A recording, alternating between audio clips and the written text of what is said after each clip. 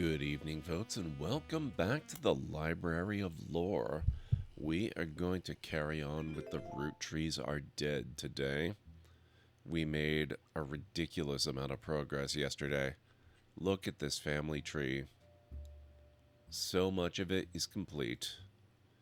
We need to figure out the occupation. I think we need to figure out the occupation for Gwyneth Madsen. I'm actually fairly convinced that she is a farmer, but it's now become more difficult to confirm because used to be we had to correctly we had to fill out correctly 3 profiles of blood relatives before it would confirm whether or not they're right or not.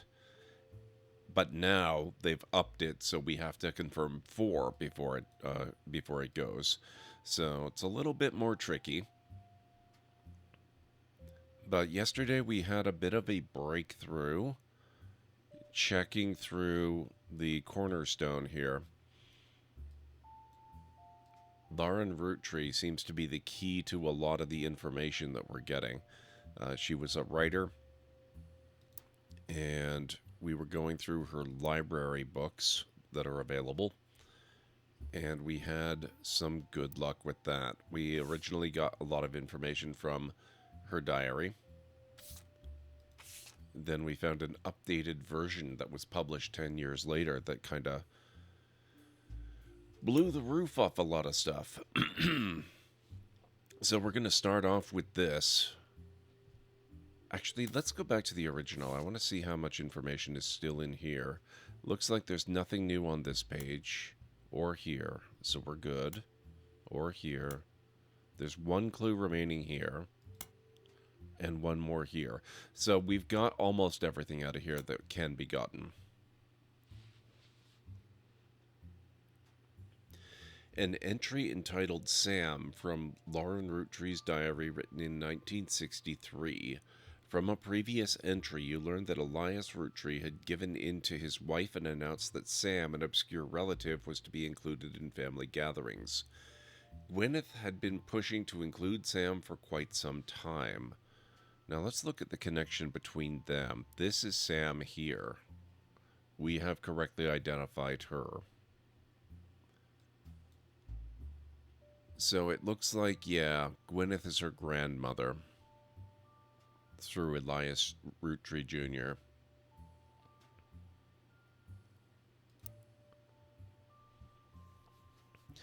Why Sam? I have many distant relatives I've never met. After all, Granny had sisters and Granddad had a brother or two, but I was told trim their branches from the family tree. So why is Sam special? Nothing adds up, and I'm not the only one to realize. Angie summoned all the next gens to a secret meeting in Zach's office. Gwyn's in Paris, but the rest of us, including Miracle's boys, spent ages trying to unravel the mystery. Now I'm wondering.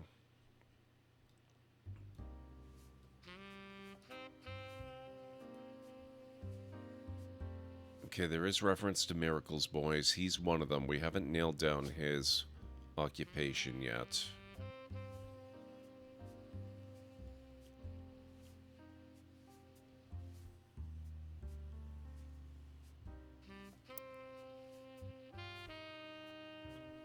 Spent ages trying to unravel the mystery.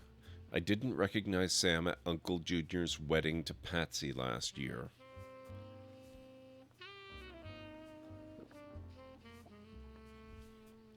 At the reception, when I asked who Sam was, Pop shushed me and said it was complicated.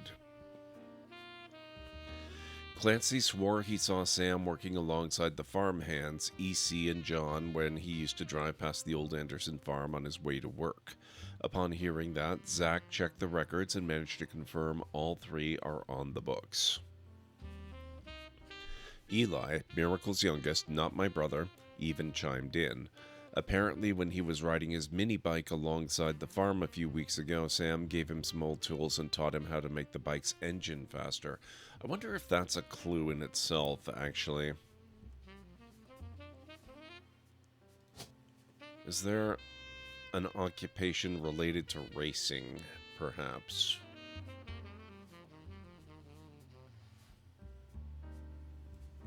Hey, Planet Kitties, enjoy your lurk. I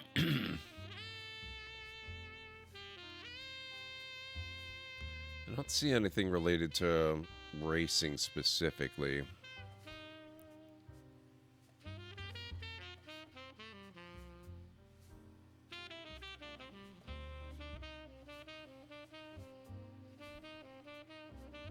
It could be a pro athlete.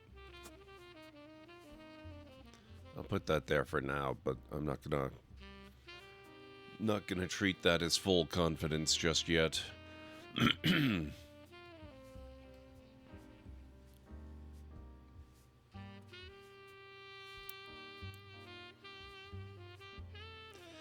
None of us think that proper for a multitude of reasons, but Eli certainly seems thrilled. At the end of the day, nothing explains why an outsider has cozied into family affairs, especially one who works on the farm of all places. Whatever happened to blood is thicker than syrup. Why is Granddad making an exception now?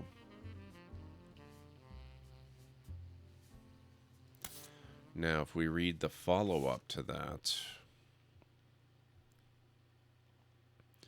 Companion piece to the entry about Sam.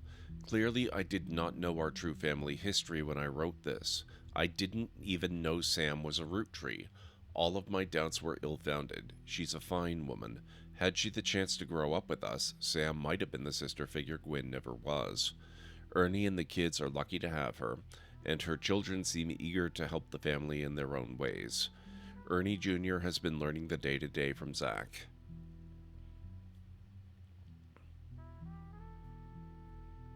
Ernie Jr. has been learning the day-to-day from Zach. I think we've already got that nailed down there.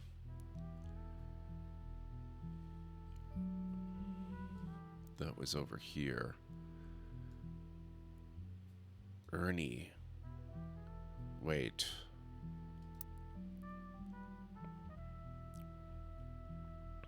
Ernie Jr., so Sam's son?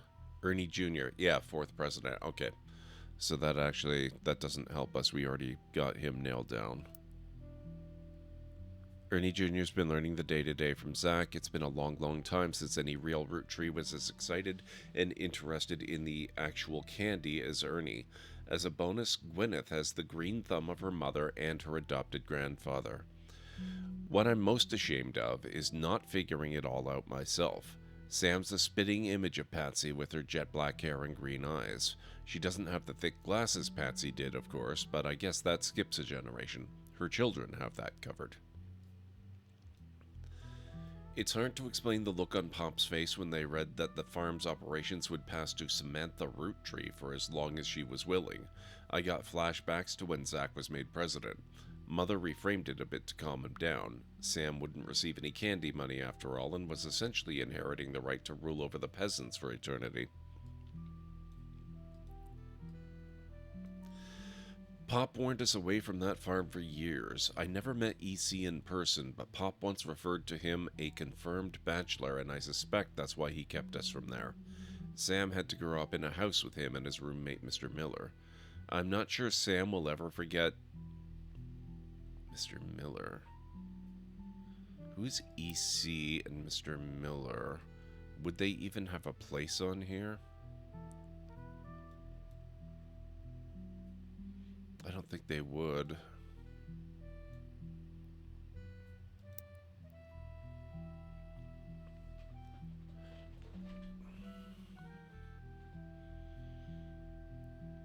I'm not sure Sam will ever forgive Uncle Junior or Patsy for abandoning her to that life. If I were her, I might never forgive them either. But even so, she seems to blame more than just the two of them. She has no problems with us next gens, but she has a palpable hatred for the Five Pieces and Elias and Gwyneth.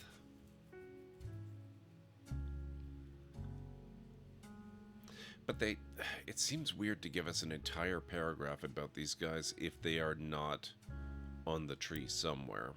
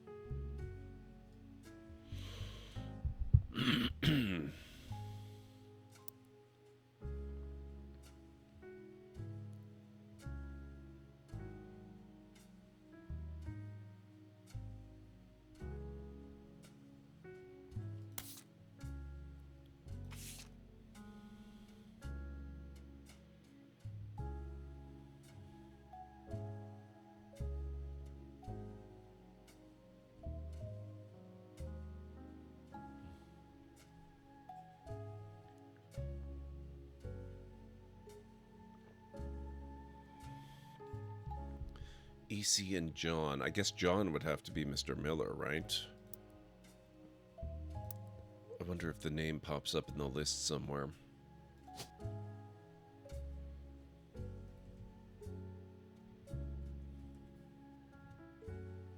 No. Okay, I guess they really are not on here.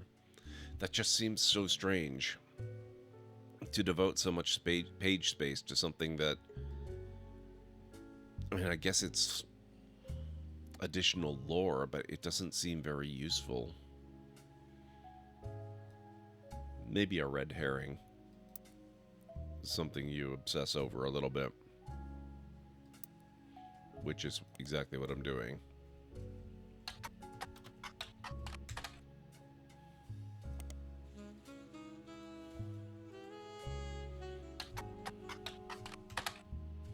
Nothing relevant to your investigation.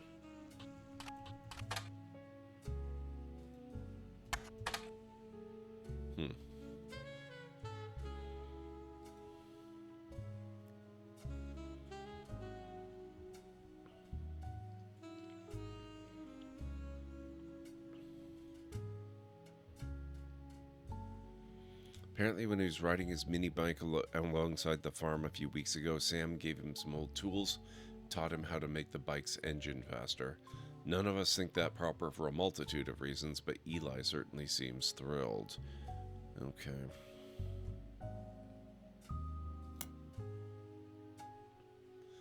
Clark's getting married and, in my opinion, far too young. He's barely 18 for God's sake, and Danielle isn't much older. But openly confronting them would make me a hypocrite. After all, Jacob and I got married at 16. Clark, like the rest of his generation, is a free spirit. What else do you call a group of kids growing up with more money than any one person can spend? They all aspire to be musicians and artists and dancers and all sorts of nonsense. The only one who has any discipline is Carl, but that's because Pop forced Clancy to send him to the academy. Maybe I'm just getting old, but our generation was never so bad. My brothers all seem to pursue paths of knowledge, and even the most rebellious thing any of us ever did was bring home someone who would be illegal to marry if we lived anywhere south of Pennsylvania. Pop seems to have gotten over it because Edward is set to take over his department once he retires.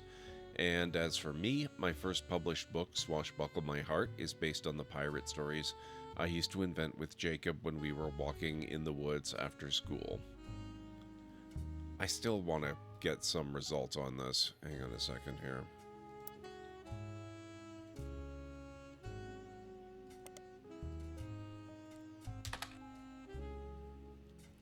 Hey Ghost, how's it going? Keep misreading the notification and GordMcLeod is live. That's a new one. I've never seen that one before. How are you doing? Welcome on in.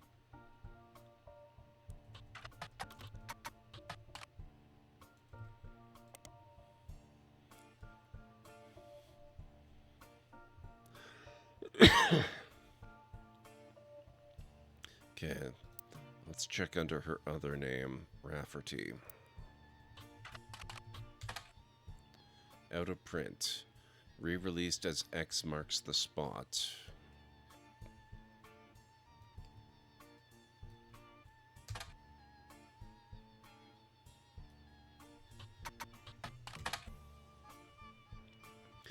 According to the back of the book, this is a buried treasure by Lauren Roottrees and from the author of the Court series. It also says to keep an eye out for Lauren Roottrees' next book, Revisiting the Diary 10 Years Later, releasing in 1975. We already found that.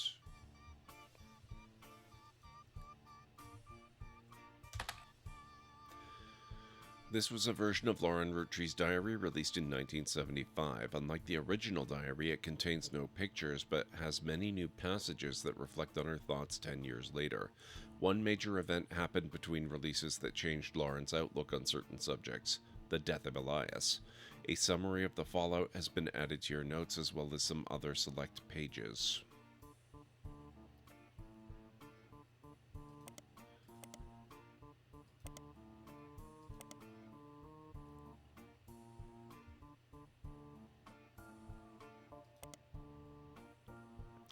A romance novel by Lauren Roottrees. The About the Author blurb mentions she had the inspiration from one of her brother Clancy's lectures on the Middle Ages.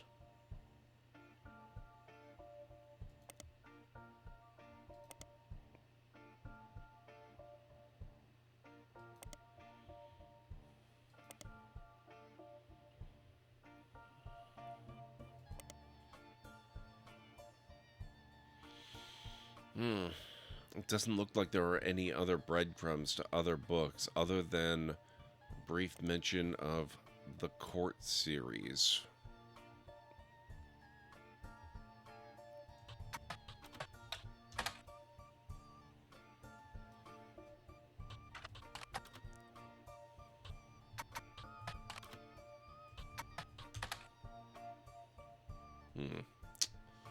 And that could be another dead end.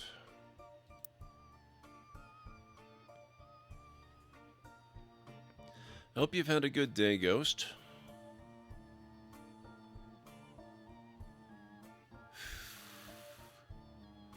Gwendolyn Morden.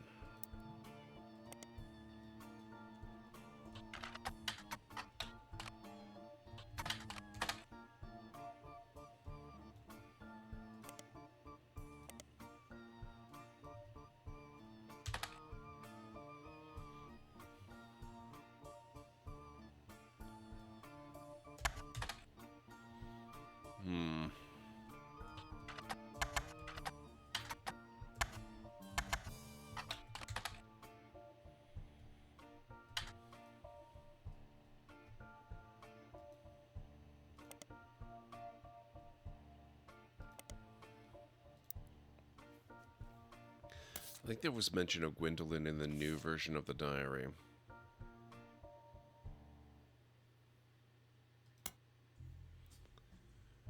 Companion piece to the entry about her son Clark.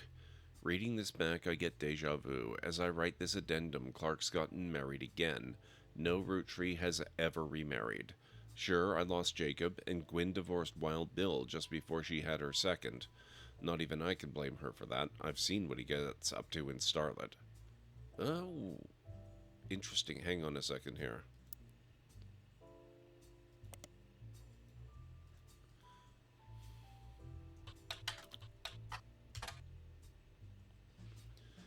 Wild Bill Williams was mentioned many times throughout the magazine's lifespan, with stories and gossip about who he had been seen with in public. Blondes, mostly. 3 specific passages stand out. The first mentions one of his roles was under his real name, Walter Forsythe. Okay. That's important. We did not know his real name.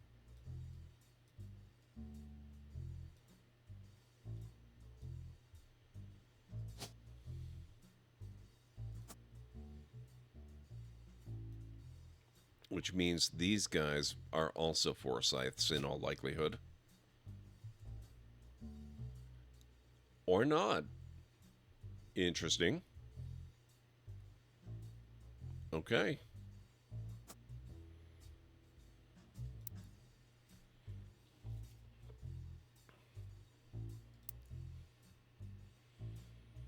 The second is an interview. Although he doesn't mention her by name, you determine from context he's talking about Gwen Roottrees.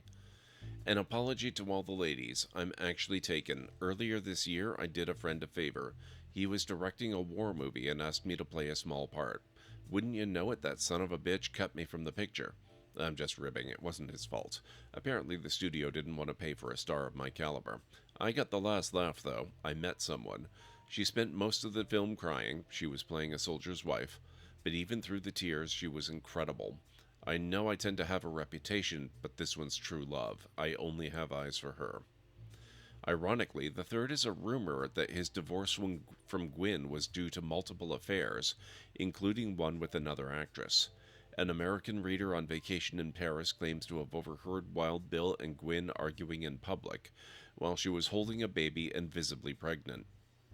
Not long after, Gwen announced she was divorcing Wild Bill, and also that she was pregnant again, giving this rumor more credibility.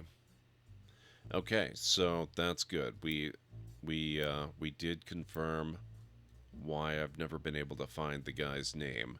He is actually Walter Forsythe. Now, I do kind of wish that it helped us narrow down the names for these guys. How many Roottrees are left that are male?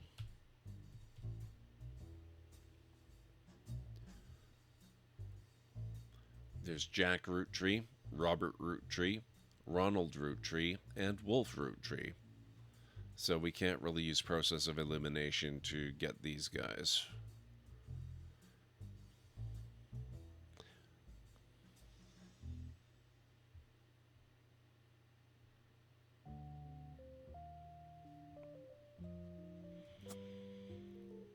Hmm.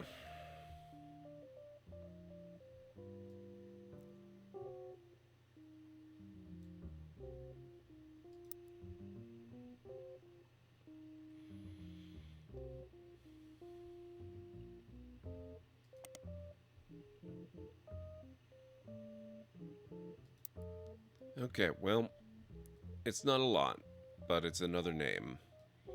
That helps us pare it down.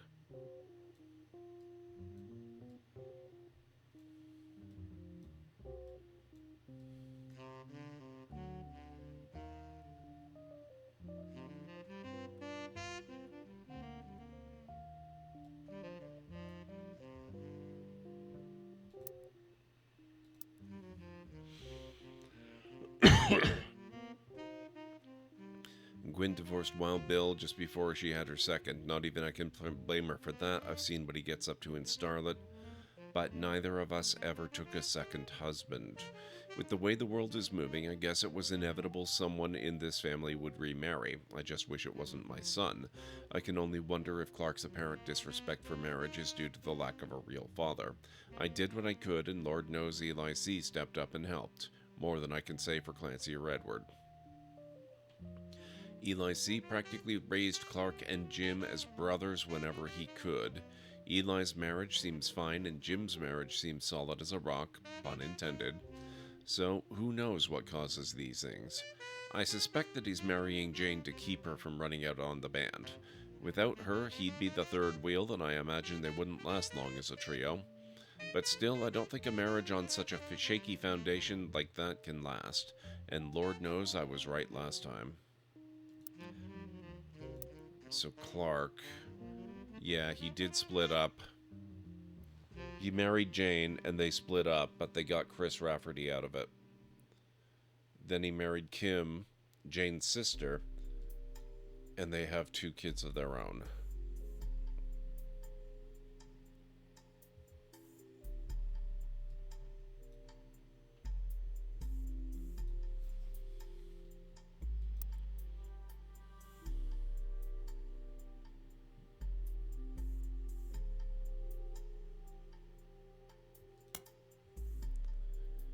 It is not a companion piece to any specific entry, but addresses feedback.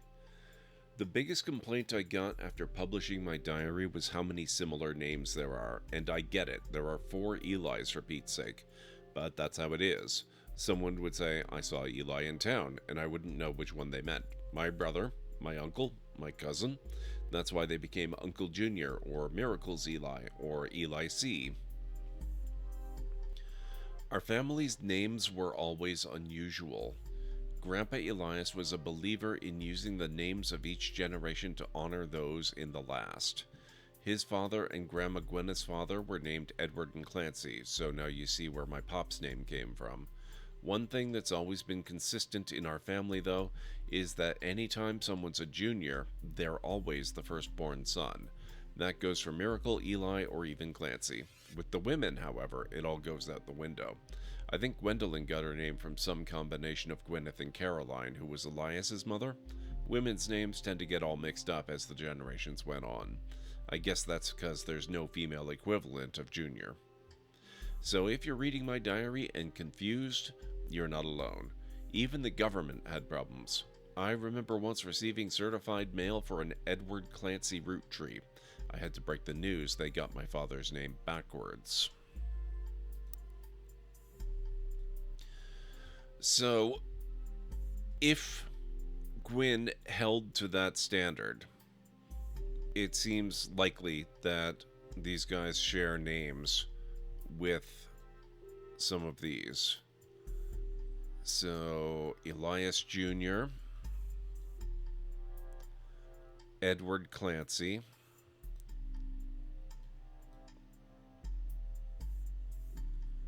Miracle,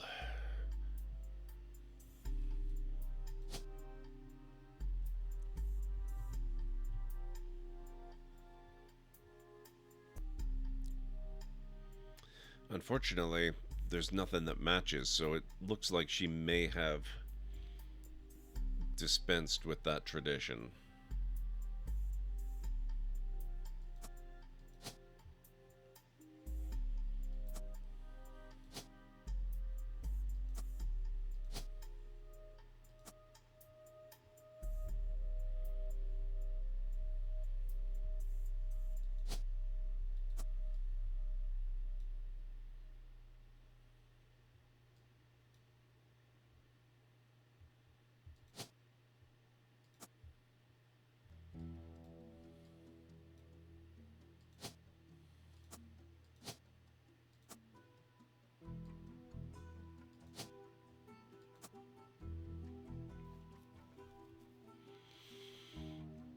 Hmm.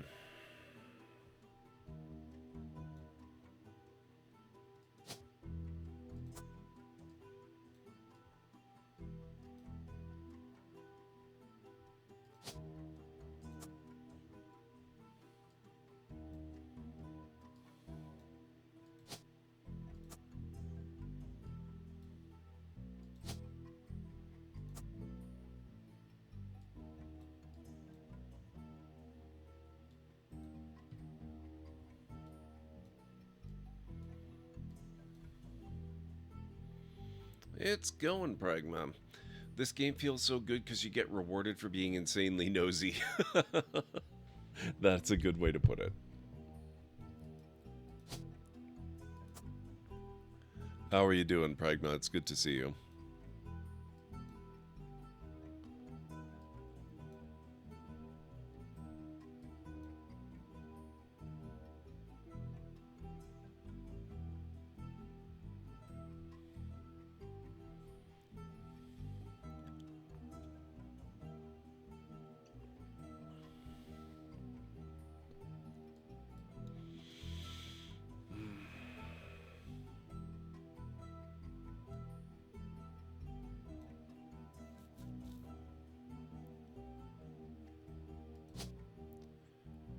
Yeah, I don't think we have another photo of Reyna Roottrees, so we can't add this in. I could try to find one, I suppose.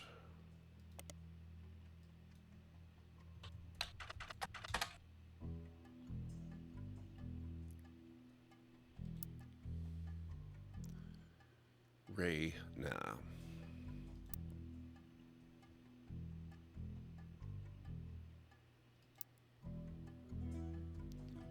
Rhayna.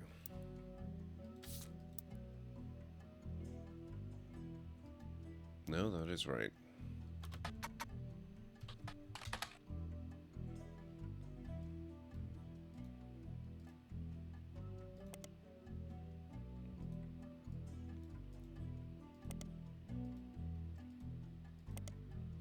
Nothing in the periodicals.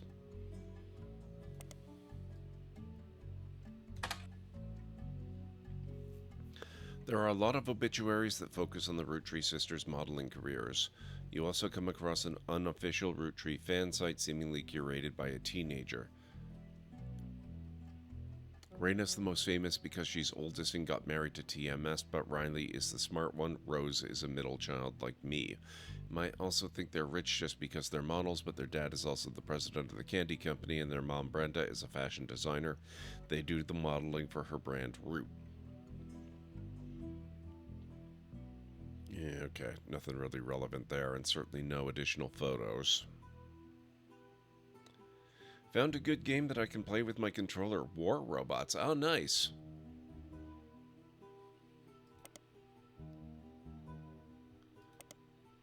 I'm glad you were able to find something.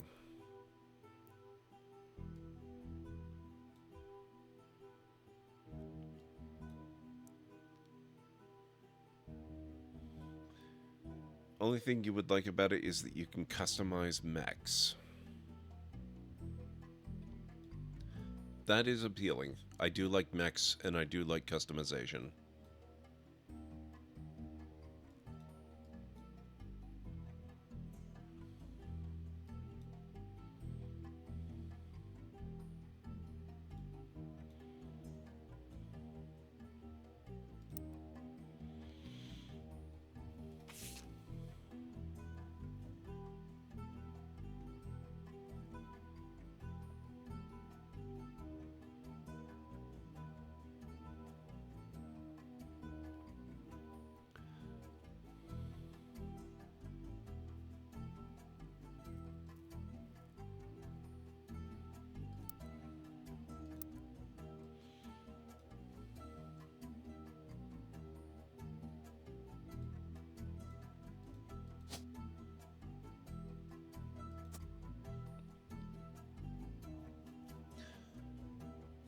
Multiplayer is not automatically a deal breaker, but it does reduce the odds significantly. If it's multiplayer but you can still play it alone, then I'm more likely to give it a try.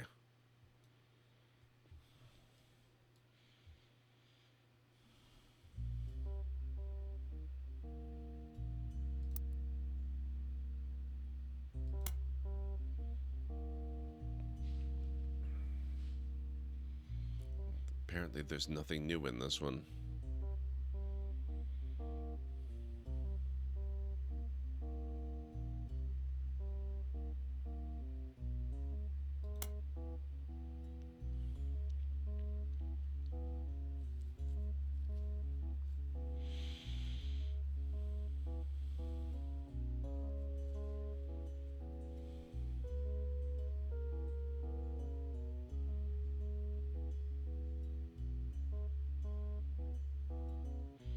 One thing that's always been consistent in our family, though, is that anytime someone's a junior, they're always the firstborn son.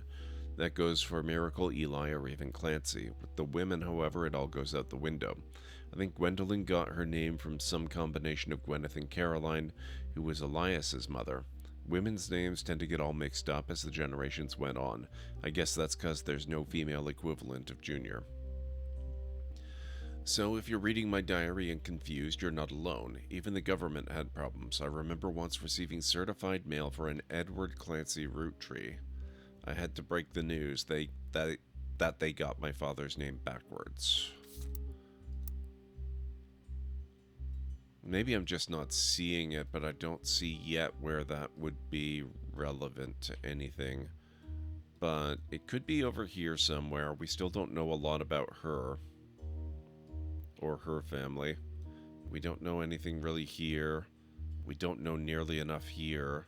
And we don't know anything about here. And we still have to figure out what's going on with her. I'm kind of wondering if maybe she belongs in this later generation, except that she's in the photo of the previous generation. I wonder if we can find her in a more recent photo, aged up some. Except I don't think they've actually done a new version of the photo for the 90s. I certainly don't see any evidence of it.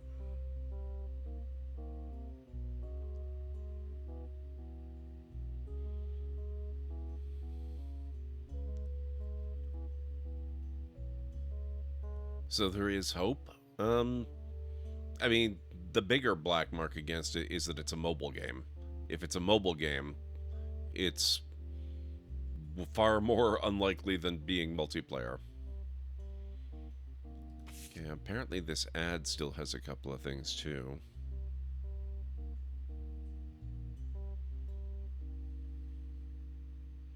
Wonder if we could try 555 Fixer Up.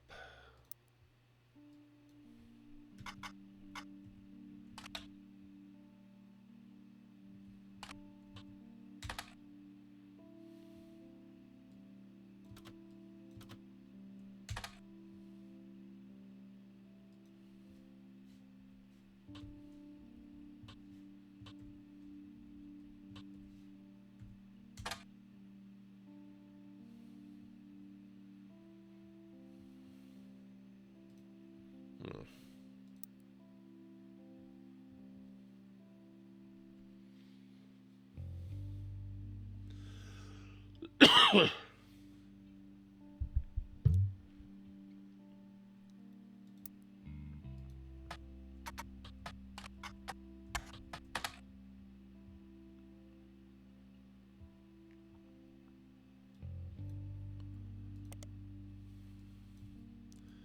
already gone down this path. There's an ad for Roottrees Motors in the paper. It seems Roottrees Motors used to be called Wilkins Motors. An ad for Roottrees Motors is running in every week's Butler County Times for many years, but recently has been changed to include a picture. 3 different unique versions of the ad have been added to your evidence.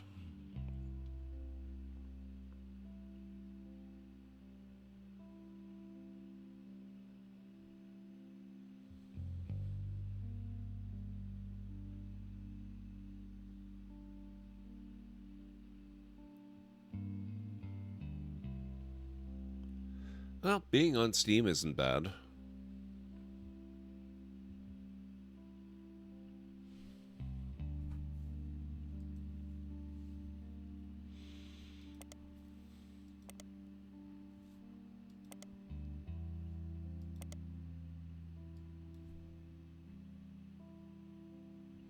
What was her name again? Tessa Roottrees.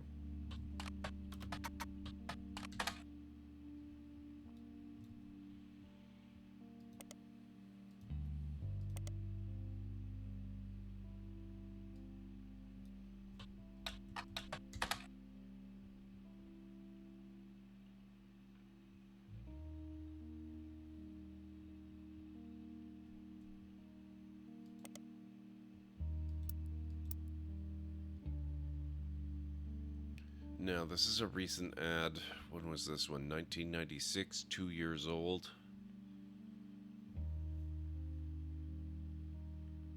It wouldn't have been her that married into the Wilkins family. It would have been her parents or grandparents.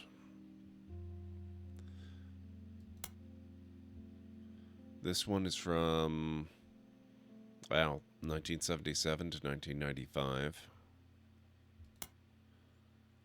1974 to 1977. So probably her parents.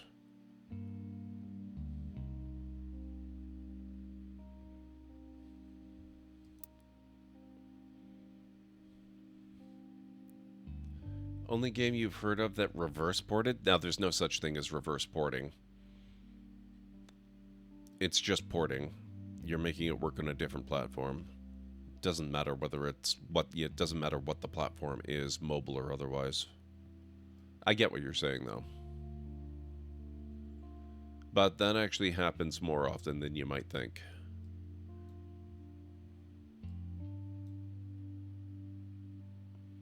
Four more correct blood relatives before they will lock in.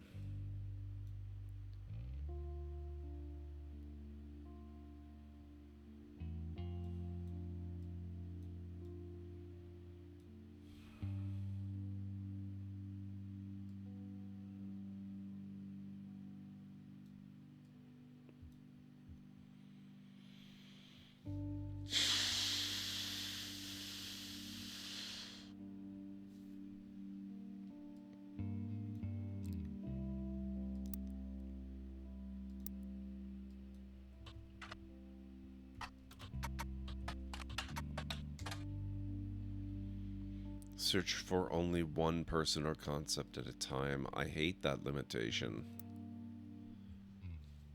It's very difficult to pick up new information.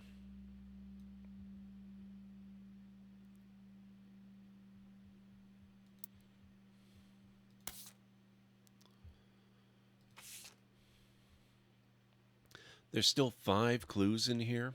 Okay, I haven't looked at this in forever. Rollin' On Down to the City was barely a top 20 hit for a few weeks in 1979. According to the liner notes, it satirizes how a part of society was content to remain indifferent to economic inflation and civil unrest in the Middle East, unless pop culture tricked them into caring. Somewhat ironically, listeners didn't seem to pay attention to the lyrics enough to trick them into caring. Instead, most of its play came from roller discos. Because it was such a product of its time, it doesn't get much play anymore, even on stations that play oldies. Maybe that's why you'd never heard of it before now. This image is from an auction for a sealed copy. It has a sticker that says, "Only the great-grandson of Elias Roottree could make disco this sweet." It is credited to Peter... Oh. I never thought to search for the author's name.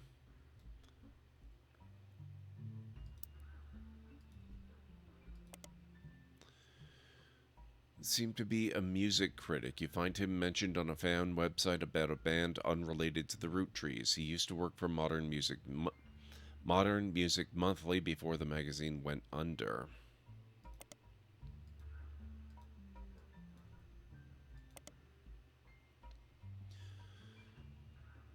Peter Janowitz wrote a great many reviews and articles for Modern Music Monthly. You don't see anything relevant anywhere in the first few pages results, and there are too many results to look through them all. If you are looking for specific album names or artist names, you may have better luck searching for those instead.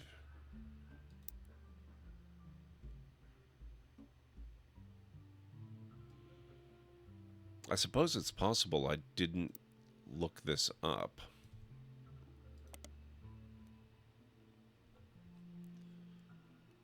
No, I saw this.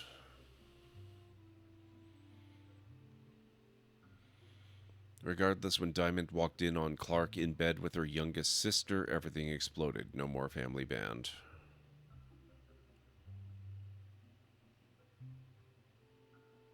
Yeah, we've seen that several times before. Okay.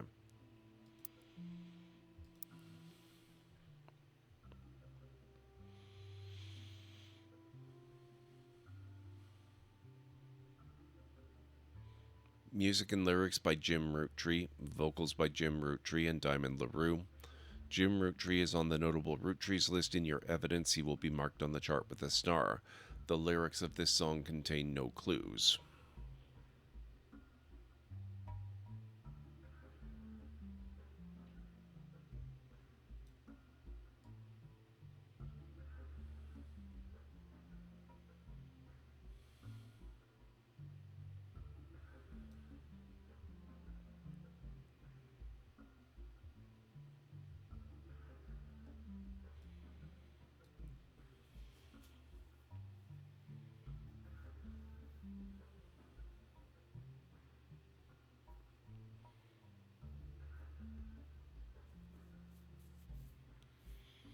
Five clues in here.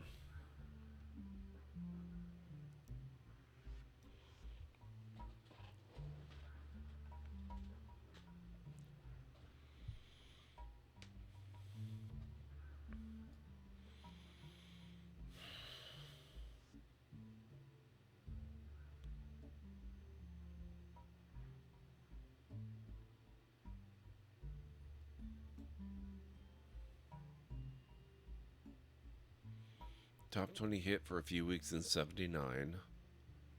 Satirizes how a part of society was content to remain indifferent to economic inflation and civil unrest in the Middle East, unless pop culture tricked them into carrying.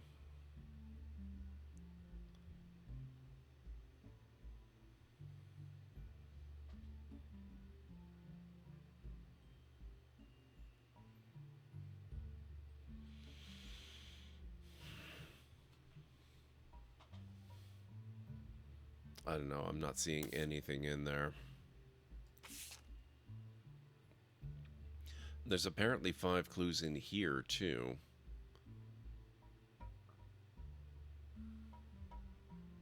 Or 5 clues connected.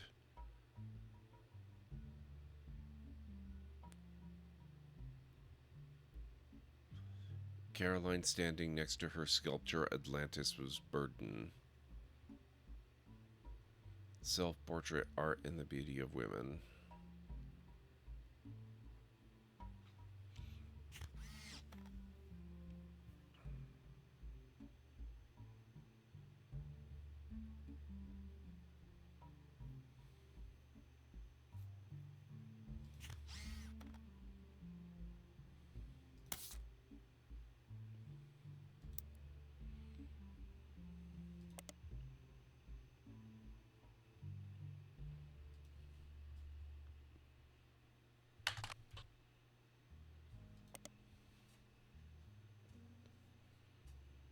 Dedicated to Eloise. Oh, okay. Well, that's one of them. I get it. I get it.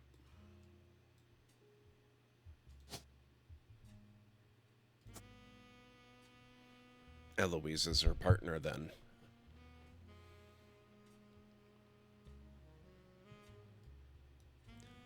Because Stephanie is the daughter.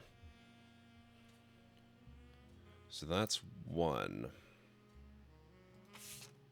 Unfortunately, figuring out the mystery of Eloise, while it's nice, it does not actually really help. She's not a blood relative, so it doesn't help advance anything. Mostly black and white pictures of Caroline's art. The centerpiece is a series of full-color nude self-portraits at different ages stretching from 25 to 30. They certainly have not been added to your evidence. In the intro, Caroline talks about influences. She was one of the youngest in her generation, and in her late teens she felt betrayed when her sister Gwendolyn... Oh, that might be interesting, though. Gwendolyn is her sister and cousin Bonnie. So we've got the name right. Gwendolyn is her sister. That's good. Gave up on dreams to settle for boring men. She especially dislikes her brother-in-law, Dr. Wilson.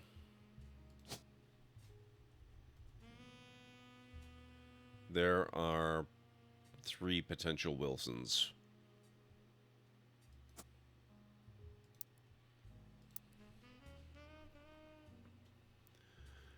She especially dislikes her brother-in-law, Dr. Wilson, who she calls completely bogus. Their marriages led her to double down on her passions, art, and the environment. She even married a man who was the opposite of boring, which was an overcorrection. I wonder if we can find something about Dr. Wilson, though. There we are. Dr. Stephen Wilson is a pediatrician who practices north of Pittsburgh.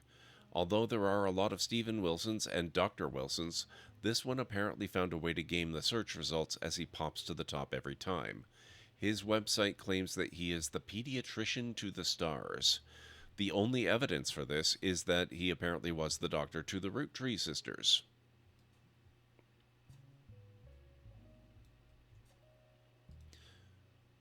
Okay, so we're going to have to search for that phrase too, but now we know. Stephen Wilson.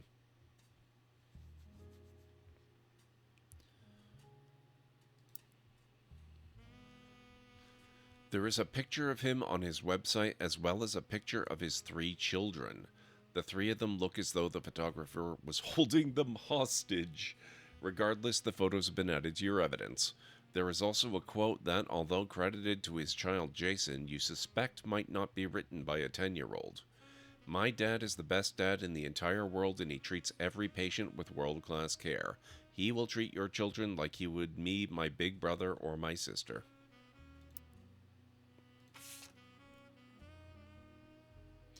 Dr. Stephen Wilson's kids. The quote below the picture was credited to Jason. Okay, we just read that. Picture has a date on it. It seems like this was taken 2 years ago in 1996.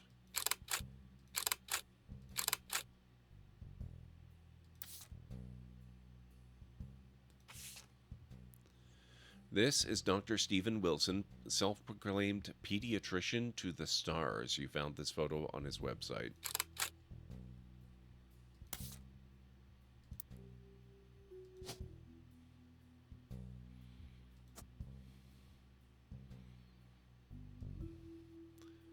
Okay, and the nice thing is, we know this photo is going to be him.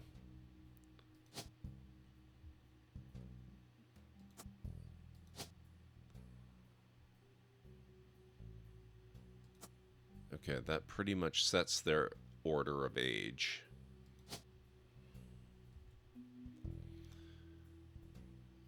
Big brother Jason, that's going to be Zach. Zach Wilson, which actually follows the naming convention. The youngest is named after the grandfather.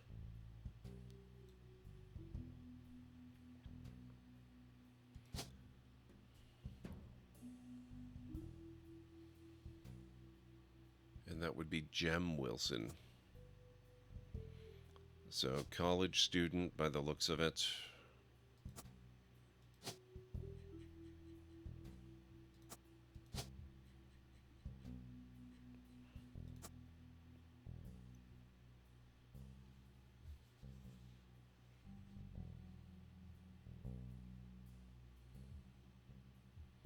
We still have to confirm her actual photo. We don't know that that's her. Well, actually, it looks like we've kind of narrowed it down to the point where that almost has to be her.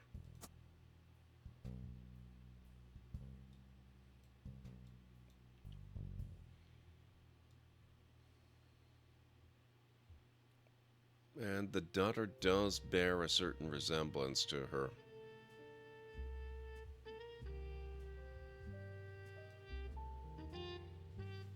I need to confirm these names, though. Hang on.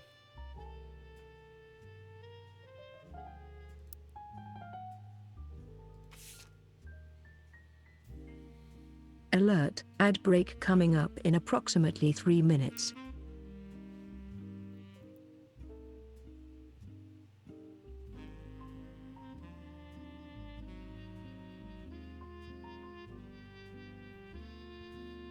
Alright, you heard the lady, folks. In about 3.5 minutes, actually, we will be taking our first break of the evening.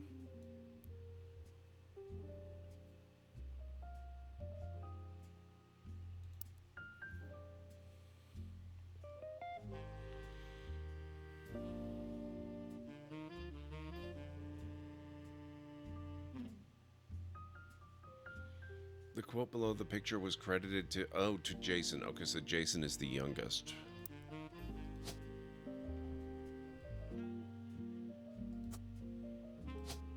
He's the one that's named after the grandfather.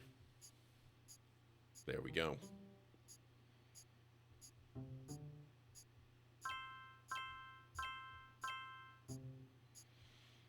Gwyneth Madsen, Zach Wilson, Jem Wilson, and Jason Wilson.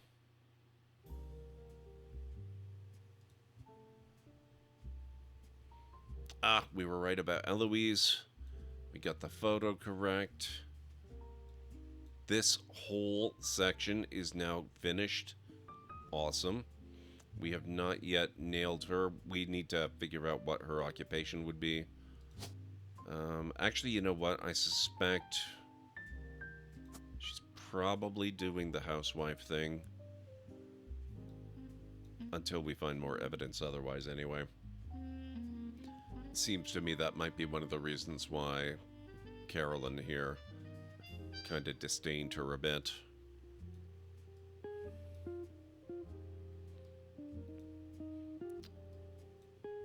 Okay, so pro athlete is not Mr. Elias M's occupation. We know that now.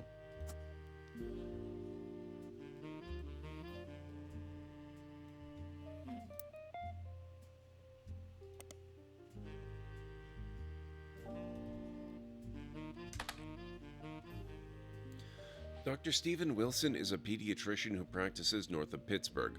Although there are a lot of Stephen Wilsons and Dr. Wilsons, this one apparently found a way to game the search results as he pops up to the top every time. The website claims that he is pediatrician to the stars. Okay, we've read most of this. Yeah, that's the whole thing again. Okay. But I wonder...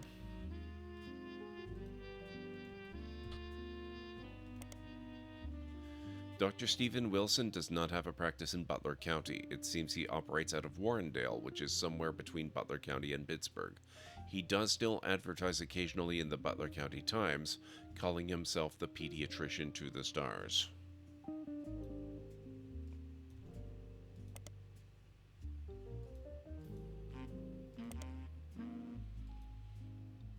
Okay. We may have exhausted that at this point.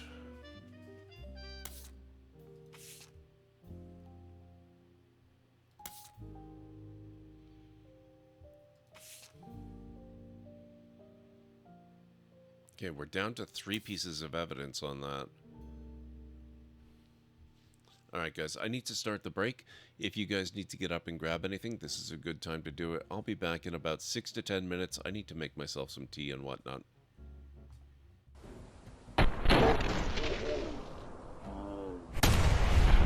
Oh, she's not dead. Interesting.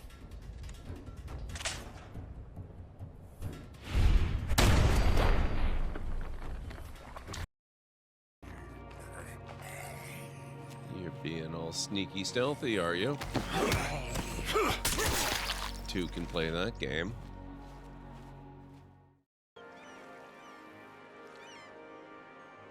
Oh my god, they just... Oh, and it's on fire. Oh, it's an... wow.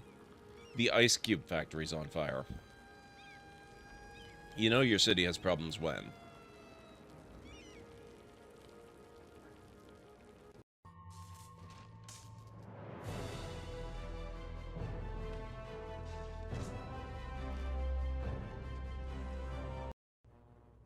At least he's enclosed. Oh my god, we get the Battle of the Titans. It's the T-Rex versus the Triceratops. At least until T-Rex gets tranked.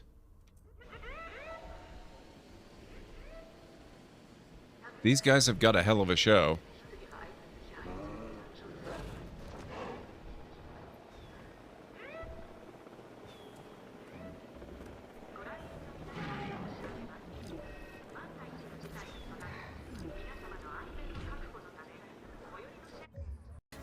At this point, I should probably be level 1 or 2. I'm level... What level am I, actually? 54. Okay. Let's take out the Mind Flayer. I'll help however I can.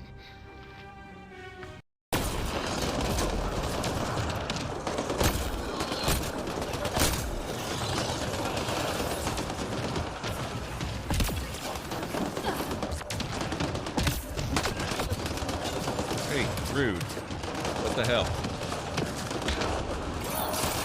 Pathfinder, I just sent a data pad to the area.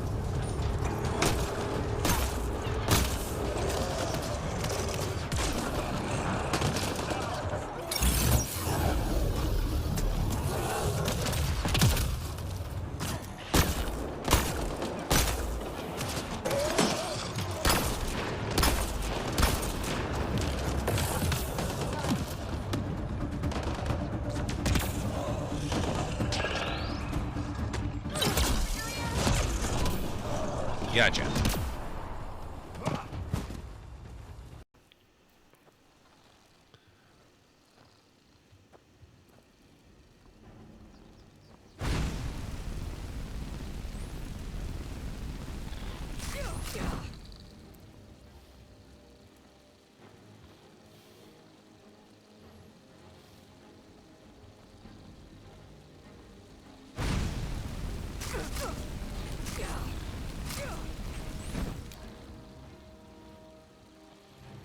Well, that's... Oh, Jesus.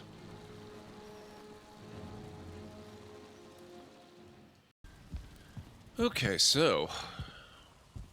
That, oh my god, how is it... I forgot about that. This is one of those games. It's already almost 2:30 in the friggin' morning.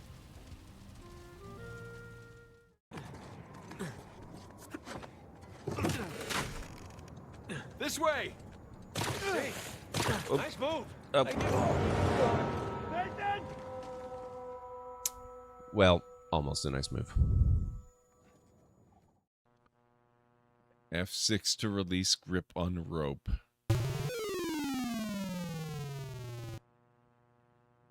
Whoops. You release your grip on the rope. This has a negative effect on your resistance to the urging of gravity.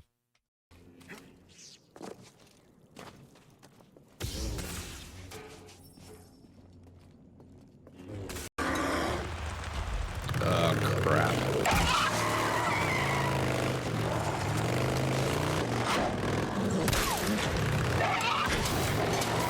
Oh my...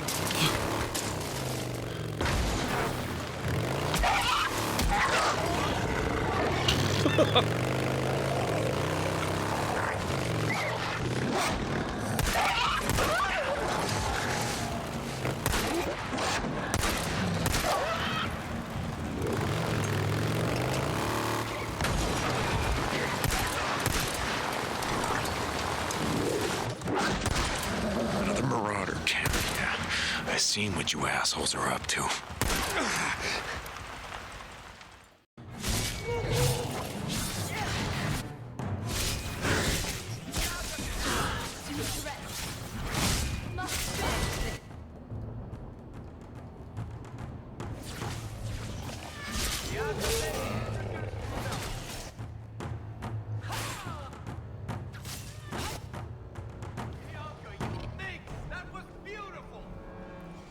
Ugh.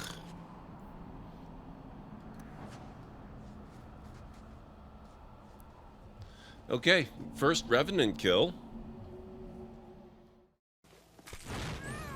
What do you think of me?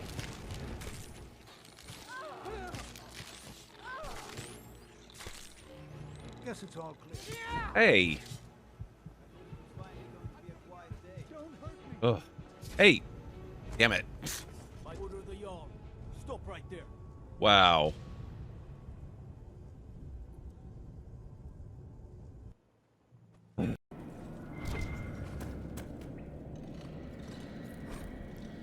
Dwarven Mugs, Enchanted Stein, a rune is attached. On the side opposite it reads, Bowden and Sons, Quality Wares and Enchantments. Ah, I love this one.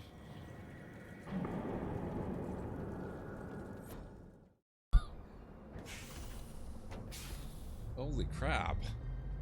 That is some impressive precision building. How did that not take you 3 hours?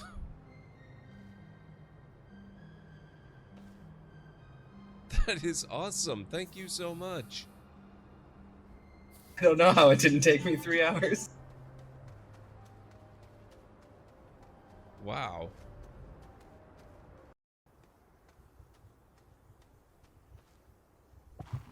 Oh.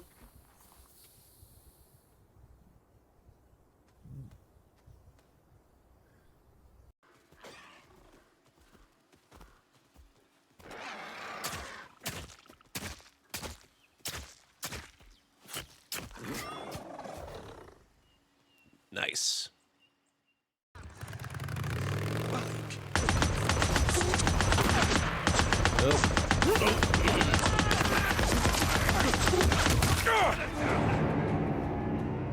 Well, they're still active in the area. You for a little while.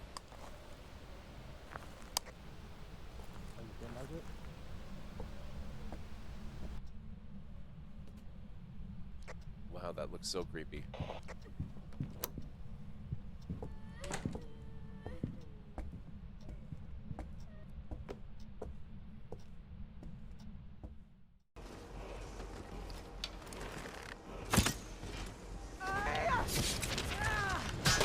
Wow.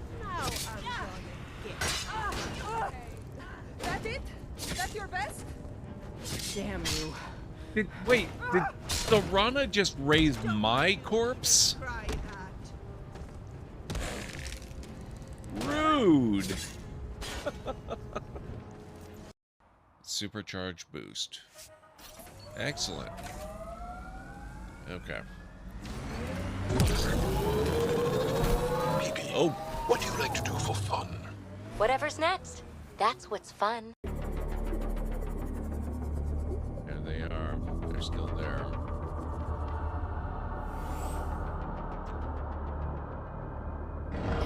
Oh crap. Why the hell did I...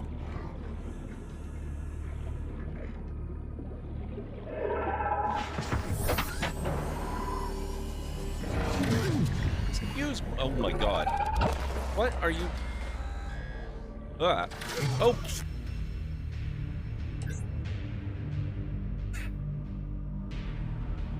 Well, that sucks. Oh, no, he's getting away.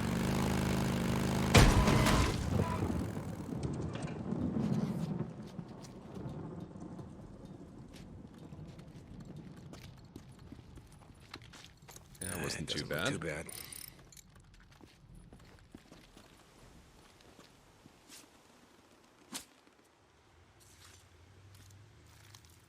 Meat. We'll open the portal on your mark.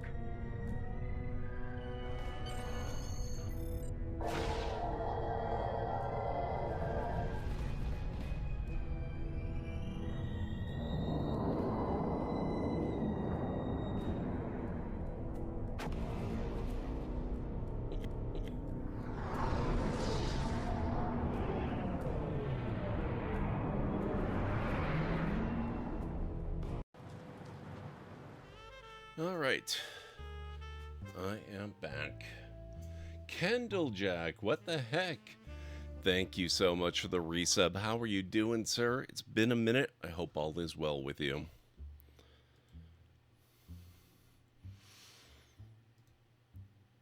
Okay, so we need to confirm her identity. But she's pretty much the only one on this entire side of the board now. We have a bit more work to do over here. We still don't know a lot about Lauren's brothers, ironically enough. Hey, Cobra. What do you mean getting kidnapped?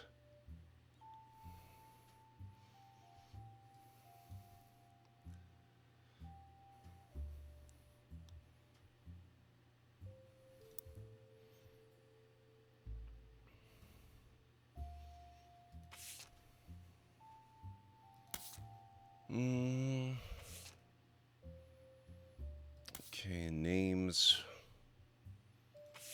Latest ad. There's still 2 clues here connected to this. Roottrees Motors parents.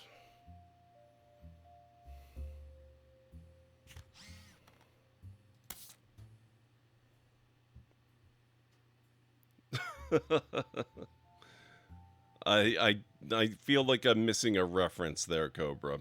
Hey, Kellen Ray, thank you. How are you doing? It's good to see you. Hope you all are having a fantastic day today. How's your weeks going? How was your Tuesday?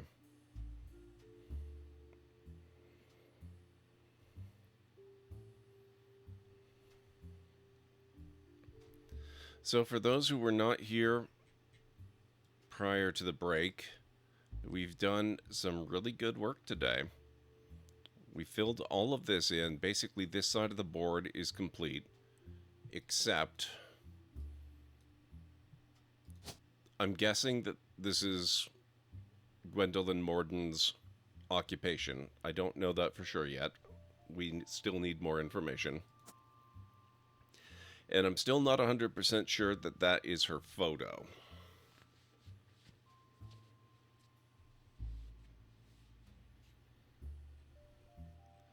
But everything on this side is done, aside from her.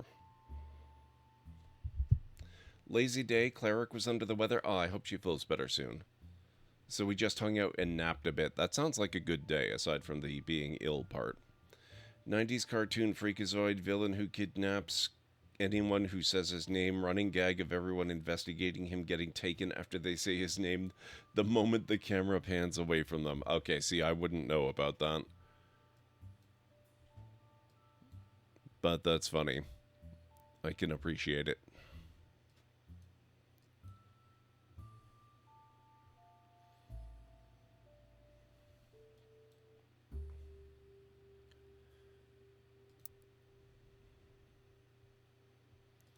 There's still a clue in here somehow.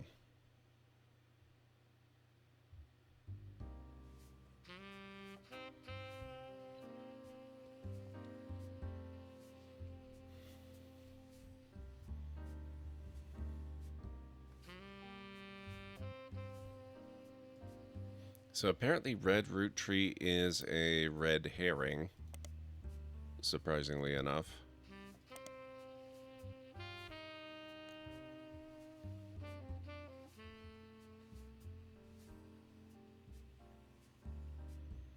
He claimed to be related to the Roottrees Candy Company in a newspaper ad, but it came out that the last name was merely a coincidence and he was defeated in a landslide.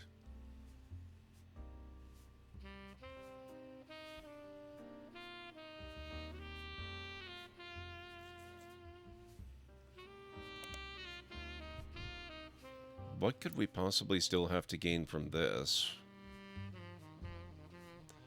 Wonder if I ever Googled this particular phrase.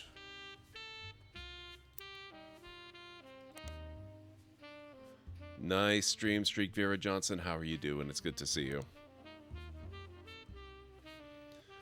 Spider Search was founded in 1997 and is one of the most up-to-date and advanced search engines around, but modern technology has its limits. It is recommended to search for only one person's name at a time, not to use quotation marks, and to use a full name. Searching for Elias Roottrees or Gwyneth Roottrees individually will likely yield better results. Okay.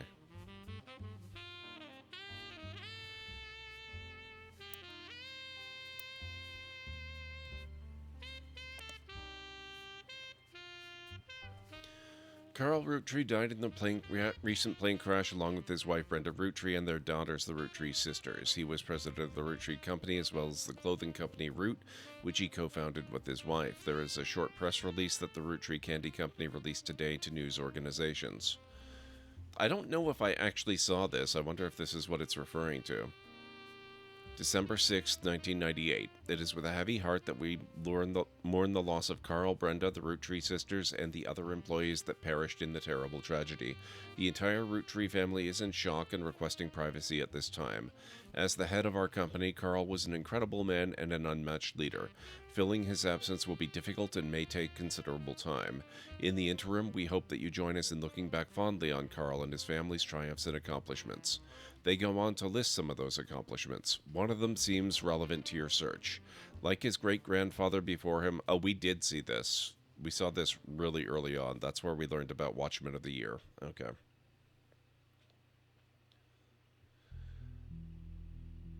The outrovert. It describes the people who never really fit introvert or extrovert categories, not because they're in the middle, but because they're something separate altogether. Get their energy from their own thoughts, not from crowds, not from disappearing alone from days, from thinking, creating, observing, and living on their own wavelength. Yeah, that's actually, I've seen that before a long time ago, I guess. Like, within the last couple of years. It's interesting, though.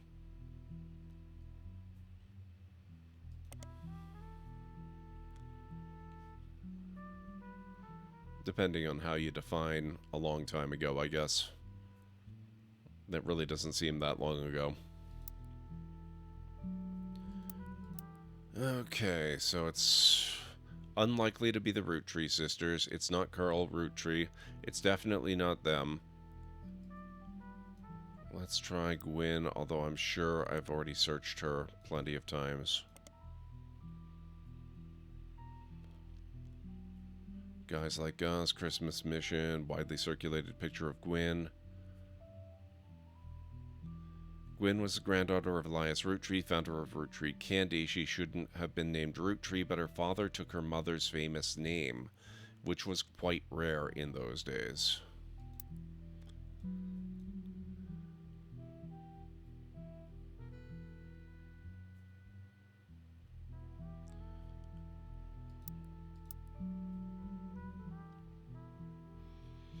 Okay, Red Roottrees, it's not that. Jim Roottrees, I'm sure we've searched him to death as well. The singer who sings in the duo Jim and Diamond with his wife Diamond LaRue. One-hit wonder due to rolling on down to the city. It's now in your evidence. We already saw this. Although Jim writes the majority of songs, plays the guitar, and often sings, Diamond is considered by fans to be the band's lead singer. Band never had another hit, but has its fans who refer to themselves as Diamond's Dazzlers.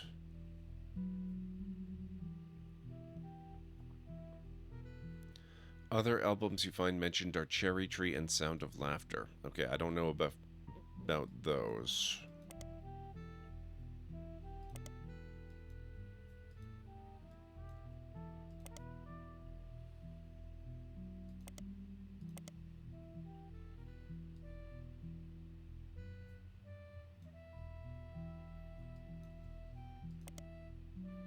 An album by Jim and Diamond released in 1989. You can't even find a picture of the cover, it doesn't appear to have been very successful, and reviews seem middling even from fans. Some basic liner notes exist on a Jim Roottrie fan page, and it states the lyrics and guitar are credited to Jim Roottrie, and the vocals are credited to Diamond LaRue. I helped write part of Spider Search when working for Internet Direct and Look Communications. It's so funny how much of modern search engines can be brute forced with SpiderScript. Nice. That is actually really awesome, Kellen Ray. I didn't know that.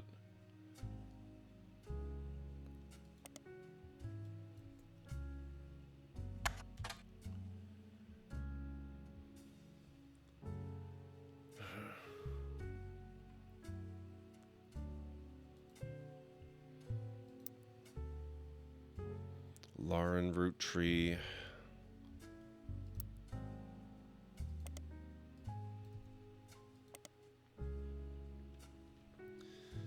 A distant relative of the Roottrie sisters is known for her book A Life Between Wars. According to a website about famous authors, in the early 60s, Lauren released a few romance novels under her married name, Lauren Rafferty, to little fanfare.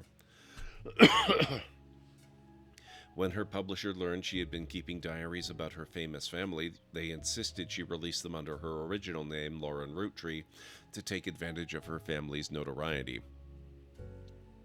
The selection of diary entries released in 1965 as A Life Between Wars spans from the untimely death of her husband in World War II to coping with the post-war world as a young widow and mother, as well as her perspectives on changing times and socialites, all the way through the entry into Vietnam.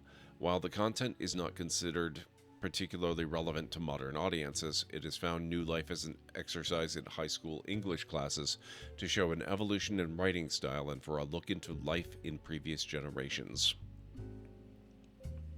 After the success of her diaries, her publisher re-released her romance novels under the name Lauren Roottrie. This included Romance in Court, which gained popularity. That would be part of the Court series that was referenced. She followed the release up by writing 2 new sequels, creating what fans referred to as the Court Jester series. Oh, I don't know if I ever searched on that.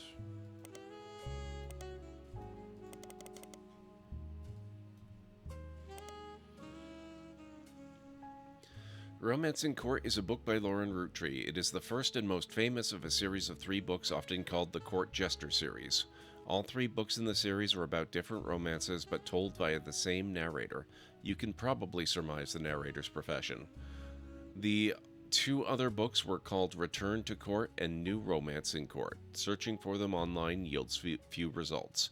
The books had some popularity when they were released in the late 60s. Now, 30 years later, they aren't in high demand.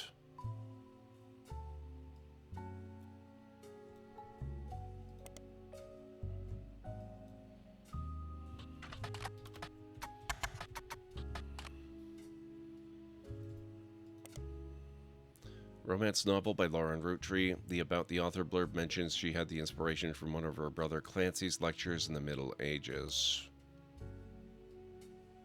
I don't think we had come across the names of the other 2 books.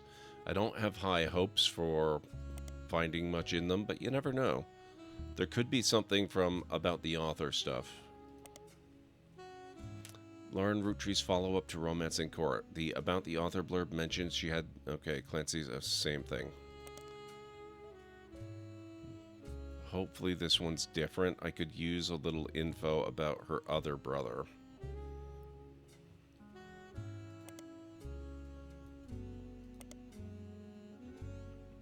Lauren returns to the Middle Ages with the last chapter in the Court series. The About the Author blurb mentions she had... No, same thing. Okay.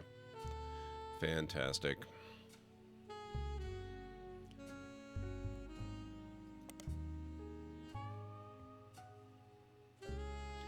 The closest remaining search engine that resembles 90s search engines would be Ask Jeeves. Yeah, that's true. I always used to be a Metacrawler fan.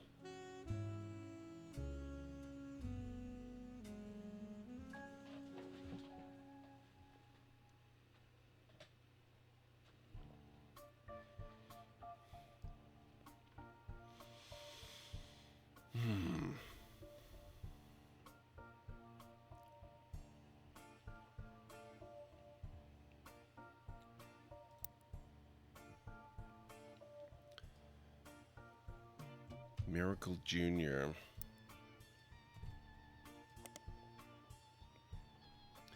Miracle Jr. doesn't go by his full name in promotional materials. Instead, he has shortened it to Miracle Jr.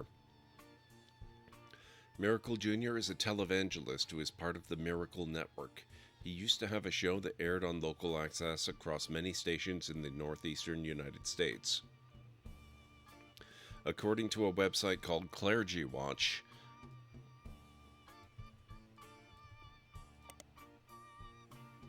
he was exposed and subsequently charged with conspiracy to defraud the public in 1979 when he claimed to heal someone in a wheelchair.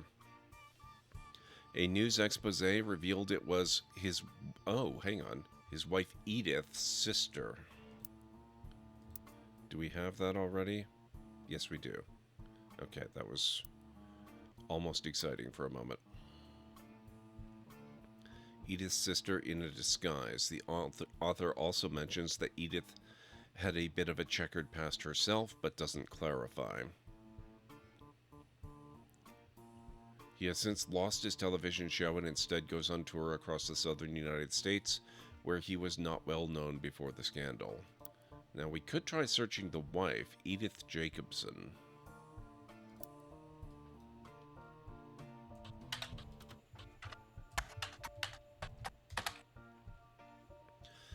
You find a link that seems to be a partial and corrupted list of archived articles from the Butler County Times. The article is cut off, but it mentions an Edith Jacobson and an arrest.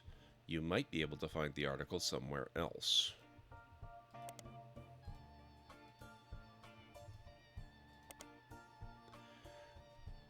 Okay, I'm not sure if this is new or not. There's a Crime Blotter article about Edith Jacobson that also mentions a Helen Roottrees and a Lucinda Jacobson. Okay, I think this is new, guys. In 1971, when she was 18, Edith and her sister Lucinda were arrested for trespassing at the Miracle Congregation's church in Butler County. Okay, this is also a new name here. They were pretending to be church employees in an attempt to get into the room where the church houses their weekly tithings. The church didn't press charges. They were caught by Helen Roottrees, who was there at the time while her husband Miracle was away preaching.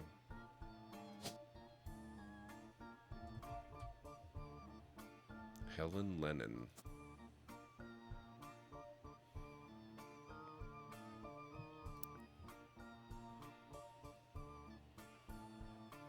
Helen Roottrees was quoted as saying, "Jesus forgives and so do we.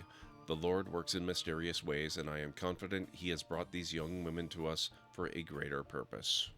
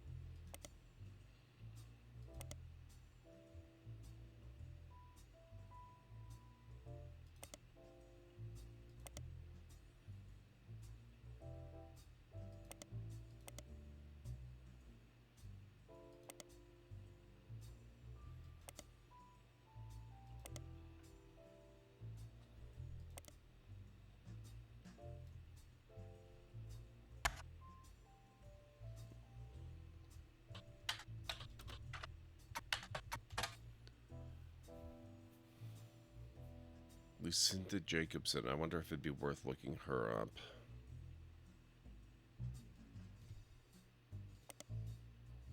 No, just the same results. No, okay. Well, we got another name. That's good.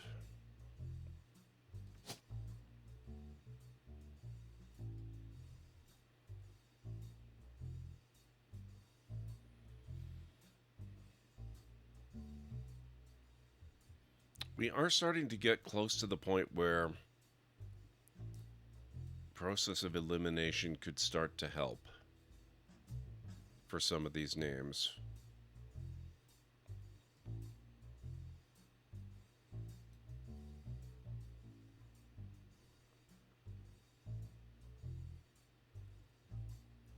Nicole's, we're not quite there yet, though.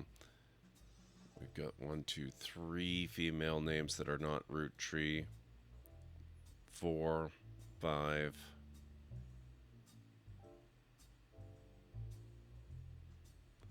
Yeah, so 6. It's kind of looking like...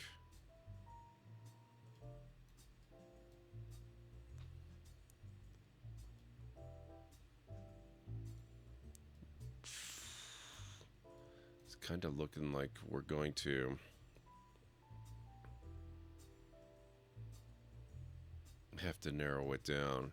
One way we can probably narrow down these guys' identity, since they don't seem to have taken Forsyth as their name.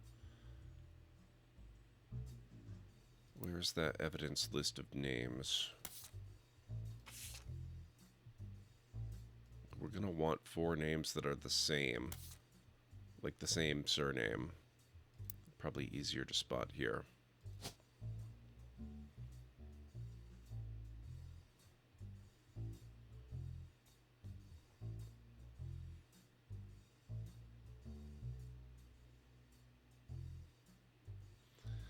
Sister sent us some holiday snacks from an online website that sends you various things like dried fruits or nuts. It looks yummy. Oh, that sounds good.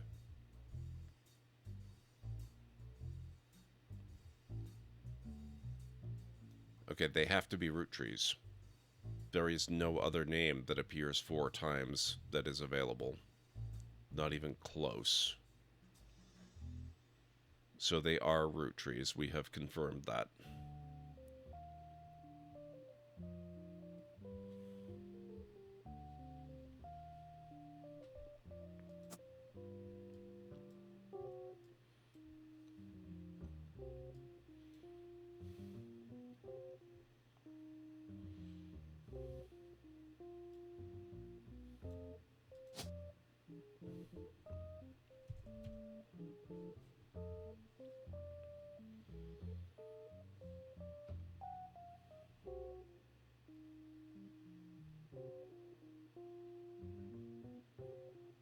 There were 6 root tree names unspoken for so far.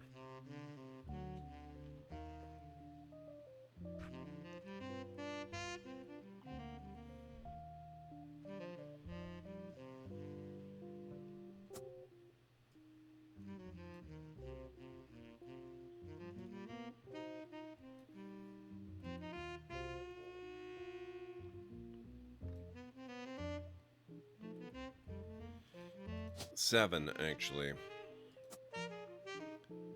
Because we don't actually know that she belongs in this spot either.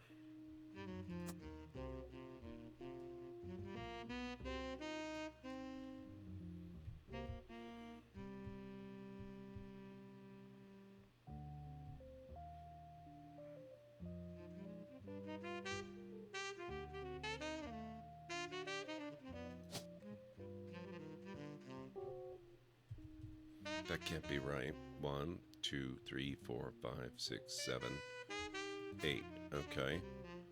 I miscounted. But we've got 3 here, 4 here. Yeah, 8. So those are all the remaining root trees who actually carry the name root tree.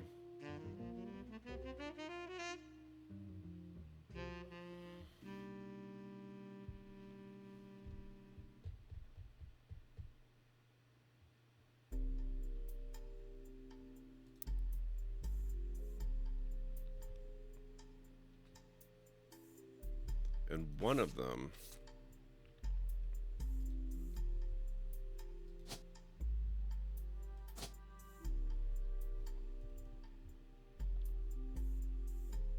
is Tessa, so we know.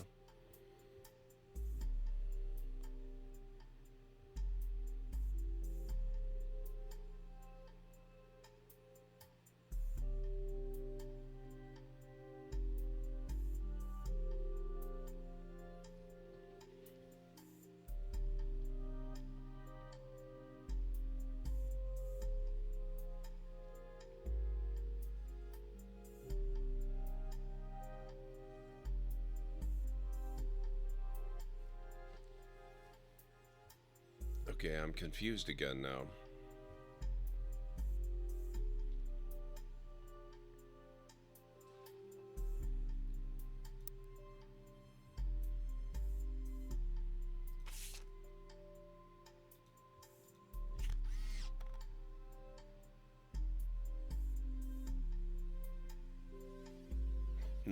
No, it works. It works.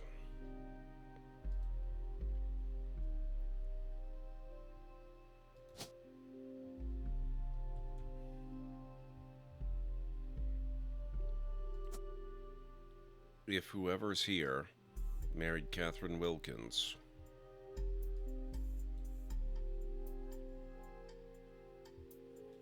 then one of her daughters could be her. The blonde hair would fit.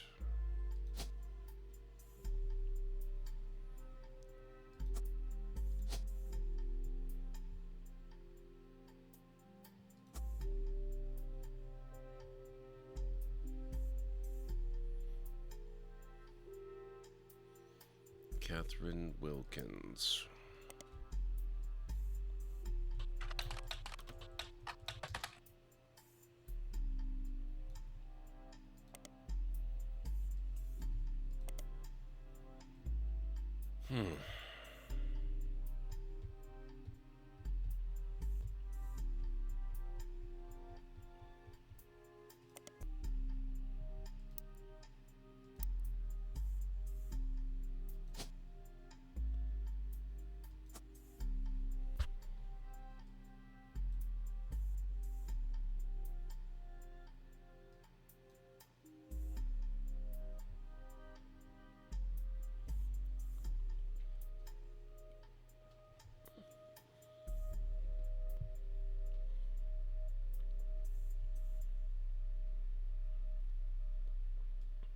I'm putting her here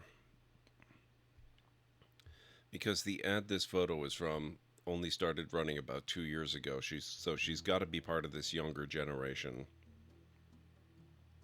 There's simply no room for her way over here.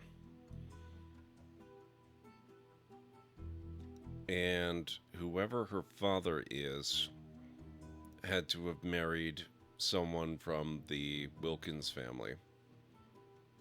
Except, wait a minute.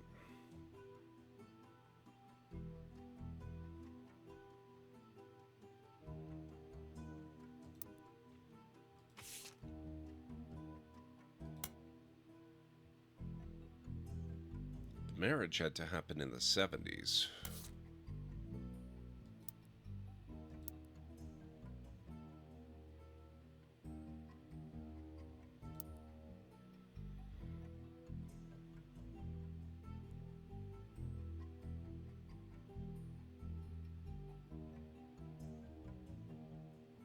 No, actually, I guess that could fit. She's from an older generation. They would be probably around the 70s with these guys. Yeah, that could work.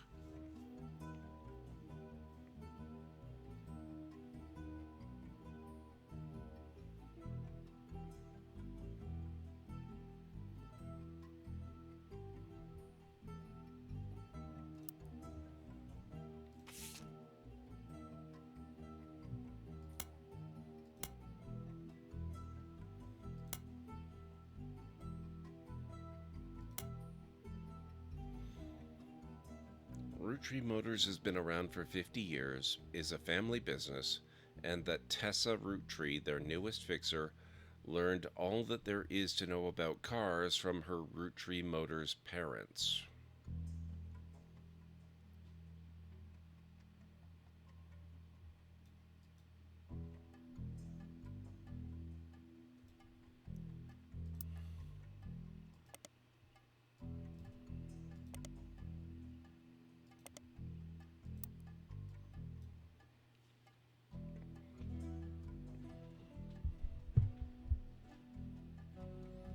Only other thing I can think of is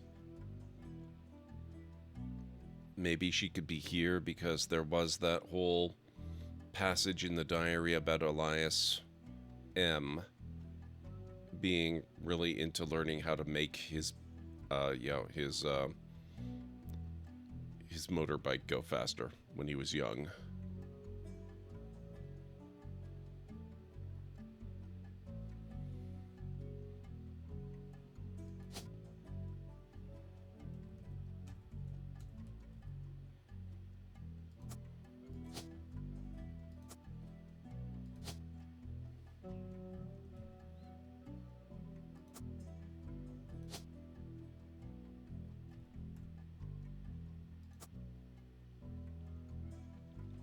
Hey, Anstara, how's it going? It's really good to see you. Hope you've had a good day.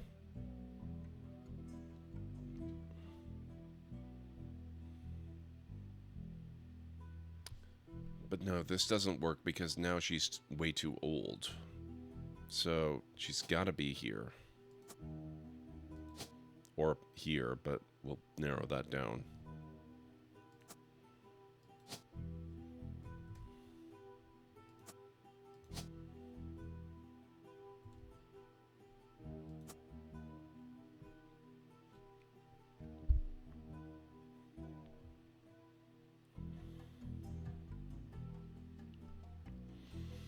Day was pretty busy, but it was a good one.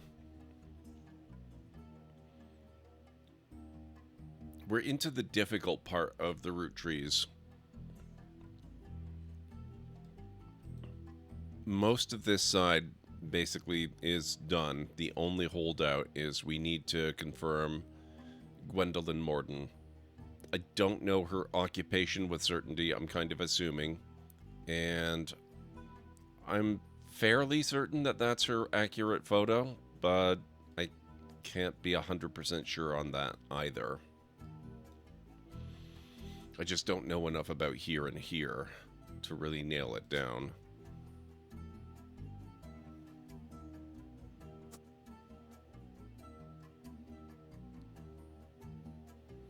Now we're trying to place Tessa Roottree.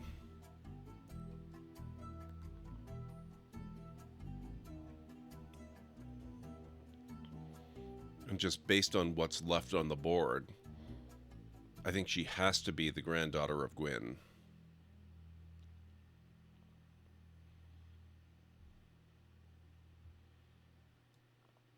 Nothing else lines up properly.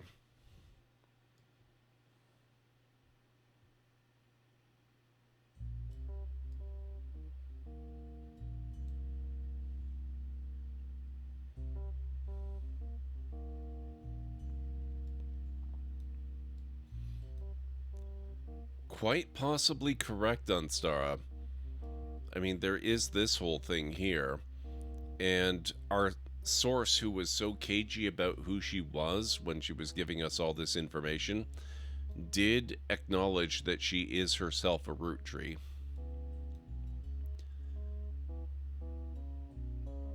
And that she is trying to work against some other people in the family, but needs to make sure that her case is basically airtight. And so she basically hired us to put all this information together, specifically so that we would prove that it's possible to uncover the details that she has without the inside connections that she's got. So basically an independent verification kind of thing.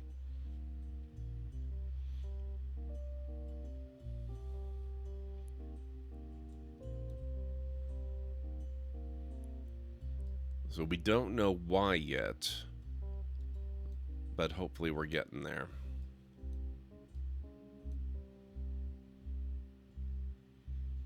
Yes, we've met her in person. So she is either a woman or extremely convincing.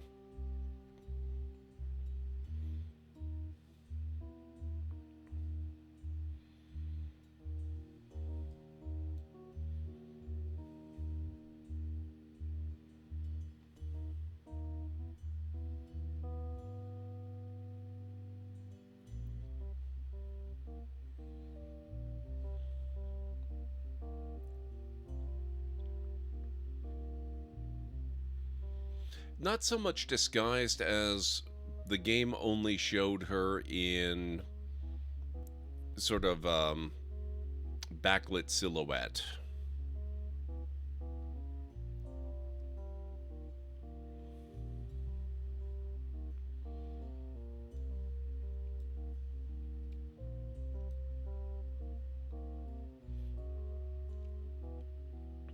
Also, we met her in, what, 1998? If she's from one of these generations back here, she would not look the same as her photograph.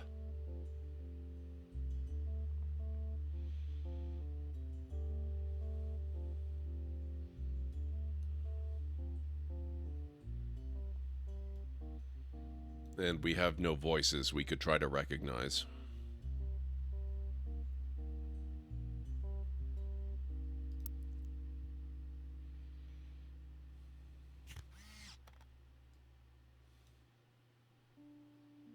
I want to zoom in more.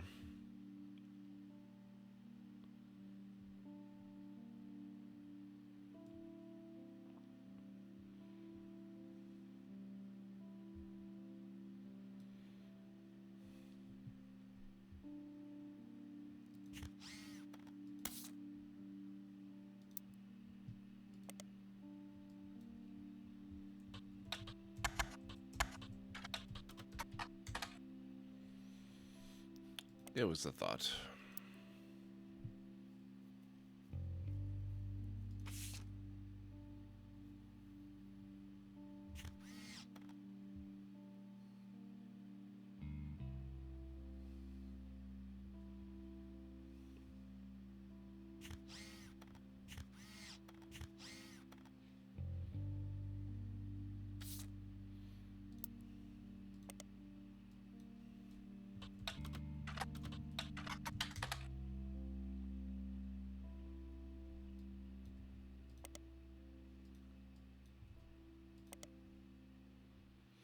Jim Roottrees seems to have left Butler County by the time Jim and Diamond gained notoriety. The only article you find is from 1979, and the article is titled, Former Butler County Resident Enters Disco Charts. I haven't seen this one. The article came out right as Rollin' On Down to the City was hitting its peak popularity. There isn't much to the article, other than what you already know, but it does mention that at the time Jim and Diamond had a 2-year-old daughter they named Candy. That's huge. The writer of the article did not seem thrilled to report this fact and called the name a bit too on the nose. Okay, that's good. That's very good. That's Jim and Diamond. That's the first information we've had on their kids, actually.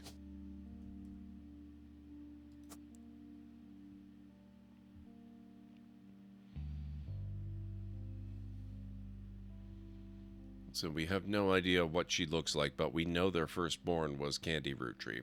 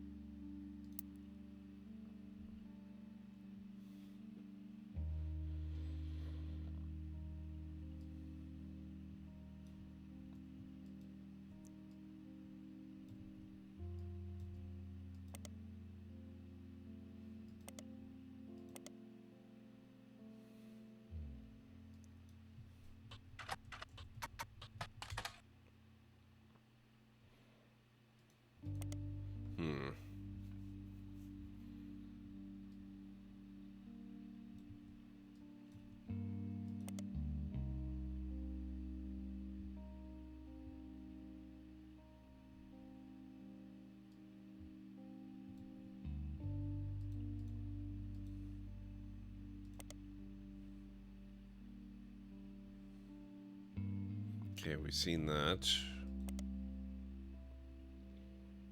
And we've seen that. I think that's actually the same thing again.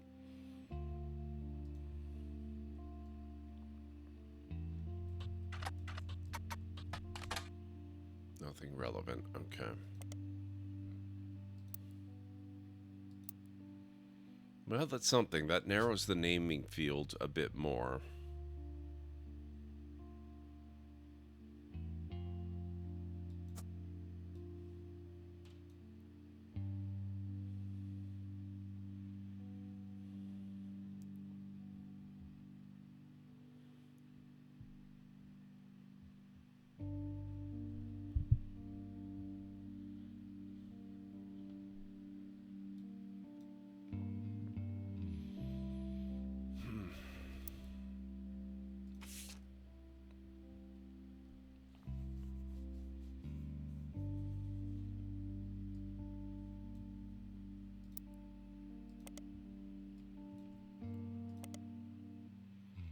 Nothing relevant.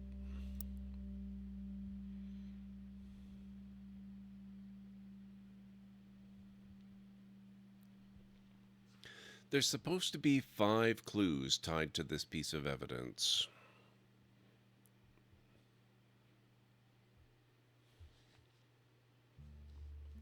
Rolling on Down to the City was barely a top 20 hit for a few weeks in 1979. According to the liner notes, it satirizes how a part of society was content to remain indifferent to economic inflation and civil unrest in the Middle East unless pop culture tricked them into caring. Somewhat ironically, listeners didn't seem to pay attention to the lyrics enough to trick them into caring. Instead, most of its play came from roller discos. Because it was such a product of its time, it doesn't get much play anymore, even on stations that play oldies.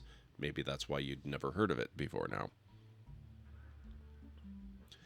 This image is from an auction for a sealed copy. It has a sticker that says, "Only the great-grandson of Elias Roottrees could make disco this sweet." It is credited to Peter Janowitz from MMM. Music and lyrics by Jim Roottrees, vocals by Jim Roottrees and Diamond LaRue. Jim Roottrees is on the notable Roottrees list in your evidence. He will be marked on the chart with a star.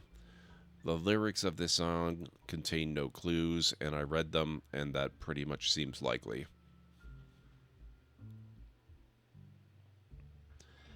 But that means that there are 5 clues tied to information in the rest of it, and I'll be damned if I can figure out what they are.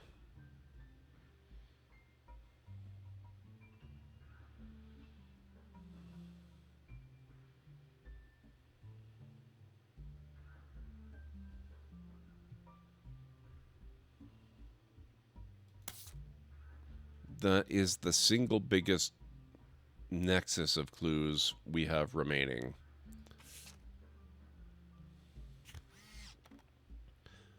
This still has 3, which is interesting.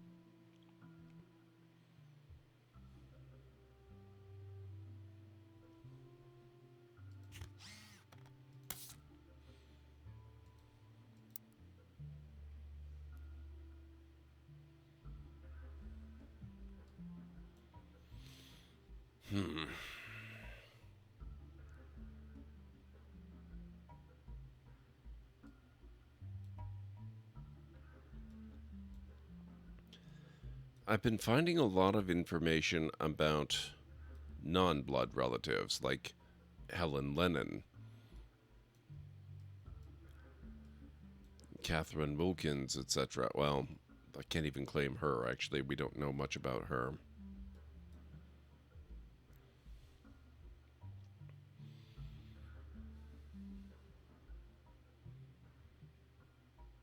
Even here, Lauren's brothers, we don't know a lot. I've managed to confirm Clancy. And I know Edward was a lawyer. I don't know that Edward was in this position. He might have been the second brother. Although, actually, it occurs to me, if he were the last brother,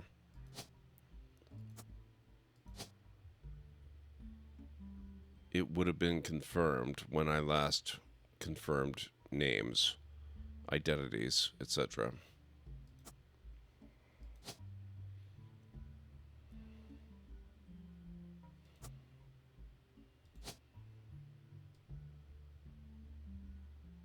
So let's switch them around.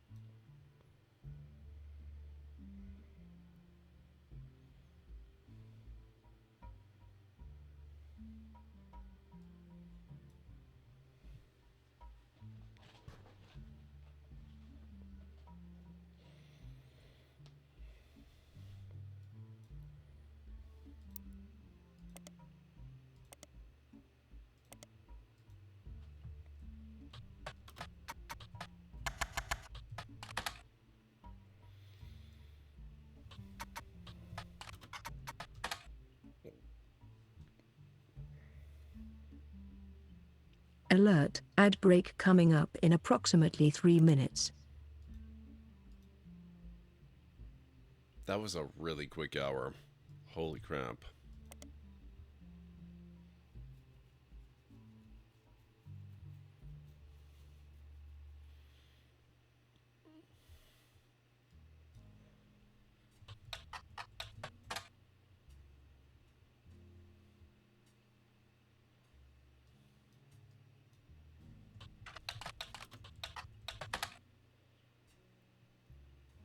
Hmm.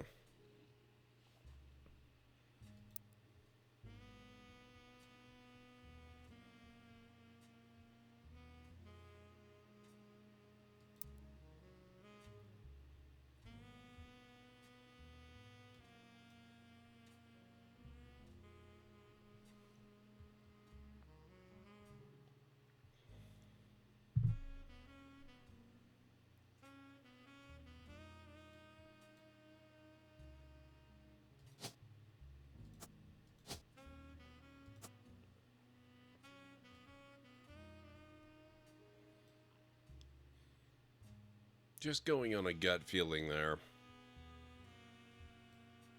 If we're going that she belongs here, and I really think there's no other place she could fit, well, other than she could be here, I don't know. She looks more like him than him.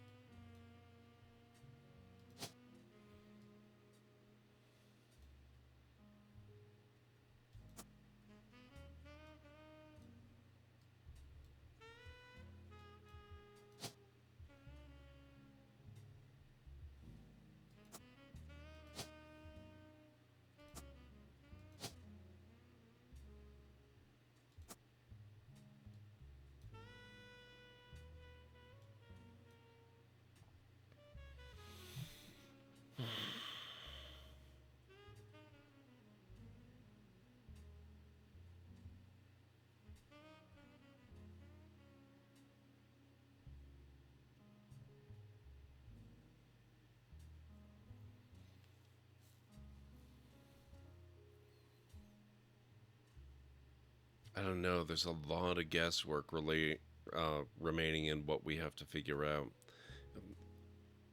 It seems strange to me that we have so little information about James Roottrees' family. The one name and the other just nothing so far. But I've got to start that break, so if you guys need to get up and grab some food or a drink or a snack or anything like that, this is a very good time to do that. And I'll meet you back here in about 3.5 to 5 minutes or so.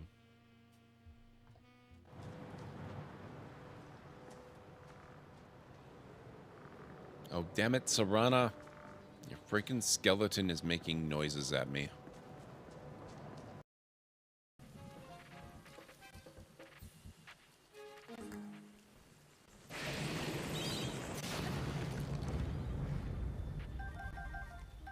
Wow, not bad. Oh. Navi, you should be getting pretty close to where you are, correct? With your quest line? Mm-hmm. Okay.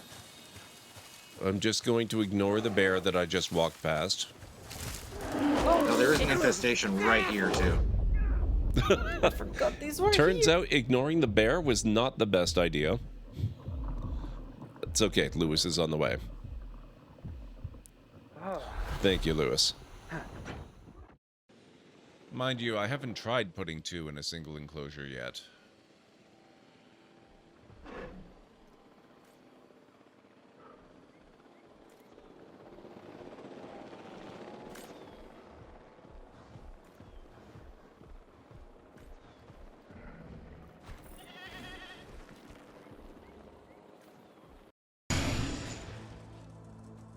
Would you please stand still while I murder you?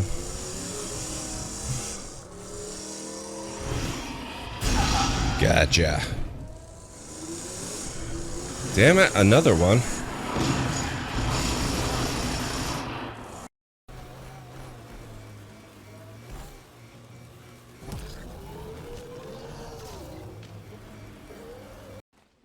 This is where we encountered the skeletons, so I'm prepared to die! Ow.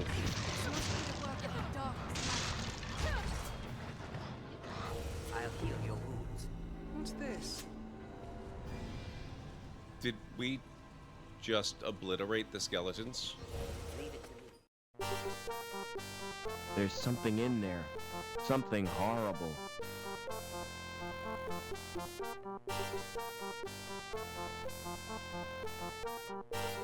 Well...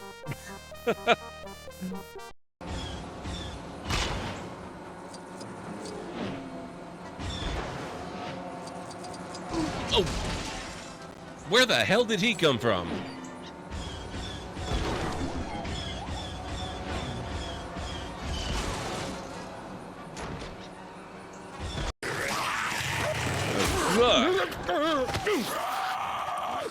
Great.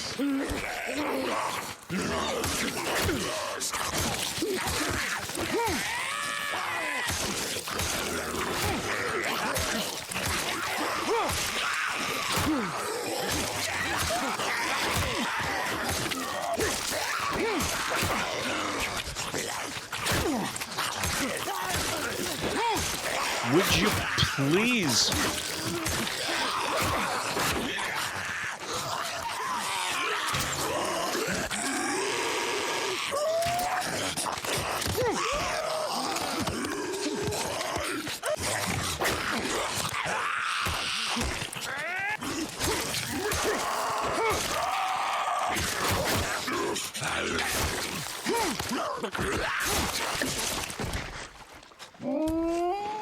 Oh, God.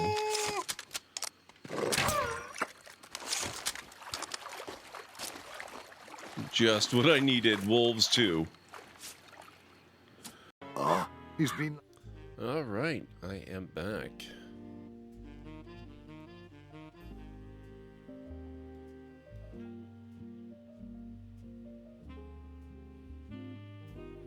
Thank you, Greenie. How are you doing? It's good to see you. Could we get a shout out for Greenie, please?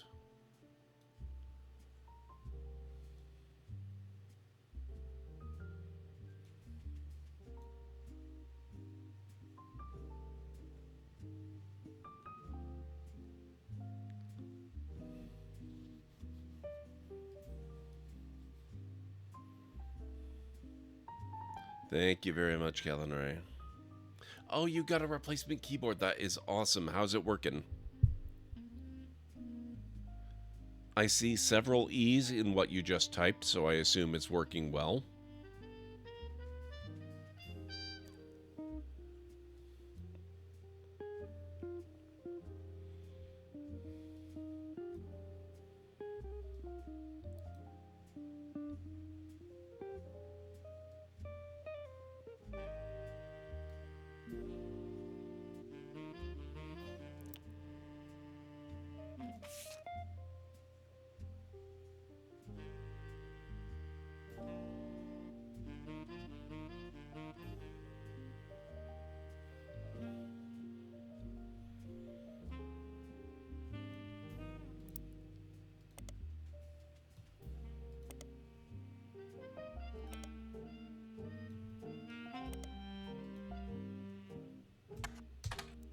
Okay. So many of these people are so difficult to find out anything about.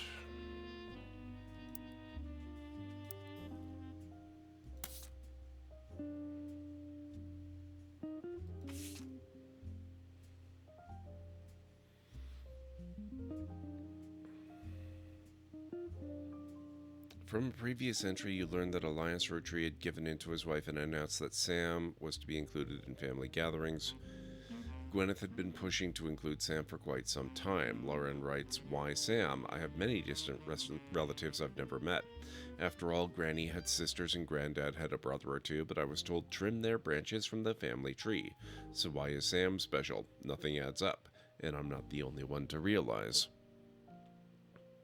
Angie summoned all the Next Gens to a secret meeting in Zach's office. Gwyn's in Paris, but the rest of us, including Miracle's boys, spent ages trying to unravel the mystery. I didn't recognize Sam at Uncle Junior's wedding to Patsy last year. At the reception, when I asked who Sam was, Pop shushed me and said it was complicated. Clancy swore he saw Sam working alongside the farmhands, EC and John, when he used to drive past the old Anderson farm on his way to work. Upon hearing that, Zach checked the records and managed to confirm all three are on the books.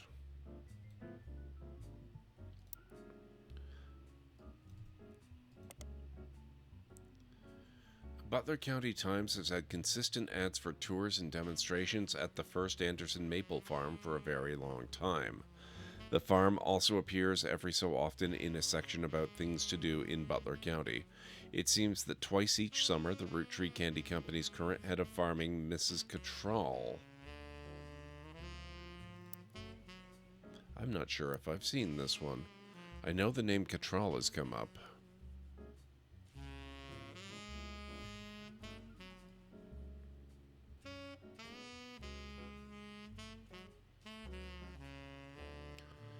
Head of farming, Cattrall. That's Mrs. Cattrall. She married Sam Cattrall.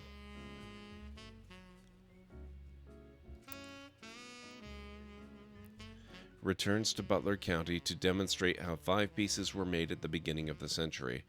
The demonstration provides free samples of the original 5 flavors. They cost quite a lot to attend and sell out every time, so the Butler County Times recommends getting tickets the moment they go on sale. The ads and blurbs do not have any other relevant information to help with your search. However, you do learn that the farm offers discounts on Tuesdays.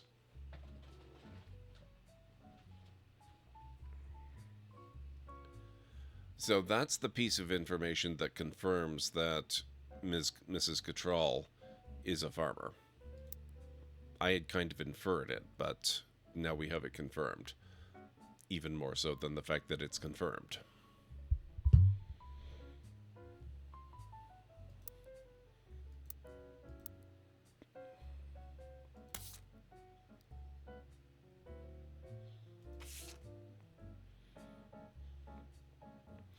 Upon hearing that, Zach checked the records and managed to confirm all 3 are on the books.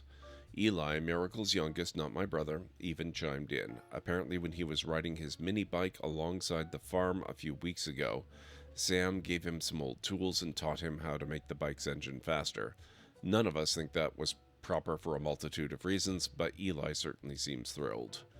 At the end of the day, nothing explains why an outsider has cozied into family affairs, especially one who works on the farm of all places.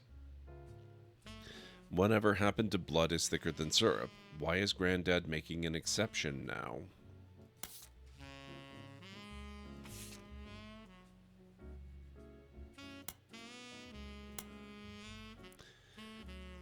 And from the revisit 10 years later, clearly I did not know our true family history when I wrote this. I didn't even know Sam was a Roottrees. All of my doubts were ill-founded. She's a fine woman. Had she the chance to grow up with us, Sam might have been the sister figure Gwyn never was. Ernie and the kids are lucky to have her, and her children seem eager to help the family in their own ways.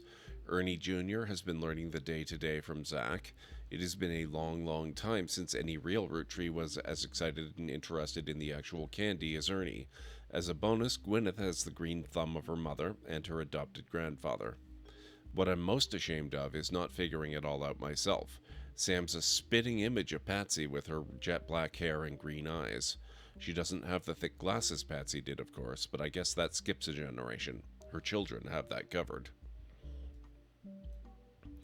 It's hard to explain the look on Pop's face when they read that the farm's operations would pass to Samantha Roottrees for as long as she was willing. I got flashbacks to when Zach was made president.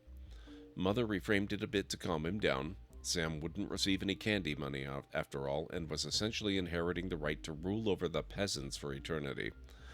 Pop warned us away from that farm for years. I never met EC in person, but Pop once referred to him as a confirmed bachelor, and I suspect that's why he kept us from there. Sam had to grow up in a house with him and his roommate, Mr. Miller. I'm not sure Sam will ever forgive Uncle Junior or Patsy for abandoning her to that life. If I were her, I might never forgive them either. But even so, she seems to blame more than just the two of them. She has no problems with us next gens, but she has a palpable hatred for the Five Pieces and Elias and Gwyneth.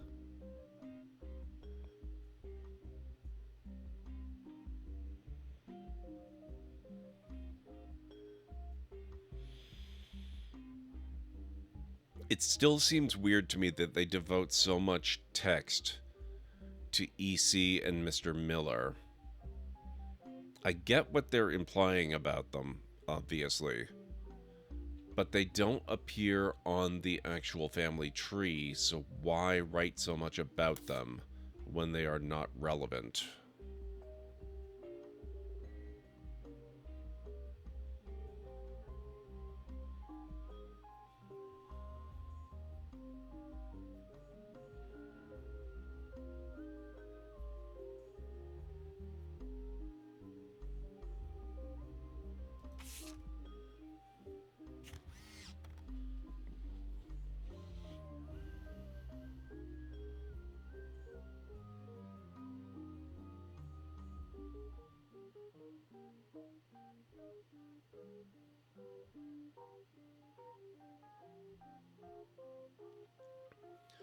Tessa Roottree, our newest fixer, learned all there is to know about cars from her Roottrees Motors parents. I feel like this is a clue that's supposed to be taken in conjunction with a different clue that I don't have access to yet.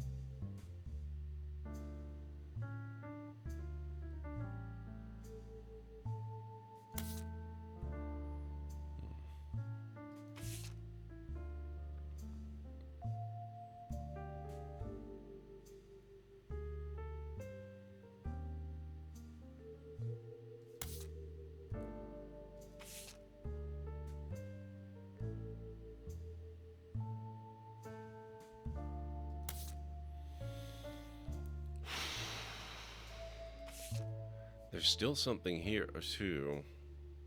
One clue associated with this. I haven't tried searching for City Council, actually.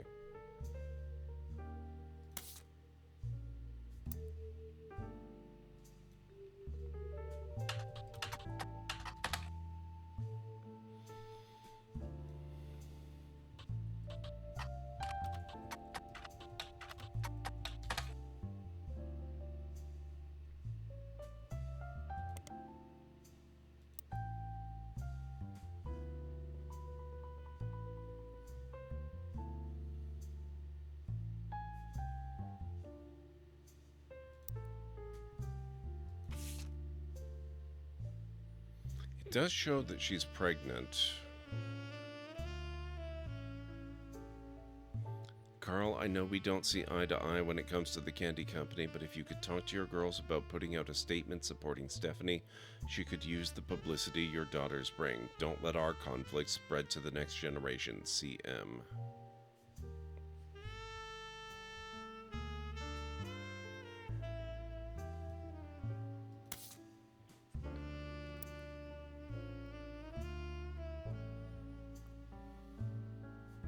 So that was probably Caroline that did that, wrote that. CM, Caroline Morden.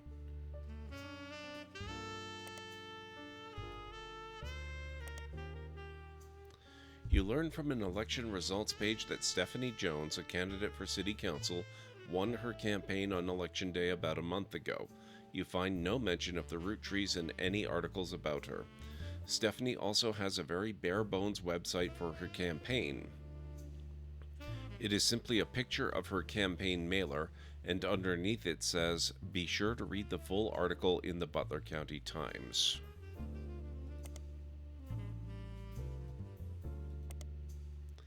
The most recent mention of Stephanie Jones is a small report detailing the election results from last month's election. Stephanie apparently won her election. You also find the full version of the newspaper clipping on the back of the campaign mailer. While most of it is unimportant, you do find the following. Stephanie Jones, born Stephanie Landon until her marriage to local business owner Brian Jones, has lived in Butler County her whole life. Stephanie grew up in a home without a father. With my mother and her partner, I essentially had an entirely female influence.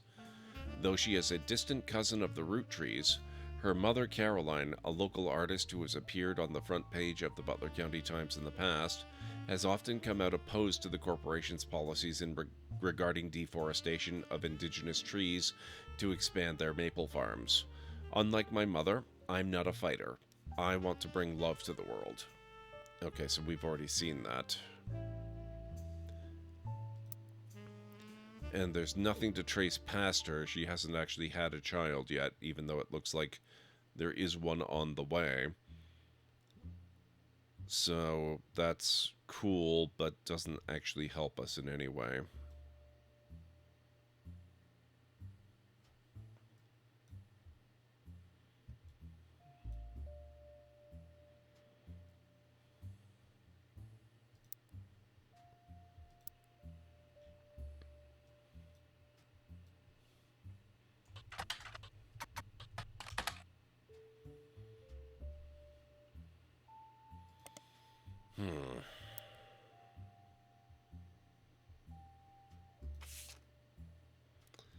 There's apparently 2 clues still in this.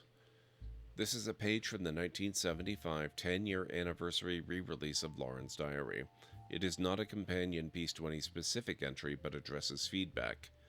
The biggest complaint after publishing my diary was how many similar names there are, and I get it, there are 4 Elis for Pete's sake.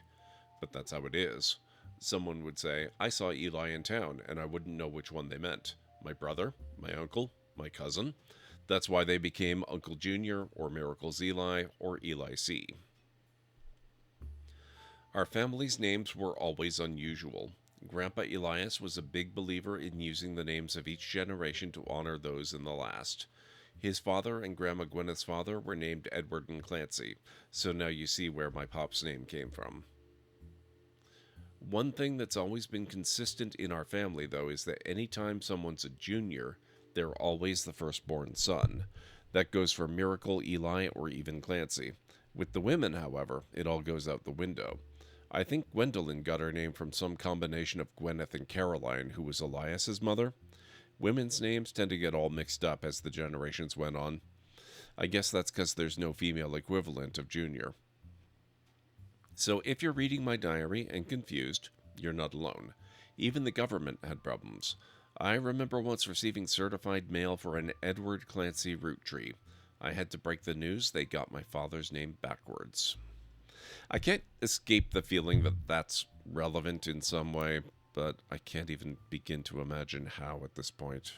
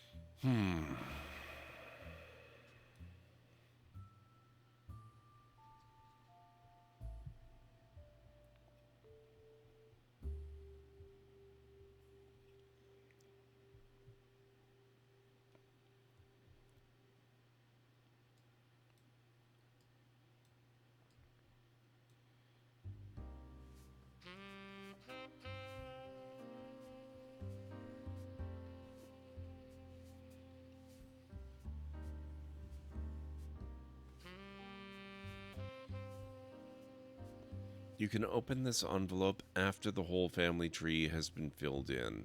It has 2 names that must be typed in manually. The clues are obscure, have been intentionally hidden in the past, and may even require some leaps in logic. Californixid has just redeemed 1,500 library tokens for terrible pun or dad joke. California, how's it going? It's been a while. Was shopping for a pizza oven a bit ago and thought of you. Do you have any suggestions on a good oven I should check out? I don't use pizza ovens, actually, so I won't be of any help there. I make pizza in the barbecue or the regular oven if I'm making it.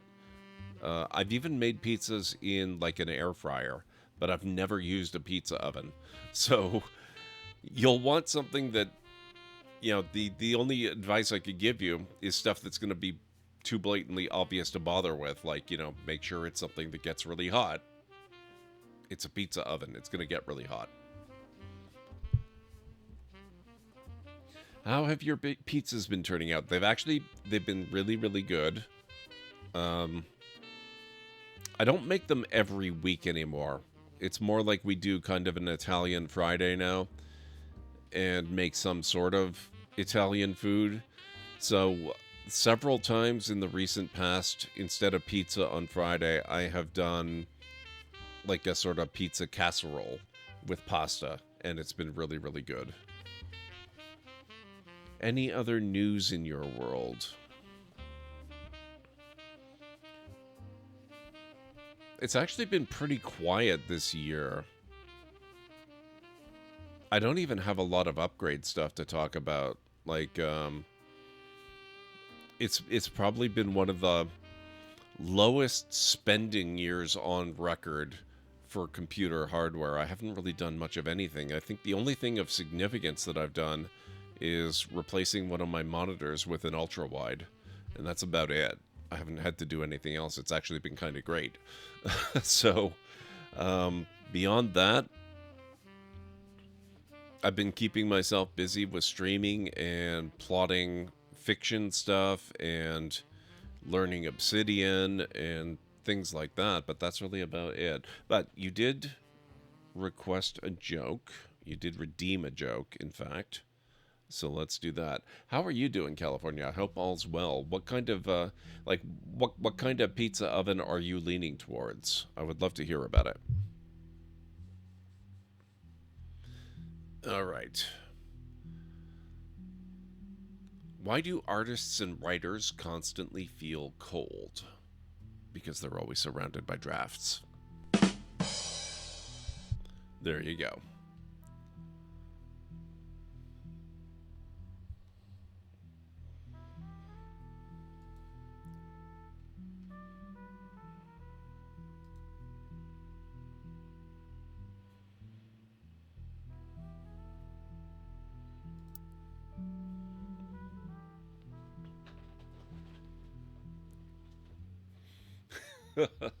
Thank you, Anstara. I'm glad you... I want to say approve, but that didn't sound like approval. I'm glad you were impacted by that one in some way.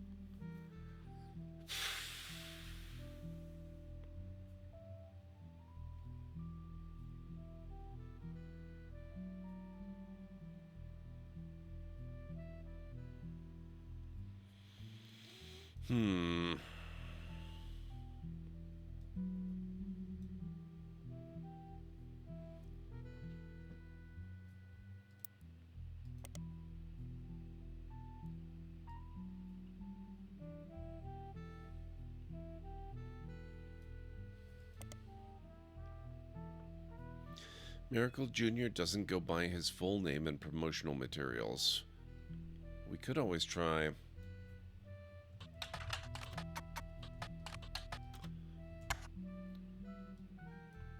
We're looking less for promotional materials and more for actual stuff.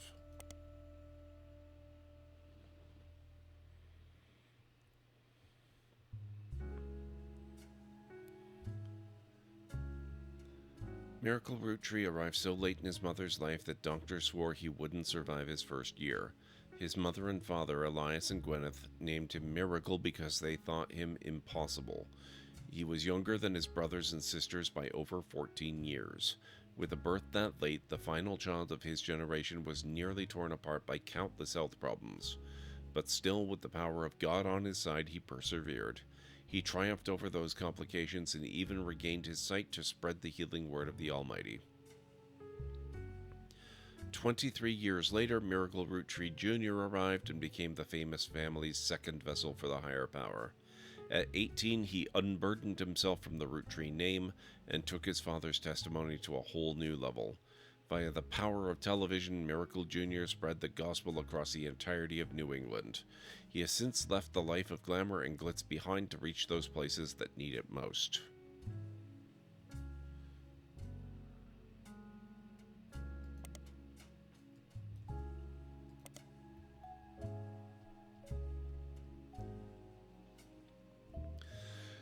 Not set on an oven yet, they seem to be pretty pricey, so that's why I wanted to get some feedback. I just remembered that you had been experimenting with putting your pies on a standard barbecue grill outside. Yeah, I never did that. I never put it directly on the grill. Instead, what I ended up doing was I got a big flat iron plate that fits on the barbecue. I kind of wish it was a little bit larger and fit the whole thing. But I put the pizza on that instead of directly on the uneven surface of the grill, and it works really well. Actually, I use that for everything now. Not just pizza, but also like burgers and whatever. Anything that I'm searing. It's pretty fantastic.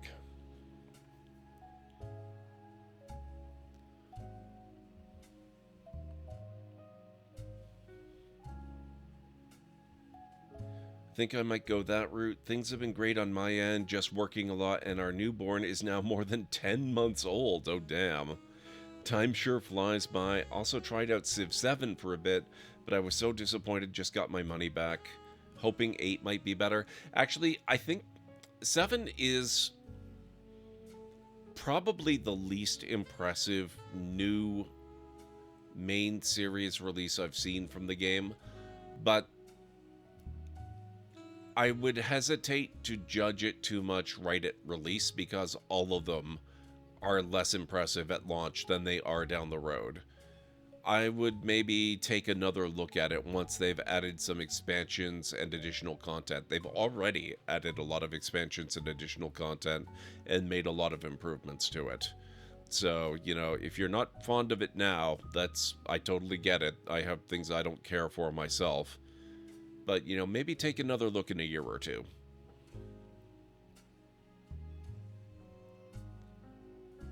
Hope you're... Oh, Matt, it's good to see you. How are you doing? Thank you for the stream streak. I really appreciate that. I am struggling a little bit with this game. We're into kind of the final stretch, and we're at the point now where new information is getting to be very difficult to come by. But I was able to enter and confirm all of this. So this end of the family tree is basically complete. The only thing left, literally the only thing, is we need to confirm her photo and her occupation. If I can do that, that whole side is completely done. And then I just have to worry about this side, which is kind of like bashing my head against a brick wall. Hey, Jared, how's it going?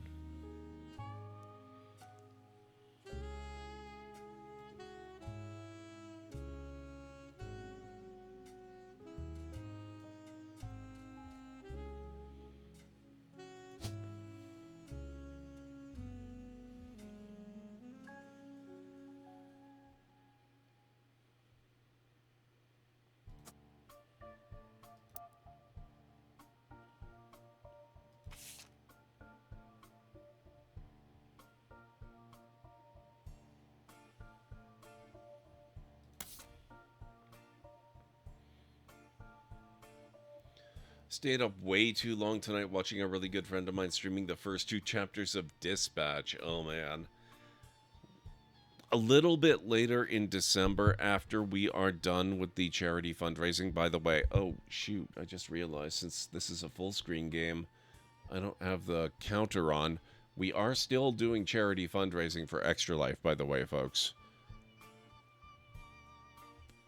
But once we're done with that later in the month, I am going to do another Dispatch playthrough.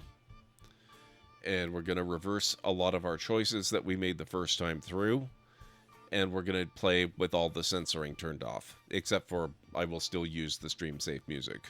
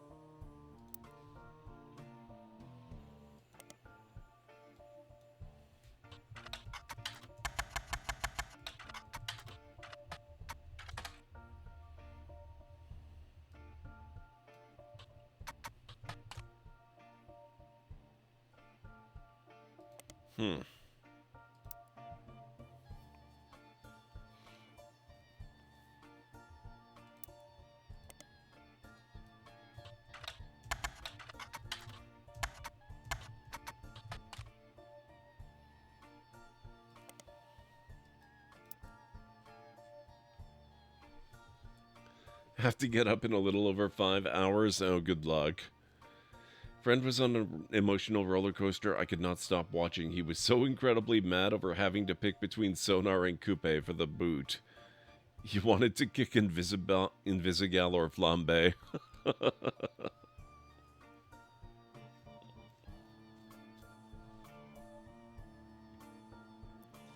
I really hope they do a Season 2 of that game. It really, really needs it. Well, I guess it doesn't need it, but I really need it.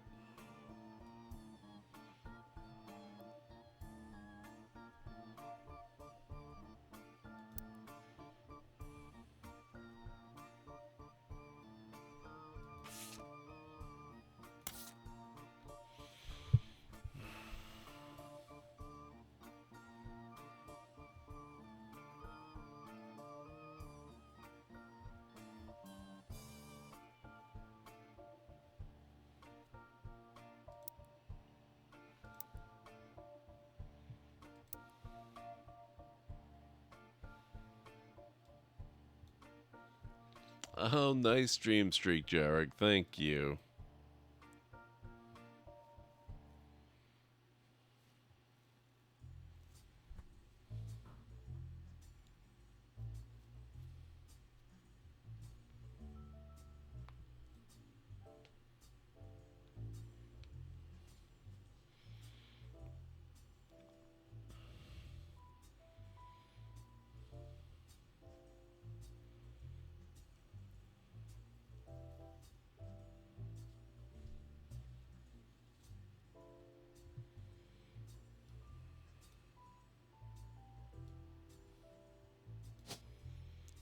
See, the only clue we've gotten to Elias's occupation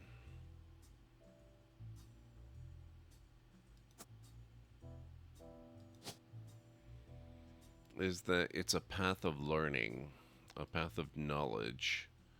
There's no indication that he's been an author.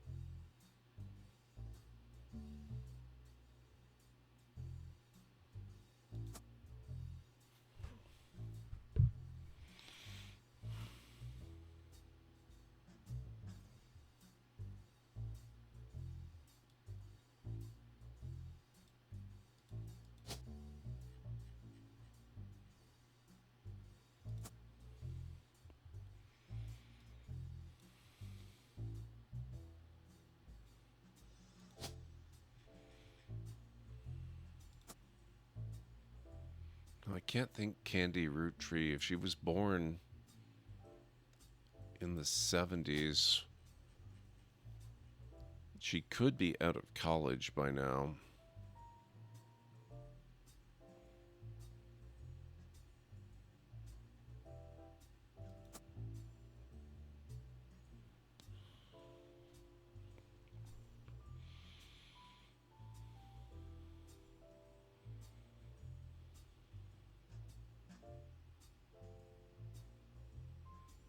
Nice, Jarek.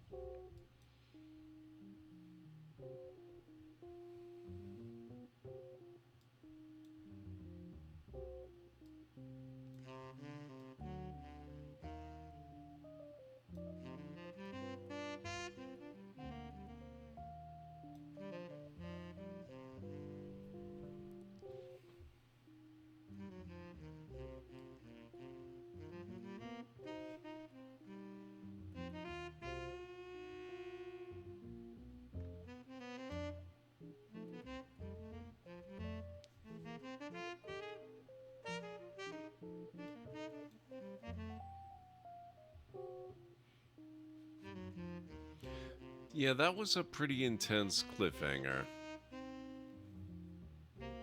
Let's be careful about talking about it too much. The game is still fairly new. I don't want to accidentally ruin it for people who haven't seen it.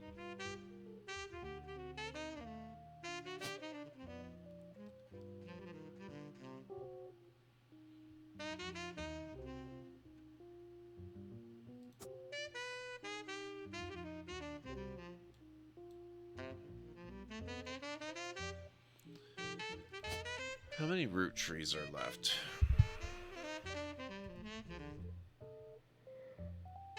Jack, Christina, Robert, Ronald, and Wolf. Assuming that November and Tessa are correct.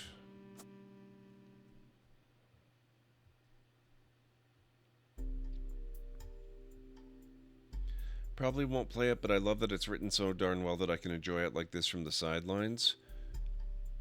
I would encourage you to play it anyway, even if you end up waiting a while, maybe getting it when it's really cheap or something. It doesn't feel the same to watch it and play it. I watched a lot of it before I played it, and it still ended up being so different. Like, just how it felt.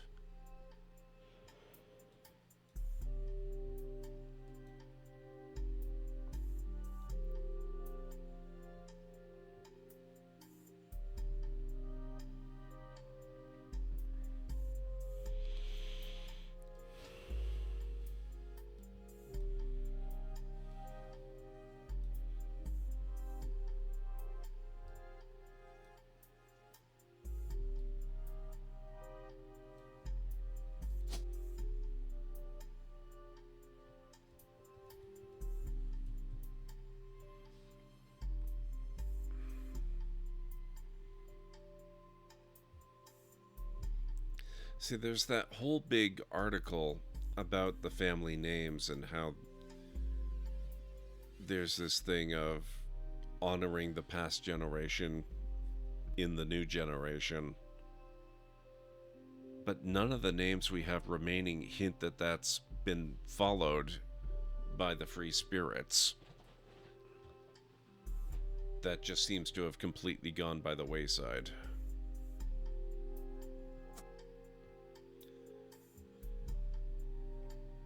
Good luck, Jarek. I hope you're able to get some good rest.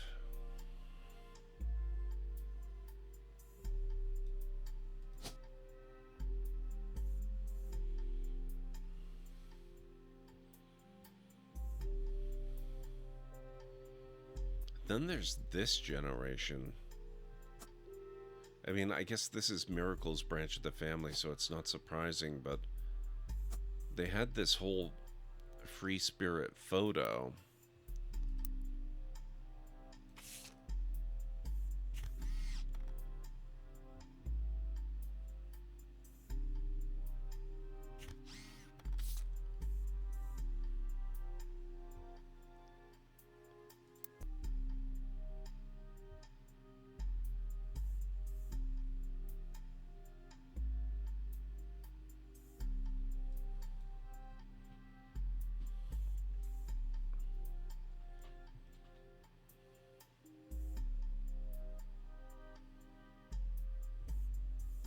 Wait, would that even...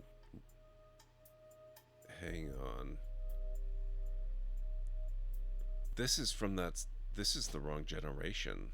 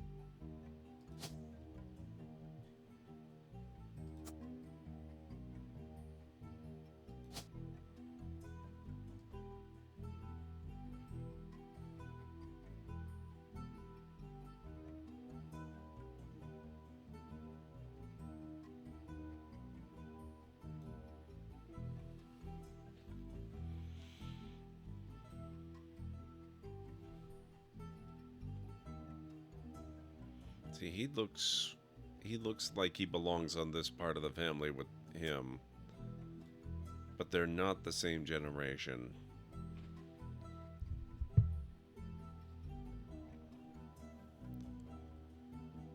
But then that means I have no idea who this... But wait a sec.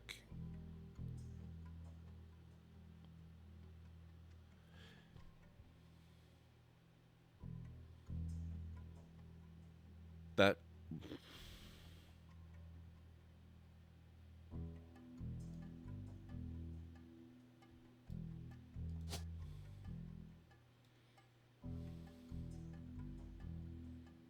He's frickin' labeled Elias.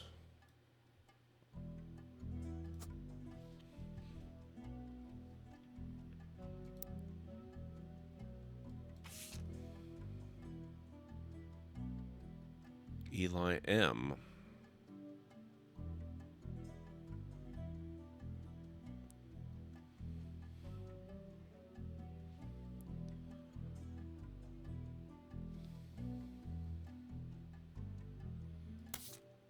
I mean, I guess he could be another intrusion from this prior generation, but...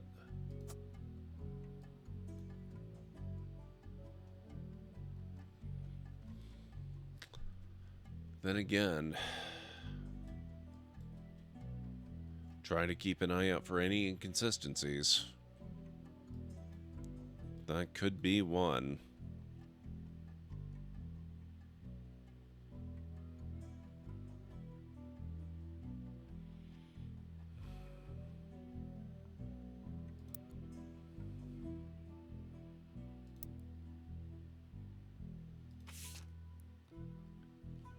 Somehow there are still 5 clues tied into this album.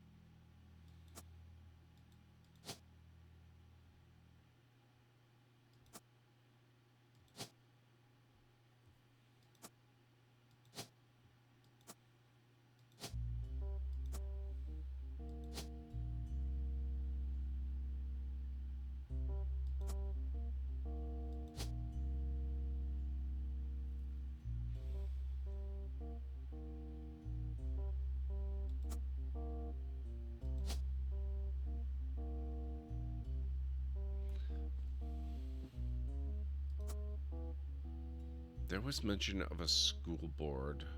Principal is one of the possible occupations you can pick for people. Ow.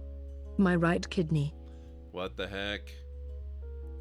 Jessica coming in with the raid. How are you doing, Jessica? What's going on? It's good to see you. Caught up the catch-up, folks. Oh, it's the grand symphony of digital camaraderie. When GesycaRavenblut storms in with 2 brave souls, it's like unleashing a pair of mythological beasts into a cosmic coliseum. The library of lore trembles with anticipation as these raiders join the Extra Life charity quest. Weaving threads of unity and support that ripple across the tapestry of the universe. It's a magnificent, chaotic dance of benevolence. It really is. Thank you, Nick. And thank you, Jessica. What's going on? Welcome on in, Dark Grief and Miyuko. And I apologize if I'm not pronouncing your name correctly. Please feel free to correct me. Thank you for the shout out, Kellen Ray. How are you doing, Jessica? What were you up to? Wuthering Waves. Okay, I've not heard of that one. I would love to hear more. What's going on in that game? What were you up to? How was it treating you? Guys, if you're not already following Jessica, please make sure you go give her a follow. She is an awesome content creator and friend of the channel. I can guarantee you will enjoy the time you spend over there. If you happen to be new here in this channel, my name is GordMcLeod. I'm a variety streamer here on Twitch. I play a wide variety of mostly single-player story-driven games with excellent character and narrative development, as well as some strategy games, sandboxy games, retro RPGs, classic adventure games, and every once in a while I've been known to do a LEGO build or two as well, so if that sounds good to you, please do feel free to hit the follow button. And I've got a little video to welcome you in properly. Hopefully it won't scare too many of you away. Good afternoon, folks. Welcome back to the Library of Lore. I'm gonna put a bit of a rush on this, which means we might not actually get to out. Wow.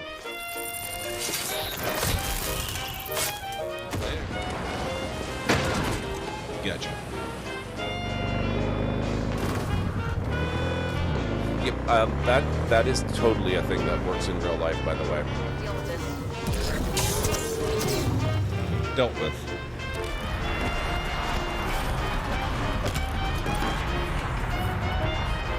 Who'd have thunk? Great, let's go. Whoops.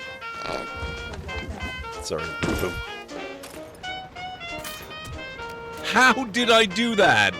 What the heck? In all the worst places, there are mushrooms. Coincidence. Oh, good.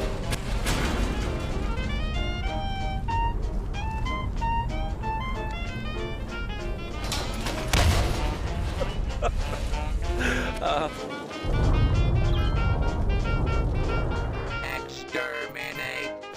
Exterminate! Oh my god. And cut that out. Oh, that. Oh my. Ow.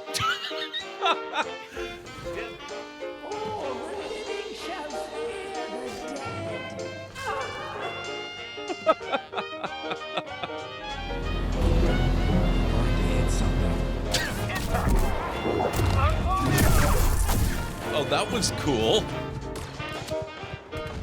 There we go, finally. Oh my.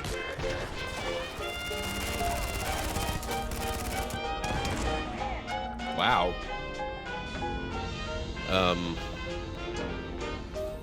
Nope. Ah, damn it.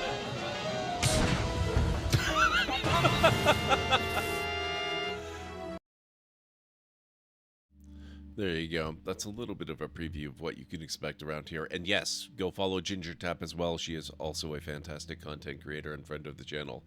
Thank you so much, Jessica. I am new to it, just distracted. It's open world, quests, etc. Okay, that sounds cool. I will have to catch you playing it sometime. I hope everyone is having a fantastic Tuesday. I am trying to keep my brain from bleeding out my ears. I've been wildly successful so far with this game. We're trying to investigate this family tree and figure out who everyone is. But this part right in here in particular is just ludicrously difficult to penetrate. I cannot find new information to save my life. And it's killing Alert, me. Ad break coming up in approximately 3 minutes. You heard the lady. In actually somewhat closer to 4 minutes, we will be taking our next break. This part is just so tough.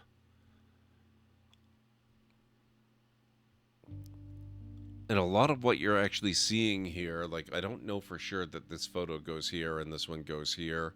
I don't know that she belongs here at all, except that I've confirmed that she doesn't go there.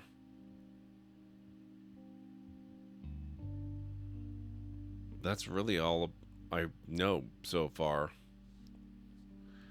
I watched Negs play some of this, and I don't know how she managed to find some of the needed info. It's an interesting game. I find it absolutely fascinating. I've gotten a lot of stuff, right? But sometimes it's just not obvious at all. I think we have enough Serana clips to make a convincing Vampire Queen raid video. We could do that. We could probably do that.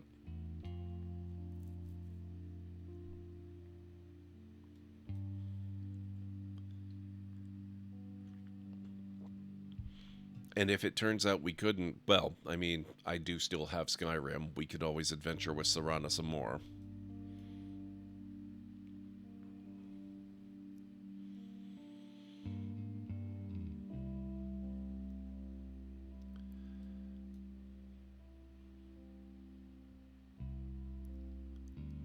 Speaking of Lego, I have not done a Lego build at all in 2025.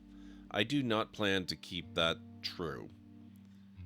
I do plan to, hopefully right around Christmas, I would really like to do another one. I just don't know yet what I'm actually going to build.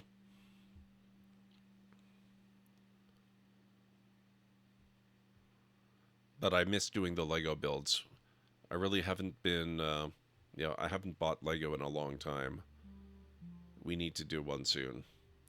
I would love to do that, Cobra, but it's very expensive, and I don't think you can actually get it at the moment. That would be my second biggest dream build, is the Enterprise D. Now, I specifically don't want to build the Black Falcon, the Dark Falcon, Calenray. I want to build the Millennium Falcon, but I'm not interested in building a variant. I want to build the actual Millennium Falcon. Need some food? No problem, Jessica. Go get some noms.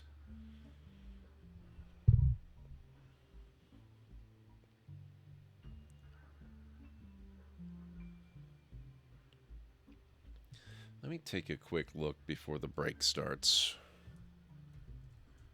I was looking, and there's actually the non-Dark Falcon that's roughly the same size and looks pretty much the same, except it's the real Falcon.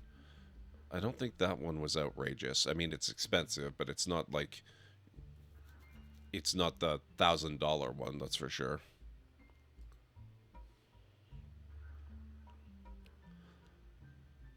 Yeah, 75257. It's the, which movie is it from? I'm not sure, but it comes with Finn and Dio, and Lando, and Chewie.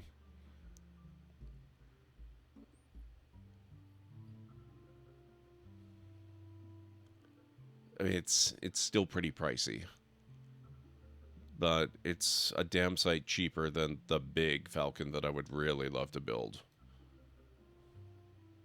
But I need to start the break, so if you guys need to get up and grab anything, now's a good time to do it, and I will meet you back here in 3.5 to 5 minutes. Oh, he's been like that for an hour now. Passed out cold. He'll come around. I don't know. I'm pretty sure he's dead. I guess that's the end of the game, then. But with him being the main character and all, funny. I didn't think you could die in LucasArts adventure games. Well, wow. Maybe they're trying something different. When I should take care of him? Would you? It's bad for business, having him just lie there. Wow. Rest in peace and all that. Wow. The end. Hey! I'm not really dead.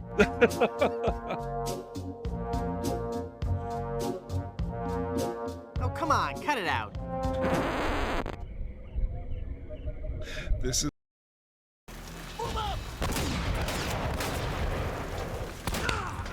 Ow. My right kidney. That ow was so perfectly timed. It's been a bit of a day. Lots of things going right, lots of things going wrong. My airport is on fire. What the hell? Okay.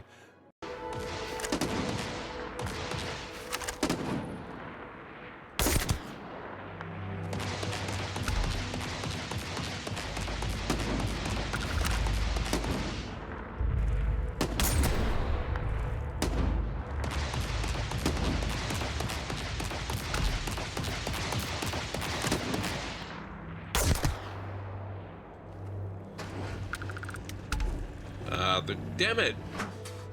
No!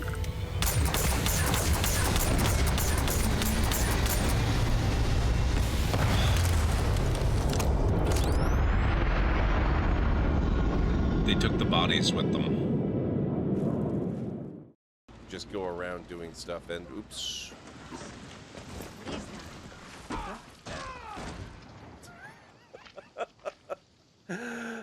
That was good. Out of the way, folks. Don't make me shoot you. Sorry. We have to get out. Amicia. This way.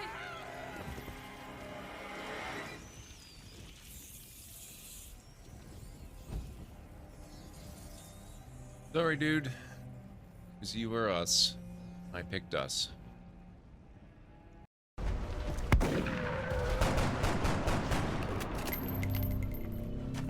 No way! Firepower over here.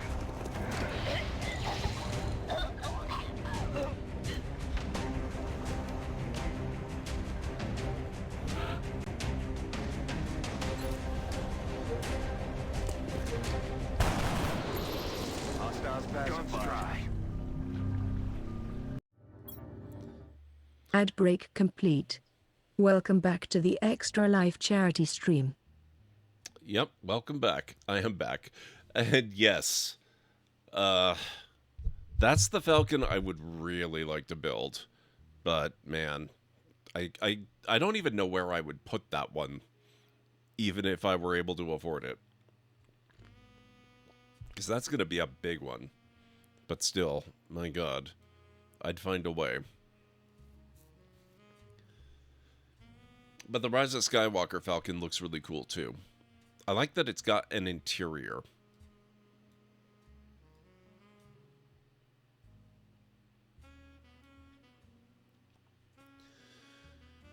All right.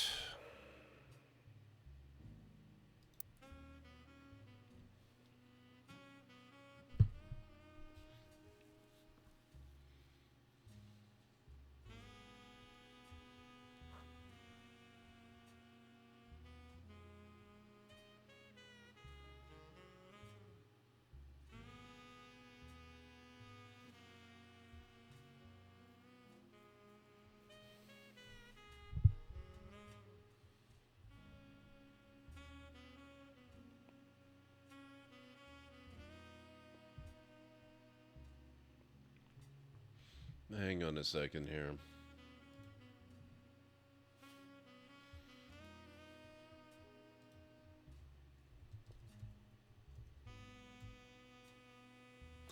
Oh. Actually, I already built that one. I think I built that one last year, Kellen Ray. That was a really fun one, and it looks really nice. I enjoyed that one immensely. But that one I have done.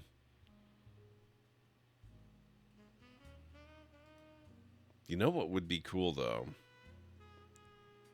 I have never done a light set for a Lego set.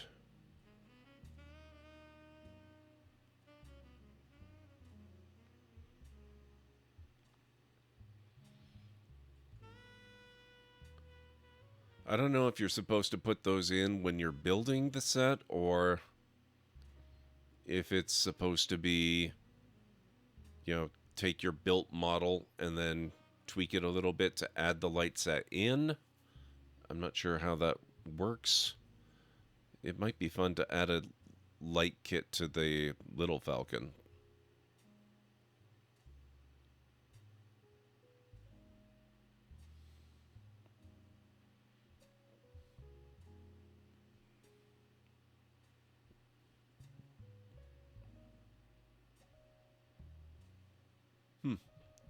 I'll have to look into it.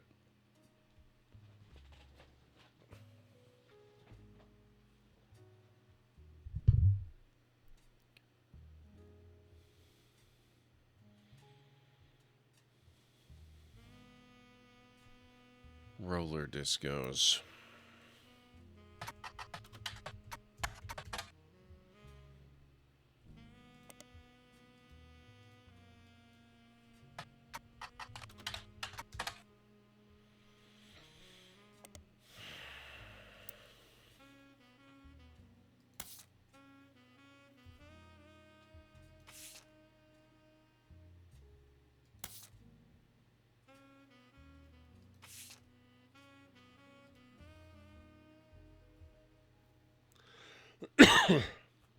Oh. Oh, crap. There's a whole periodical mentioned right here, and I never thought to search it. Oh, Jesus. I hope this leads to something.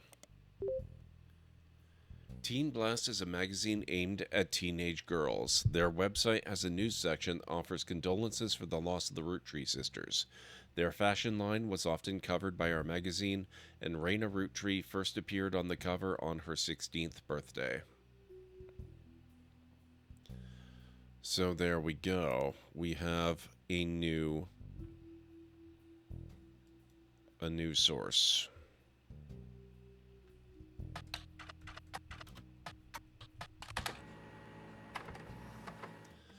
Raina was on the cover of Teen Blast when she was 16 and did an interview. You add the cover and article to your evidence. Well, there's our alternate photo.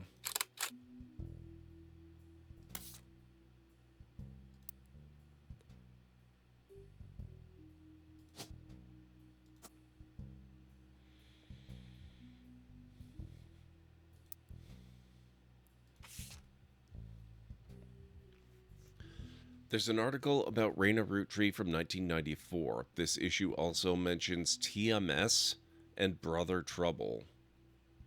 In an interview, Raina talks about her inspirations. One important thing I learned from an early age is that dreams are not outside of our grasp. My grandpa was a college professor. Oh, God. I could have learned about that so early. Who taught lectures about history. He always told me that history was full of people from famous families who wasted their fame and fortune by taking it for granted. Instead, he told me I should go out and use my name to accomplish something. I think he may have practiced that lecture a lot because I have other people in my family that also made the Roottree name famous for things besides candy. His older sister even wrote a book that some of my friends tell me they had to read in school. I took his advice, and now I work with my mom designing clothing. I help decide what colors and patterns I want to model, then she designs the clothes with a team of amazing men and women. Although my grandpa passed away earlier this year, Grandma Laura tells me he was really proud of what we've managed to accomplish. TMS.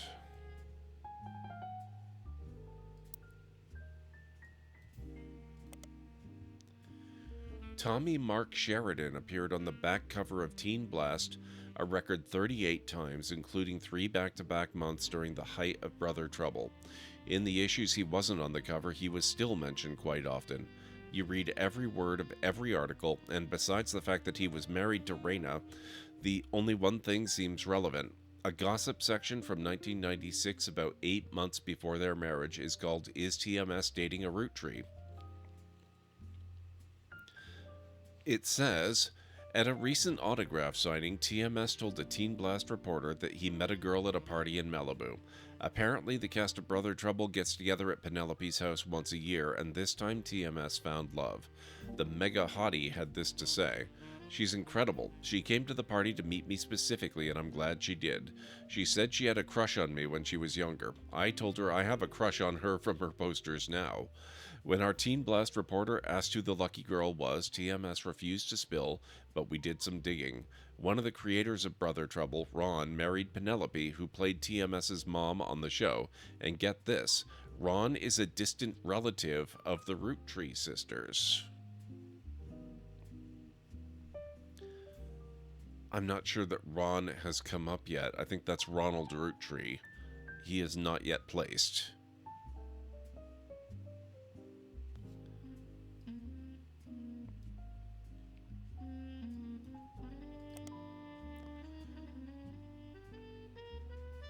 Okay, nothing new there.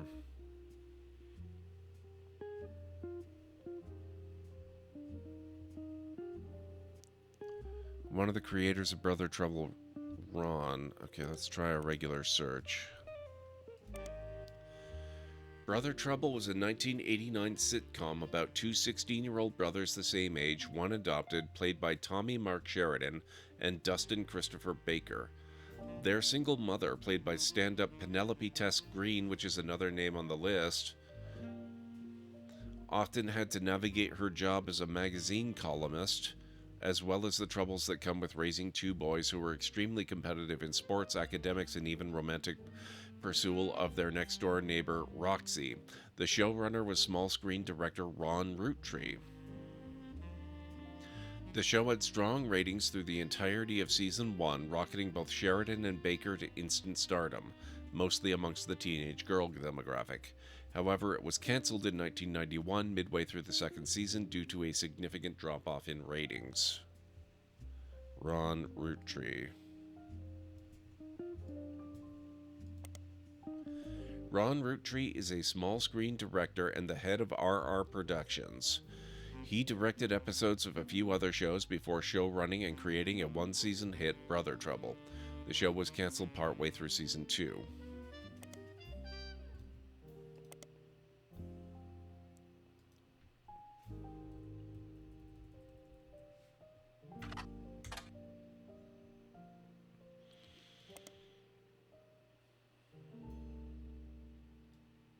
RR Productions. Defunct production company responsible for Brother Trouble. You find a comment on a Usenet board. Oh man, that takes me back. Holy crap, Usenet. Stating that Brother Trouble ended up being an ironic name considering the rumors about RR Productions, Ron, and Robbie Roottrees. Oh shit, that's...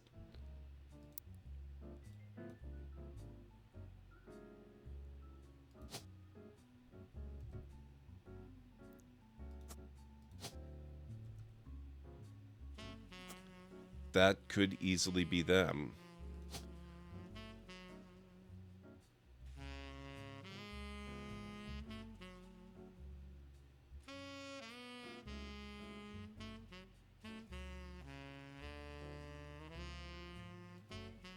Maybe they both became directors? I doubt it.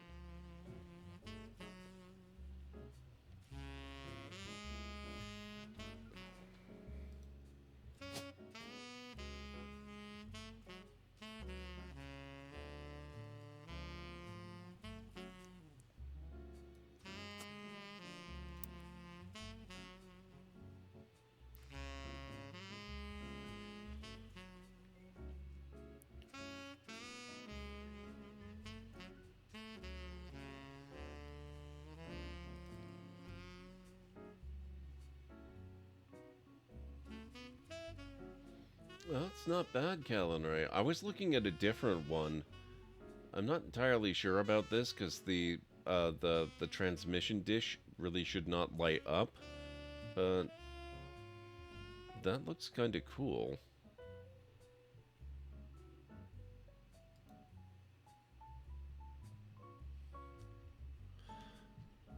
I think I've still got a link to the one I was looking at. It's a lot more low-key than that.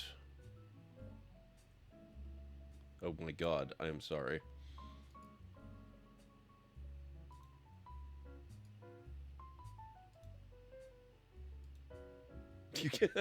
Sorry, I can't clear that. Here, hang on. I can do that. That is a hell of a link. Let me copy that again without all the crap. That looks more reasonable.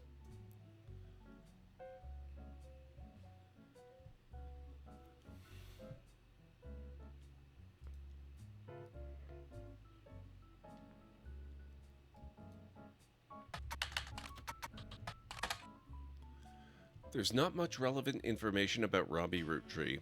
In a comment thread on a message board about television cliches, you find a thread called "Why Was Brother Trouble Cancelled?" One user speculates, "I think it's because the writing went really downhill in Season 2. They actually had an episode where Roxy was addicted to sniffing markers." Another person replied, "Maybe it's due to the rumor about Robbie Roottrees in Silver Screen magazine."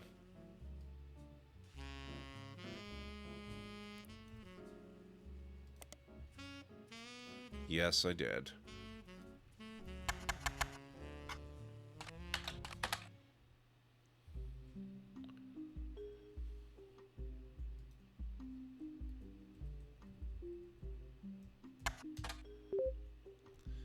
Silver Screen Magazine was a Hollywood insiders magazine focusing less on actors and actresses and more about the nitty-gritty of writing, directing, costuming, set design, film promotion, and other elements of filmmaking. It ran from 1983 to 1993. It was bought by a bigger, more recognizable magazine a few years ago, and the website now redirects to the new magazine. The new magazine doesn't appear to have any relevance to your case. The one I linked allows battery or USB. Battery makes it duller, and it's modular so you can leave off the dish. Yeah, I'll have to look into it. I wouldn't mind trying some lighting kits. Another one I'm kind of tempted by. It seems a little bit duplication almost, but there is a Jango Fett's starship, which would be basically the exact same ship that I built first, my first Lego set, except that that was Boba Fett's ship. So the color scheme would be very different.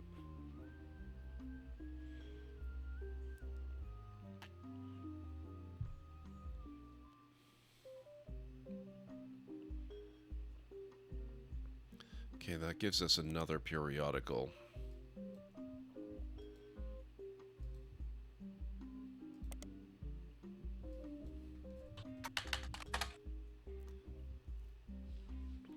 A small rumors article from 1992 that claims that self-taught television screenwriter... Okay, Robbie is a screenwriter.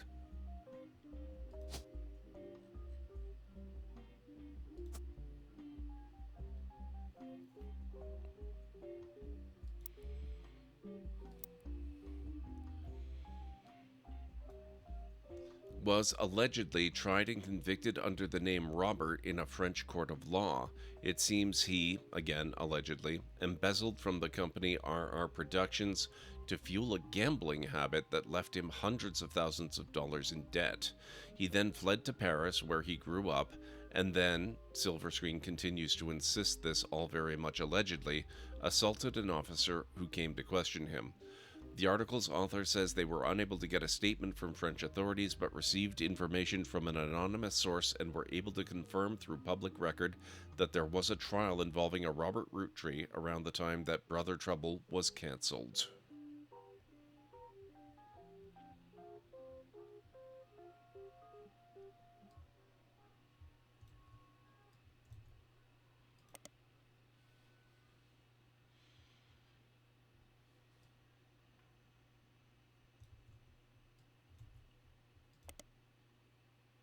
Okay, that seems to be the only thing about them.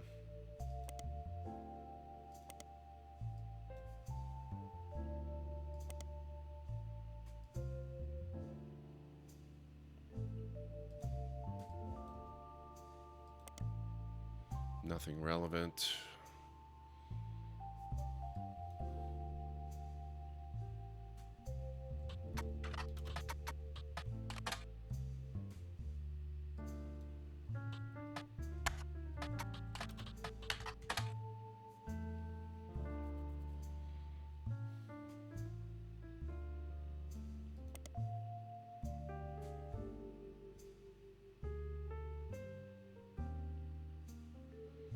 Robbie Roottrees' arrest.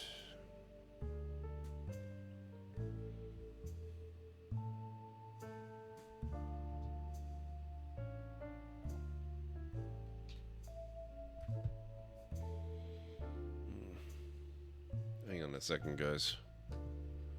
Problem with wireless mice. Battery's not dead, but it is low. I need to plug it in. There we go.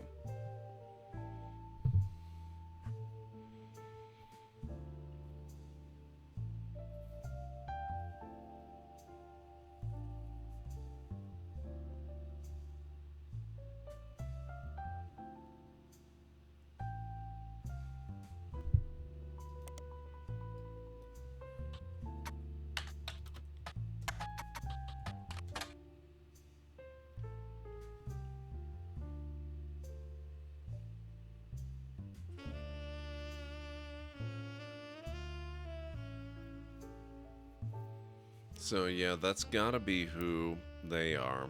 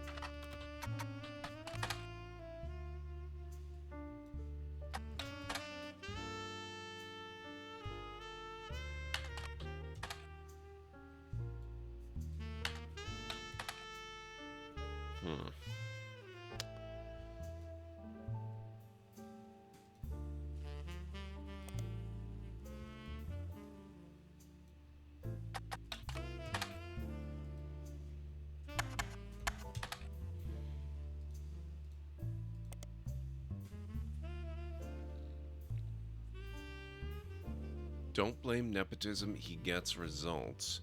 After finding some small screen success, first as the director for many soap opera episodes and then stepping in as the showrunner to turn around a few struggling productions, Ron has decided to start his own television production company. Ron was born in the US but grew up in Paris with his once famous mother and his brother Robbie. He gobbled up American cinema whenever he could, and when he was old enough, returned to Hollywood to attend film school. So I think that gives us the photo too. This is Ron.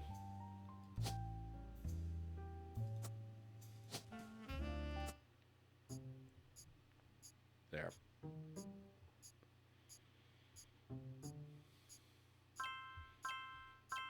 Oh, and we got November. Ha! Yes. And Gwendolyn. Oh, I'm so happy about that. They were a thorn in my side. Process of elimination works. And we nailed her too, so now we've got this whole part of the board done. Oh, we're finally making some progress, guys.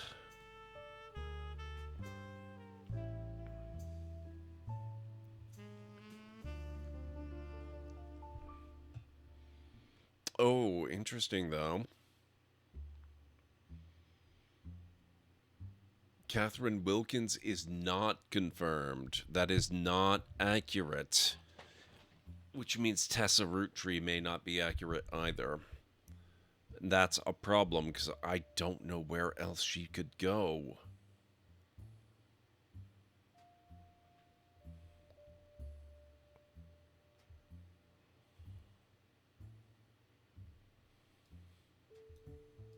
There's nowhere over here. It has to be here somewhere.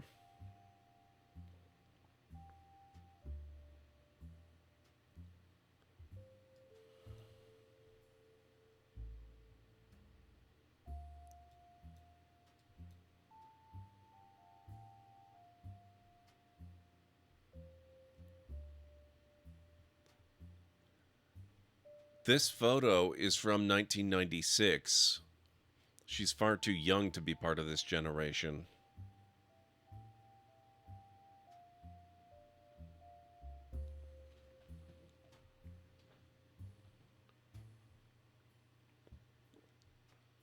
It's black and white because it's a newspaper cutout.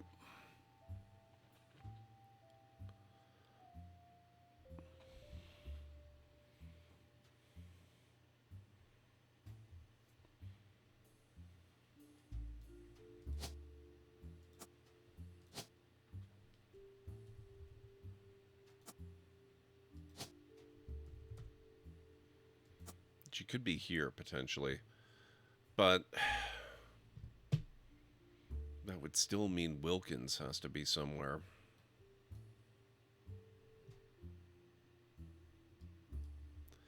Yeah, but there's a problem there, too. That's why this is a little confusing. See, this is the clue that gives it to us. This is a newspaper advertisement for Roottrees Motors. Tessa Roottrees, our newest fixer, learned all there is to know about cars from her Roottrees Motors parents.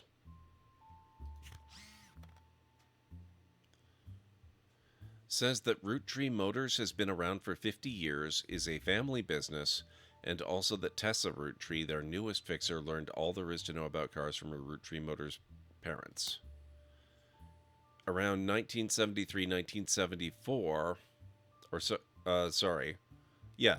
from 1974 to 1977, Wilkins Motors is now Roottrees Motors. We may have a new name, but we promise we're still the same family business. All that's different is we've joined a sweeter family. After that, the Wilkins name disappears completely. It's now just Roottrees Motors. And then, just a couple years ago, they started running this ad with Tessa. Now, this doesn't... It doesn't actually prove this, but I have been taking that very strongly to mean that Catherine Wilkins married somebody with the Roottrees name, and Tessa's her daughter. And that by marrying Catherine Wilkins, Wilkins Motors passed into the Roottrees family, and they changed the name of the company. But if this is not accurate, I don't see any place left on the board where that could actually have occurred.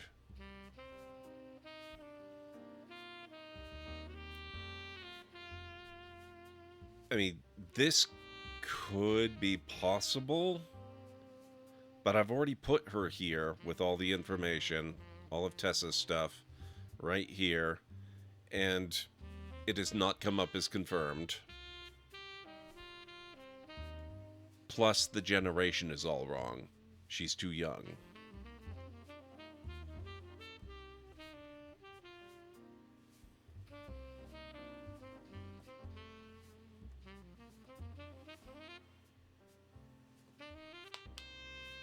So that is now officially the biggest mystery.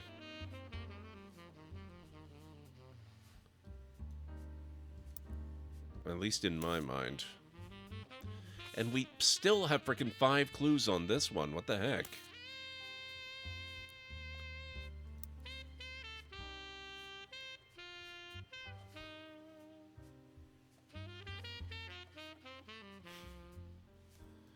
Miracle the Third? Now, he's married, but they don't have any children.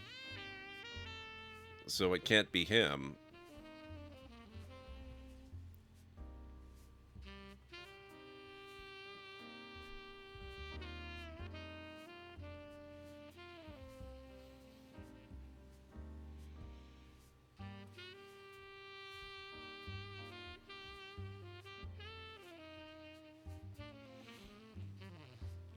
Also, can't help but notice that neither of these guys were confirmed either.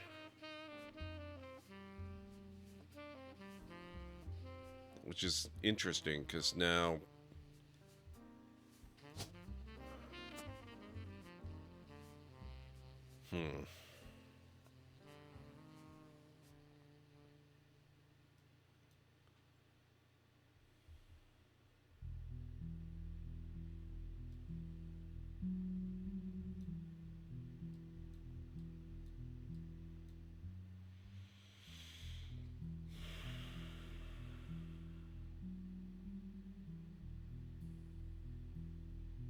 To the left of where you have Wilkins there and up a generation. You mean here?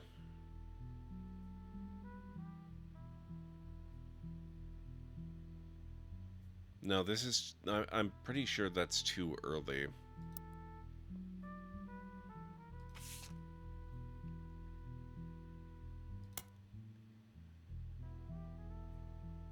This ad ran from 1974 to 1977, which implies that the marriage and consolidation of businesses occurred around 1973 to 1974.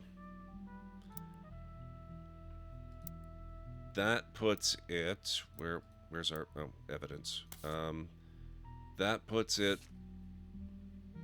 with this generation. Now, granted, it kind of does look like these two are in the photo for the wrong generation. We've already actually... Oh, he was not confirmed either. Well, we don't know his occupation yet. But yeah, this was the photo that was taken in the 1970s. So that would be contemporary with that and with generally this generation.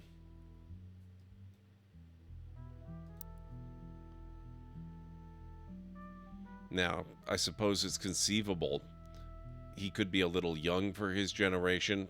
The fact that he's all the way over on this side kind of suggests that he is. So it's not completely impossible, but like I said, I've already had her in this spot. We can try putting her there regardless. Hang on.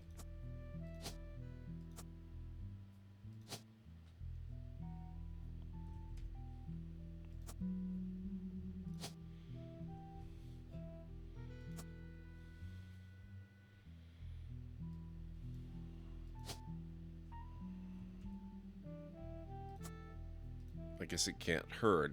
But I have a lot of trouble believing that this is going to be true.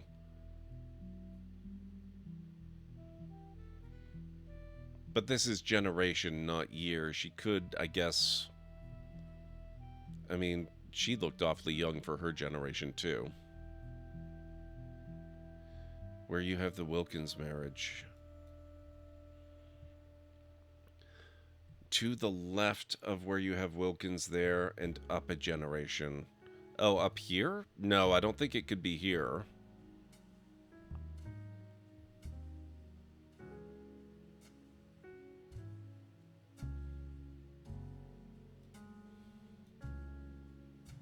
Up here?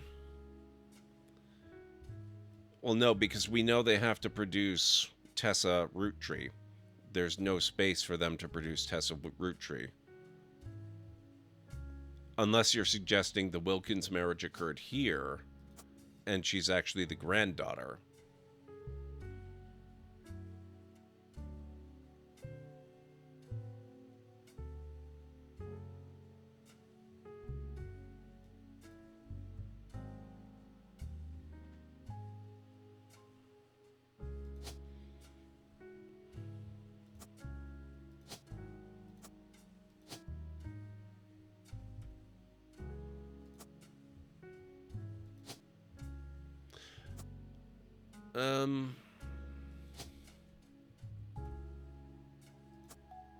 It's worth a try.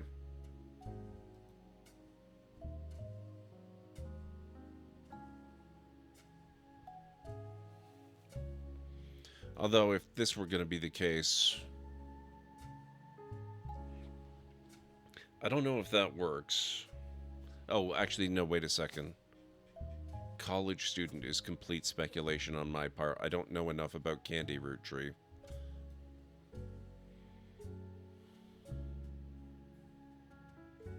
Well, her parents are Roottrees, because if this is where we're putting it and this is where it happened, then James Roottrees...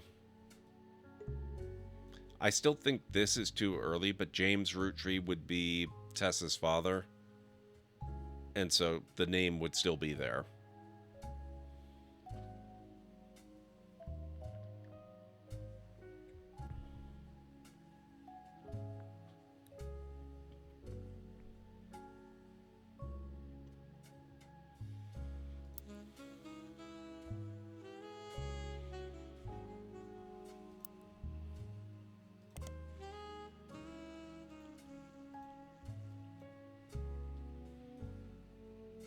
Okay, what was the write-up on Teen Blast?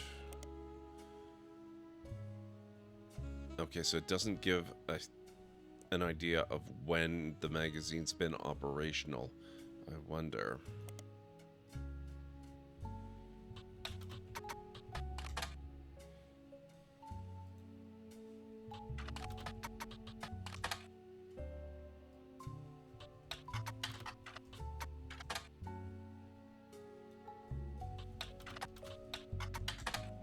Okay, nothing.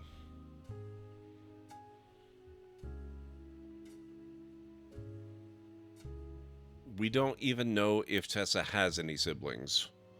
Although, if she's going to be James's daughter, then she would have to have Candy Roottrees as a sibling. Assuming I'm right about where Candy Roottrees goes.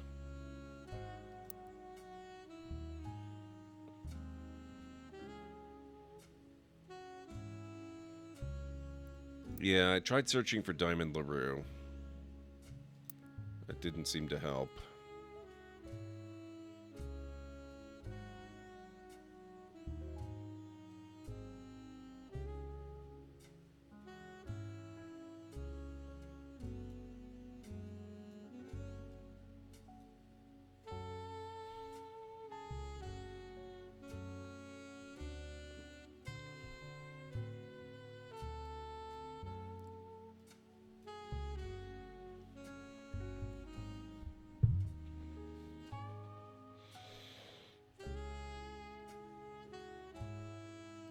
Trying to remember where I got the... Oh, there's more here.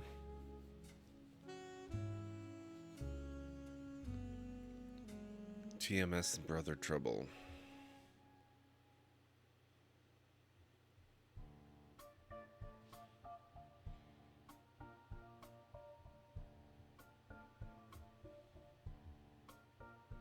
In Teen Blast, I don't think they're going to be writing about a mechanic, but we can try it.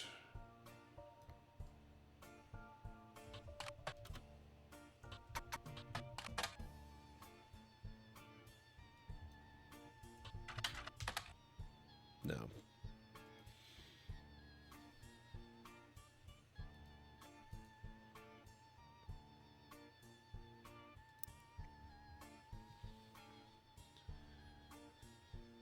There's an article about Raina Roottrees from 1994. Actually, I'm going to focus a little bit more on the cover. TMS, what's he up to now? Teen Blast can tell you. Brother Trouble, new gossip. How to know if he's interested. Win a trip to the set of a new movie. The Candy Girl gets serious about her inspirations and aspirations.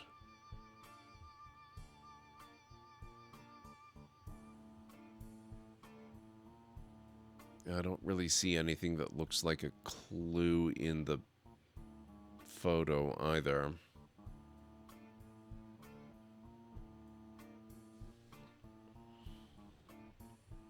I didn't really stick with TMS very much.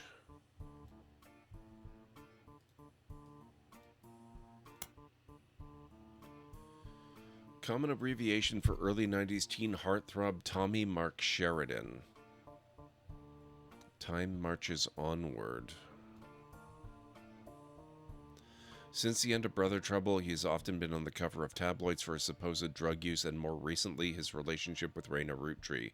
After a short engagement, they were married in 1997 when she was only 19 and he was 23.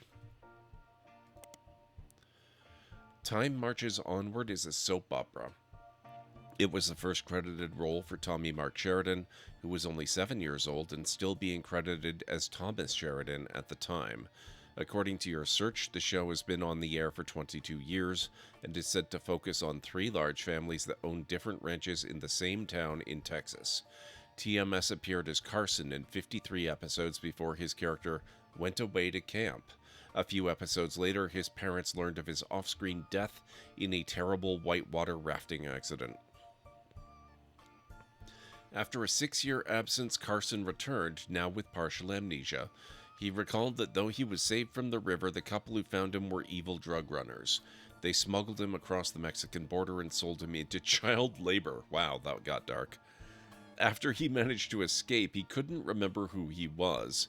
He eventually found his way home by following the address that his parents had written on the tag of his jacket. During the second run, Carson was played by an actor other than Tommy Mark Sheridan. The discrepancy was explained by covering his face in bandages and claiming that his work in the silver mines left him permanently disfigured and caused his voice to sound completely different. After a plastic surgery operation that happened amidst a hostage situation at the local hospital, the bandages were removed and the new actor played Carson for an additional 3 years, appearing in over 500 episodes in 3 years? Wow. He was then killed permanently this time while saving his younger sister from drowning in a whitewater rafting accident that happened at the same river where his initial accident took place. Fascinating as all this is, none of it seems related to the Roottrees.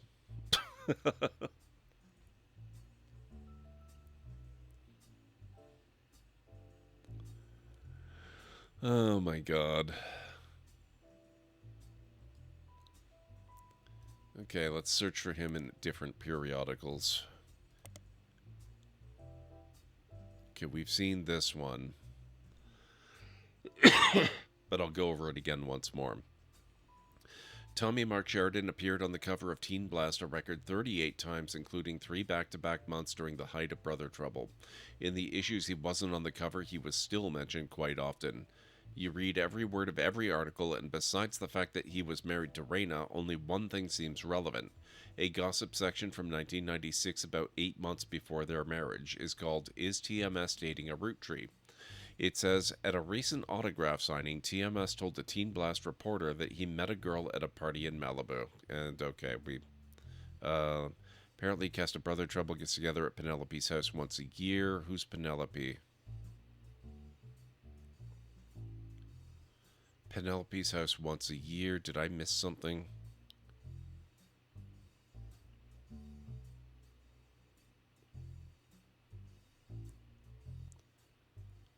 One of the creators of Brother Trouble, Ron, married Penelope. Oh, right. Ron married... Okay, that confirms that... Yeah, okay. Hang on. I missed that part. Ron married Penelope. Penelope Tessa Green.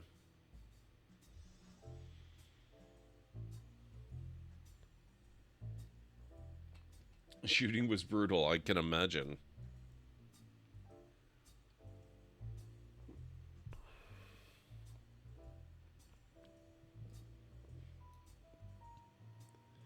You know, it is interesting, though. Penelope Tessa Green and Tessa Roottrees.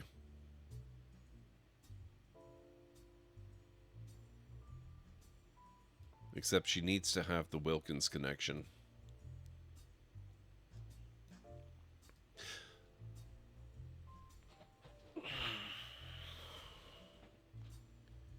It did specifically say her Roottrees Motors parents.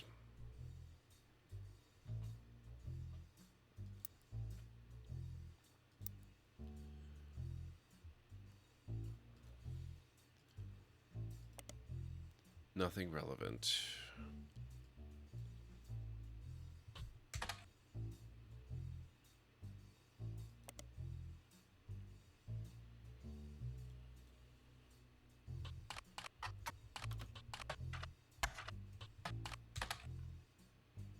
Is it green or green with an E? It's green with an E.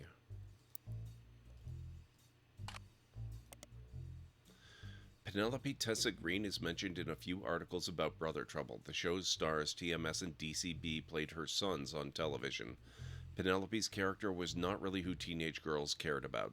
As a result, there's very little gossip surrounding her.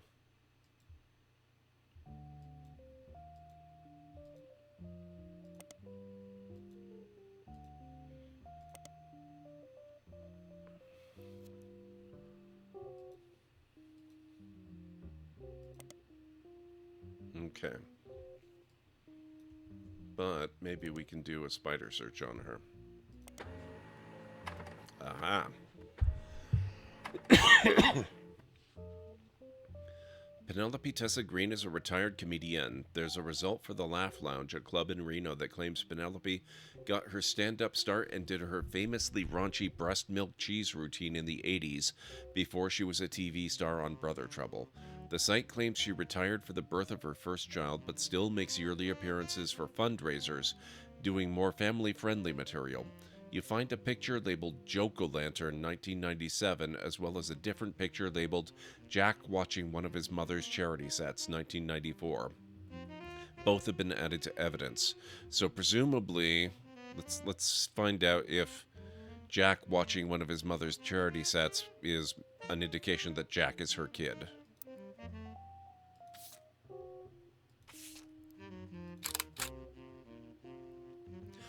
You found this on a website about a comedy club called the Laugh Lounge. It was captioned Jack watching one of his mother's charity sets, 1994. You found this on a website about a comedy club called the Laugh Lounge. It's a photo titled Joke-O-Lantern 1997 and was taken during one of Penelope Tessa Green's fundraisers.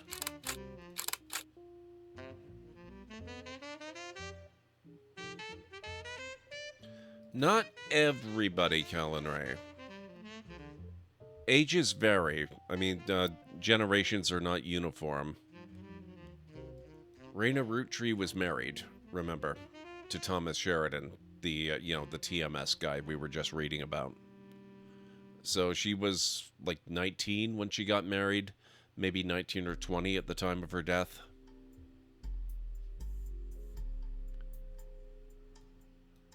Looks like Tessa the mechanic. Yeah, but it can't be. It can't be her.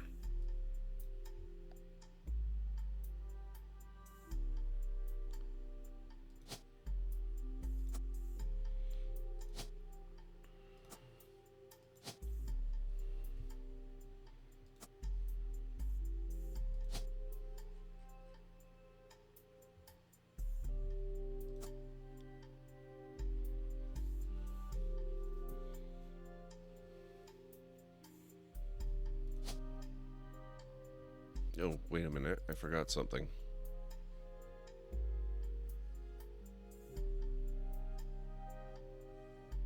Where is... Oh. Oh, no, I've got that. Why did that not show up?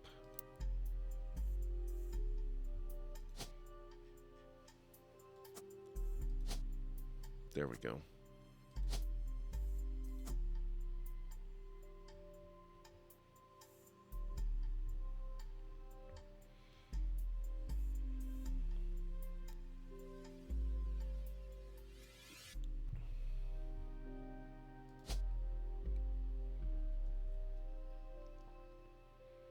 So this actually kind of has to be Wolf Roottrees. I don't believe there are any other male names.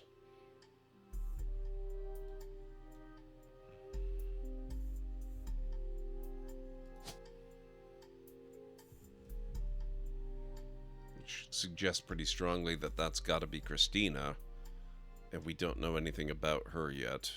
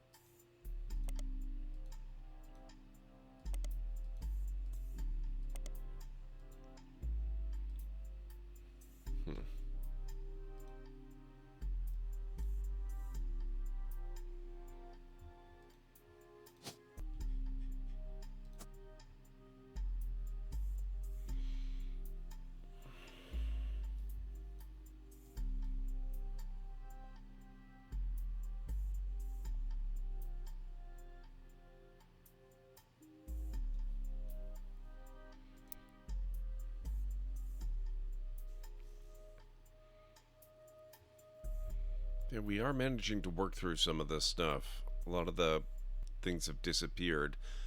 But we still have 5 clues associated with this thing.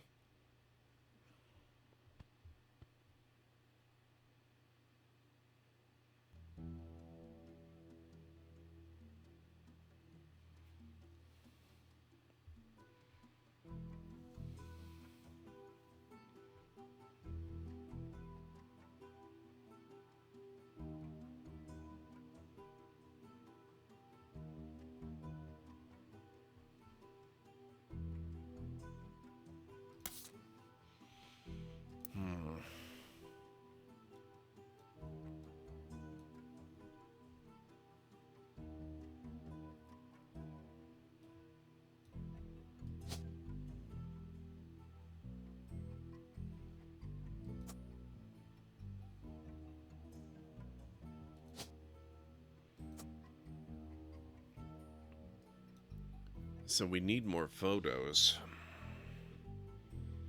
Several photos we need. We need a photo for here. We need a photo for here. I think all of the optional additional photos are done, except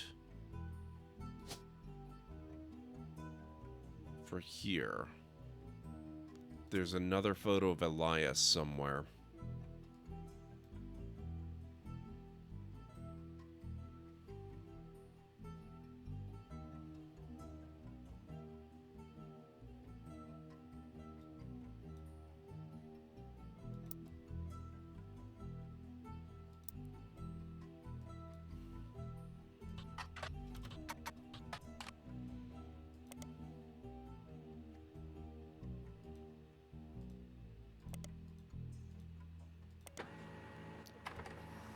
Are you kidding me? I never searched this. Elias Roottrees was awarded Watchman of the Year in 1936 for his accomplishment of rolling out 5 pieces to a global market. Notes from the article and a scan someone made of the cover have been added to your evidence. There's our extra photo of him. Jesus. Elias Roottrees was voted Watchman of the Year by Business Watch in 1936, and a painting of him appears on the cover. The magazine says he was voted Watchman of the Year specifically to recognize the global rollout of 5 pieces. Inside the article is a timeline of the 5 pieces. 1908, Elias forms the Roottrees Candy Company after marrying his wife who inherited a maple farm. During the period before 5 pieces, the company was barely profitable. 1909, Elias has a daughter, the first of 5 children. 4 more follow, leading to 1922, Elias invents 5 pieces. Each of the 5 flavors is chosen based on the initials of his 5 children, 1 flavor per child. I kind of thought that might be the case. 5 pieces are first sold in some Pittsburgh markets in 1924. 1926, 5 pieces are rolled out to all of New England. 1928, the new recipe and flavor is finalized and the candy begins nationwide distribution in department stores and other shops everywhere. 1935, the Roottrees Candy Company purchases every available maple farm in Pennsylvania in preparation for their global rollout. 1935, with help from his son Elias Roottrees Jr.'s architecture firm, a new industrialized factory and warehouse are built in Butler County. 1936, production is tripled and worldwide distribution begins. There's also a What's Next section that claims Elias is going to pivot to ensuring his company's legacy and that the Roottrees Candy Company remains a family business. He plans to do this with the Clansaid Trust.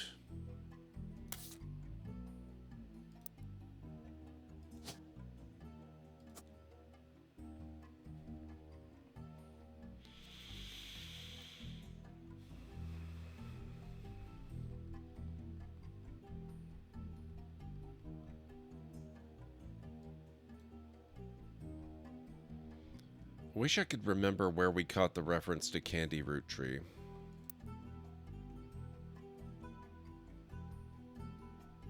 Alert, ad break coming up in approximately 3 minutes.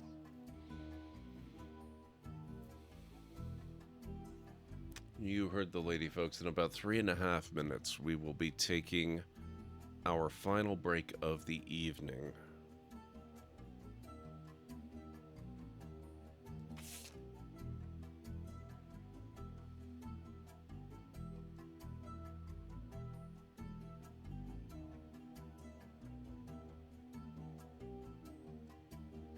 I found this early on, and I don't remember what relevance it has.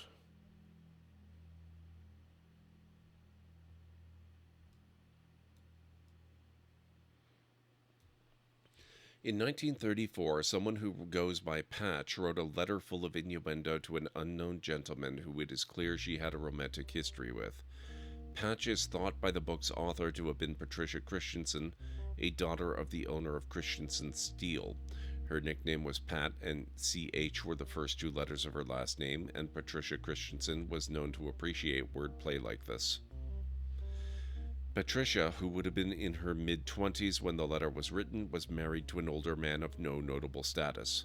This letter was most definitely not to him. There are also a few passages after the steamy bits that mention a daughter, leading Tina Angelina to theorize that this letter was written to the father of a child she hid from society in some way. The letter ends on a mention of a twisted twin that seems to evoke imagery from classic literature. If not for her story, yours and mine would be the most tragic tale ever told. How awful is it that such beauty was ripped from its rightful fate and, worse, sent to live in possession of your brother's twisted twin? Left an outcast, forced to live a life of labor under a wicked relative.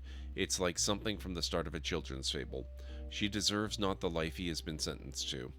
I can't stand to be apart from you both. Someday I shall return to you, and I pray that he has not corrupted her to know his sins. I swear that on that joyous day, with all the strength I can muster, I will fight for our child's freedom. Let us pray her fable has a happy ending. Tina has no theory for what the more cryptic parts of that mean. I'm wondering if that's in connection to Sam in some way. Ah, yes it is. Patricia Christensen is Sam's mother.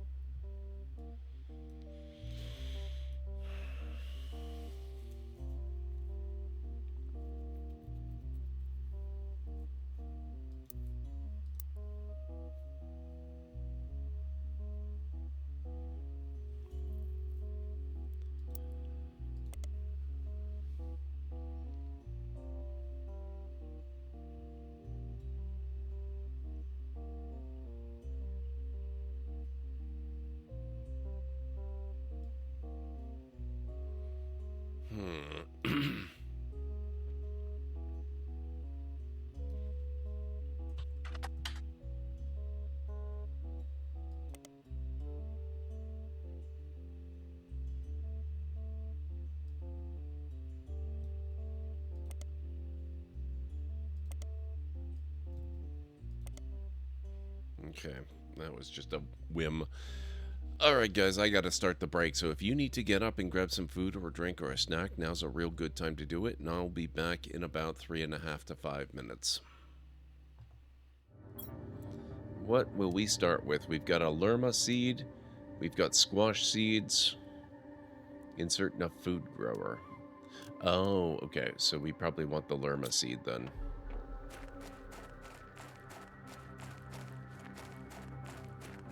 This doesn't seem like it's a thing that's going to grow us food.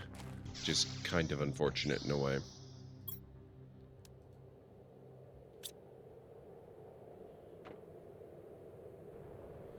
There we go. We are now producing oxygen for the planet for the first time.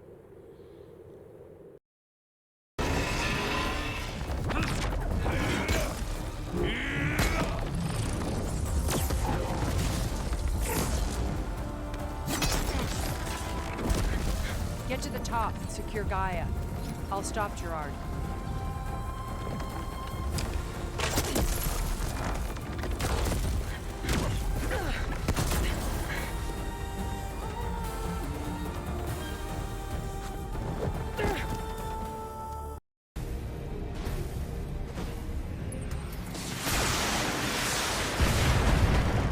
Wow, that was not a good shot.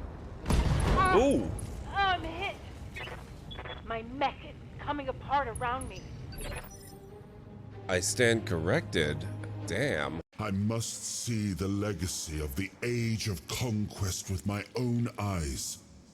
My Camelot in all its glory. No, on second thoughts, let's not go to Camelot. It is a silly place. What is happening?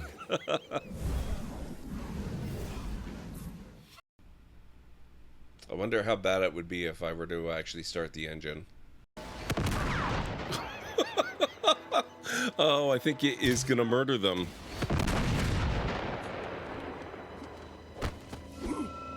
Down you go.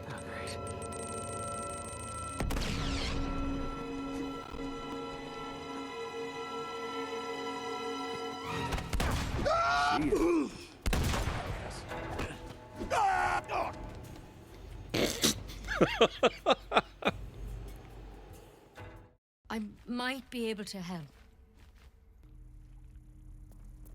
We need to be quick. This way.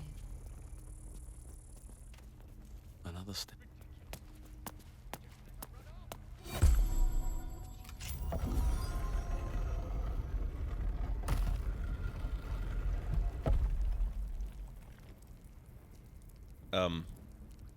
Nettie?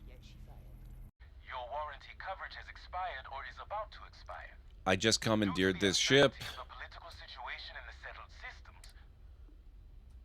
Nope. Sorry, sir. I get enough of that in real life. I don't need you spamming me in orbit around planets, okay? Let's just not do that. Frozen. Over. Received Cobra 1. We have it. Over. Copy that, Cobra 1. Shit. Quick work.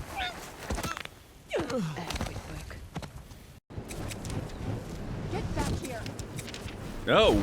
Don't get back here! What the fuck?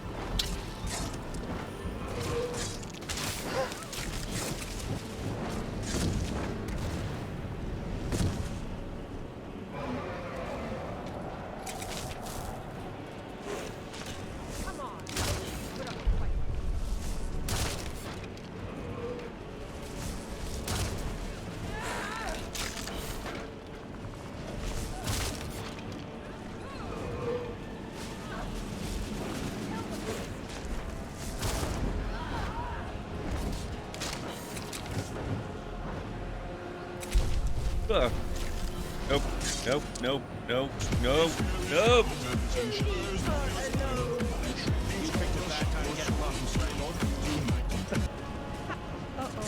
Look over there. That's a bandit. Okay, I wasn't expecting the song.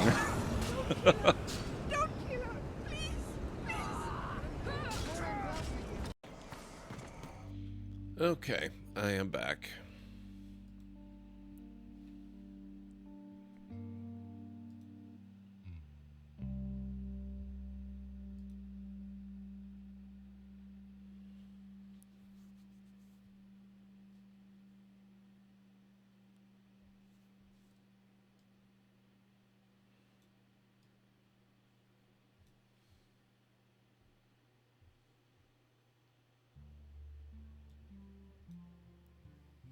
Thank you, Kellen Ray.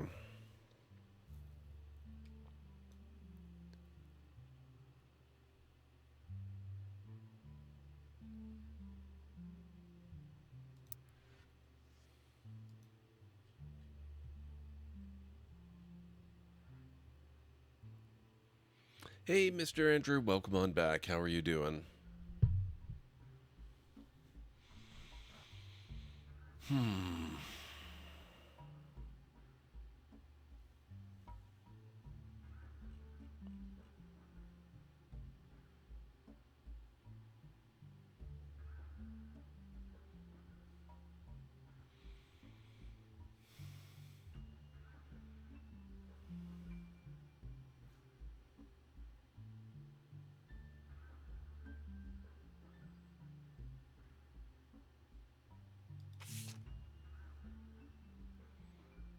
Okay, I think we got all the clues out of that one.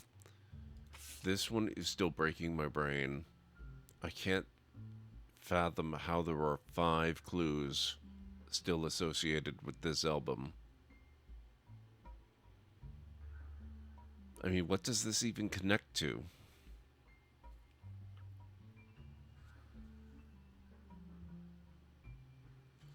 In fairness, we still haven't confirmed their kids. Or their... Or James's parents, for that matter. So I guess... But I don't see what either of them would have to do with this.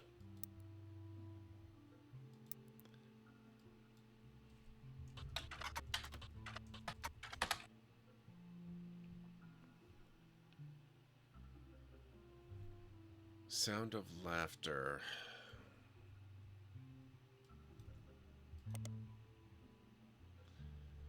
An album by Jim and Diamond released in 1989. You can't even find a picture of the cover. It doesn't appear to have been very successful, and reviews seem middling even from fans.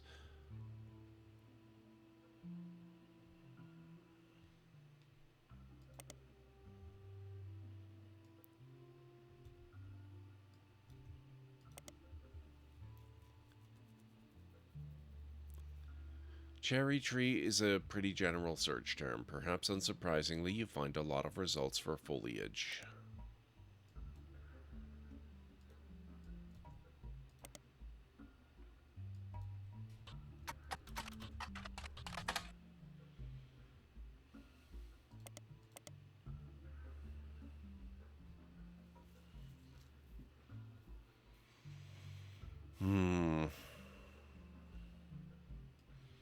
Diamonds Dazzlers? I don't know if I ever thought to search for the fan group itself.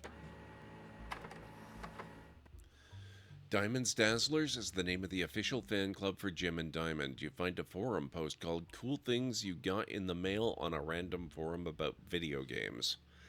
One reply mentions that Jim and Diamond still send out a Christmas card every year to Diamonds Dazzlers. It's accompanied by some pictures as well as some history about the fan club. Apparently, even though it is no longer available to join, Jim and Diamond still honor it themselves personally. There is a fierce debate in the subsequent posts about whether that's cool or pathetic. Amongst the pictures of Christmas cards from over the years, only one is relevant. The card from 1996 included pictures of Jim and Diamond's young son, Wolf. Oh, that's a problem. As well as a note about his daughter's band, the Floozies. That picture has been added to your evidence. Okay, that changes our arrangement, because this is obviously not Wolf Roottrees. And this is clearly also not where Tessa Roottrees goes. So this is actually Wolf Roottrees. That is not her picture. That is...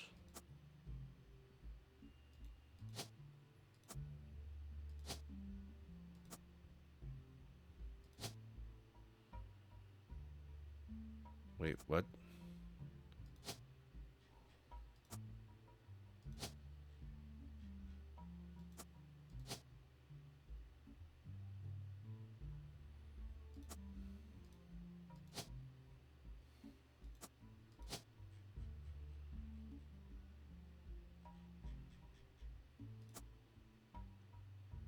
Okay.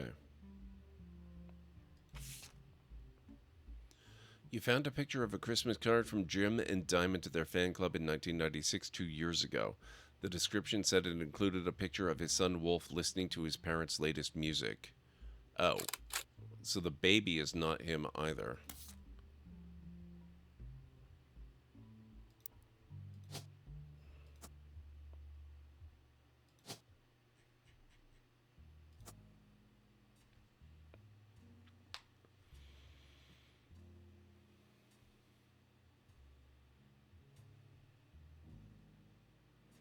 I like the pairing of Candy and Wolf better because they're both weird names.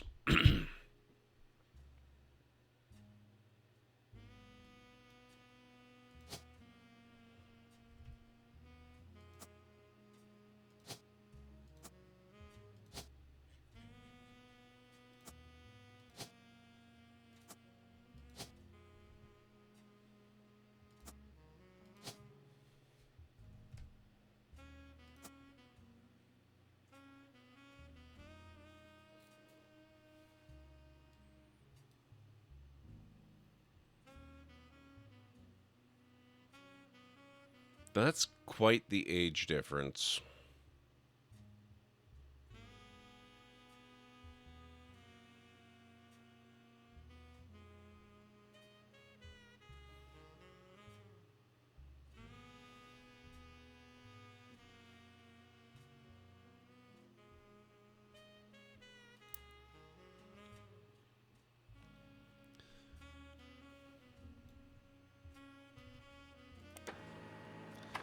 The Floozies are an all-female punk band operating out of New York City.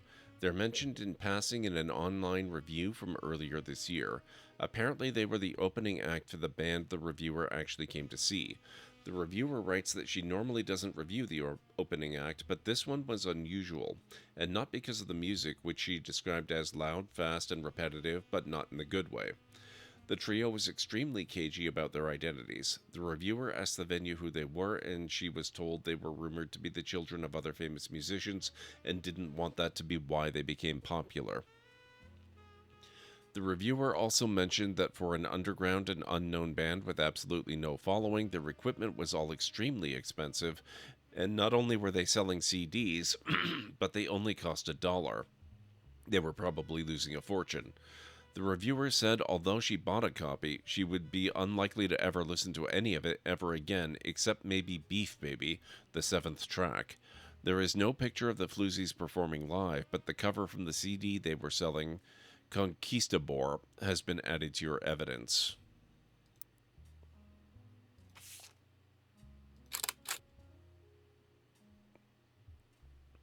A CD from a band called the Floozies that is only available at their live shows.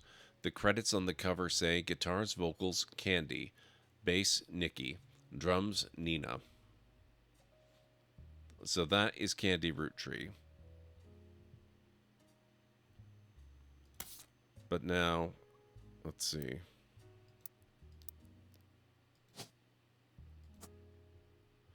Well, the whole musicians being parents being musicians thing seems to pan out.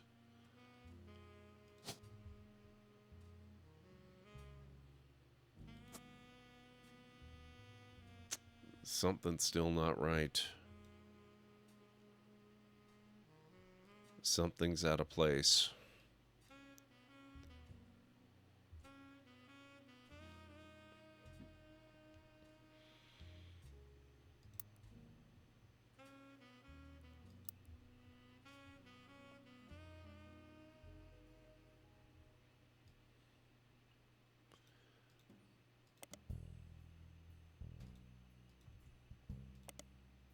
Nothing relevant was found.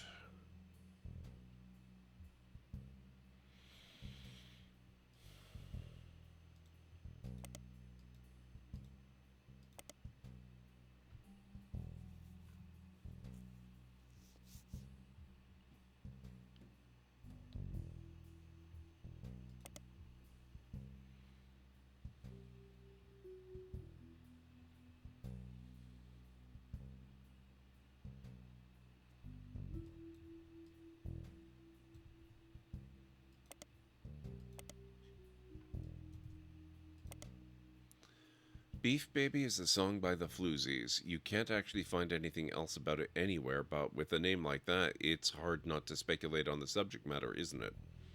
Could it be a euphemism? Or about a newborn cow? Perhaps the Floozies are holding a grudge against a toddler. It certainly piques your curiosity. If only you had the time or resources to look into it further.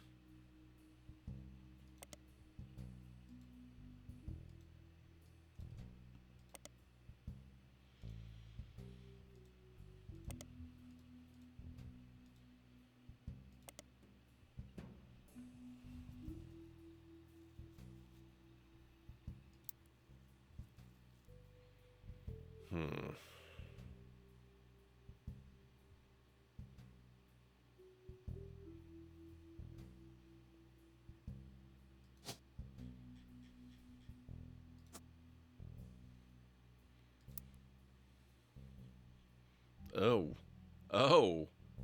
Suddenly the album is no longer here. So it was pointing to basically this. Is what my takeaway there is.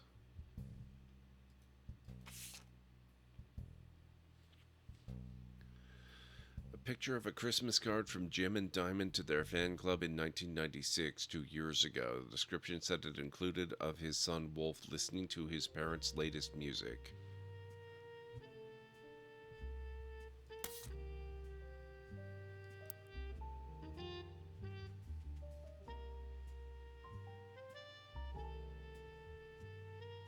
So we can assume these two are correct now, which means we need to get two others right in order to confirm them. And the number we have available to get right is dwindling quickly.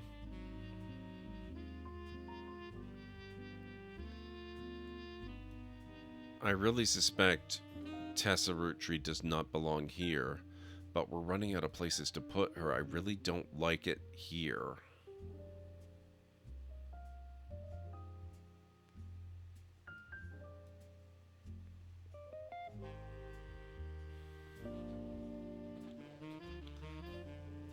I don't think we've actually come across any reference to Christina at all so far.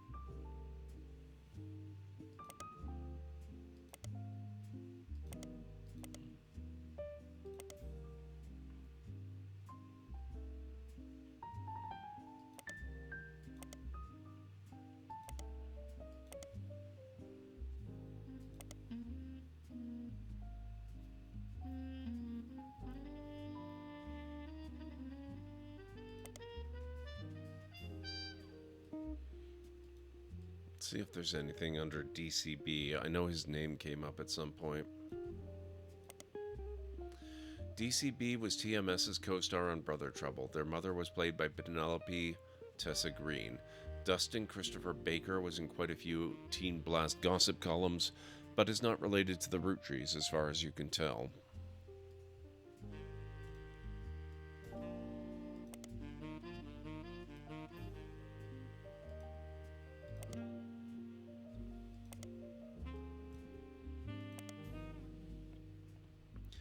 Dustin Christopher Baker is often abbreviated DCB by his teenage fans. Since leaving Brother Trouble, he has appeared in a few straight-to-VHS movies that adapt classic literature to a family audience with minor success, the most popular of which was Jane Eyre, which reimagined the Charlotte Bronte novel as a high school romance with a focus on skateboarding. He doesn't seem to be associated with the Roottrees.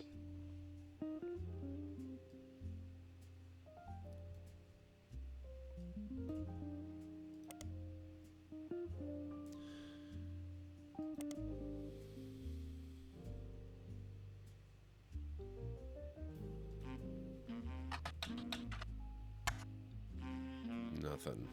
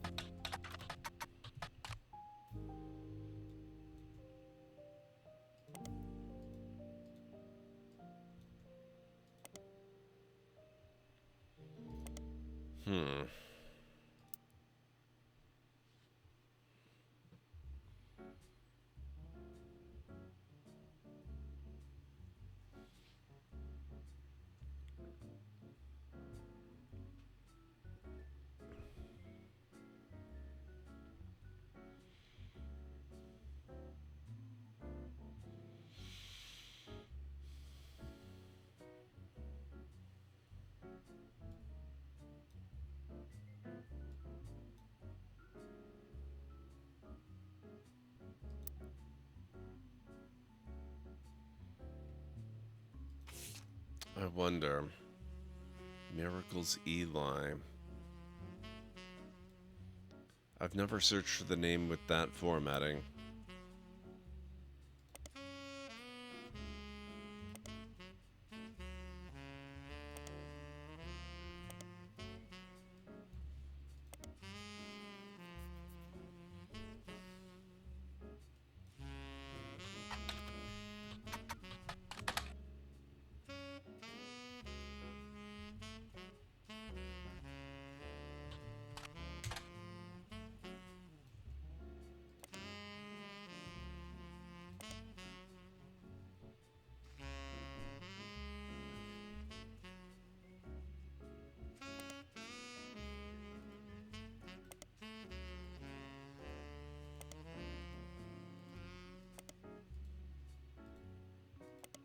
Seems unlikely, but no. Okay.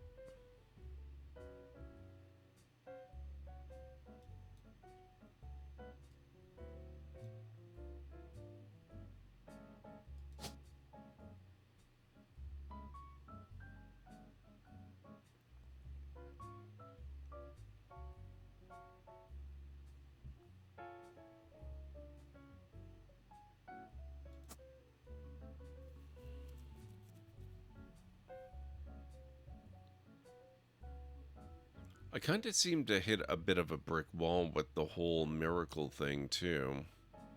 I wonder if there's more associated with that. There has to be, right? I mean, I haven't nailed down one of the sons, so there's gotta be.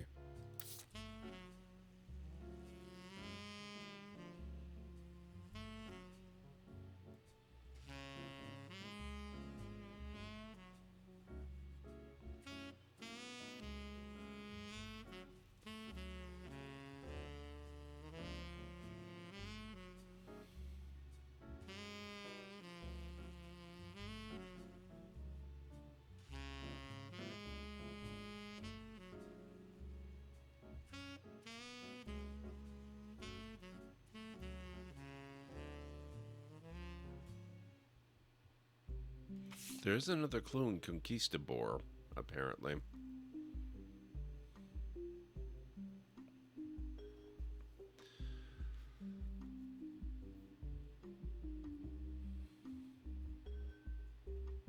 CD from the band called the Floozies that is only available at their live shows.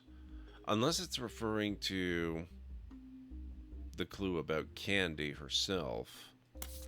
It's unconfirmed, so that could still be showing up.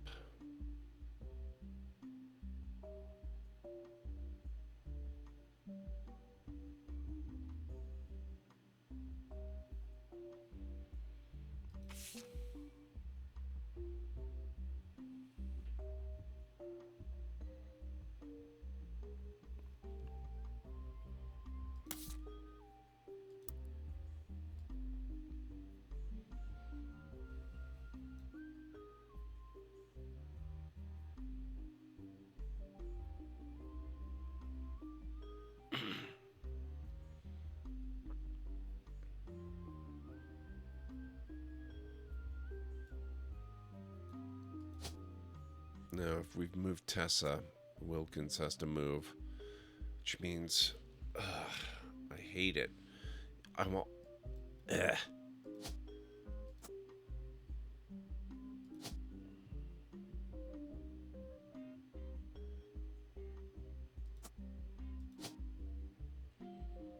I don't understand how this could be, but that kind of seems like it almost has to be.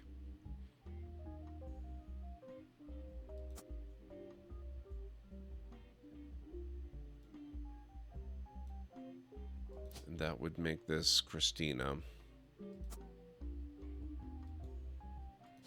who's probably not a mechanic.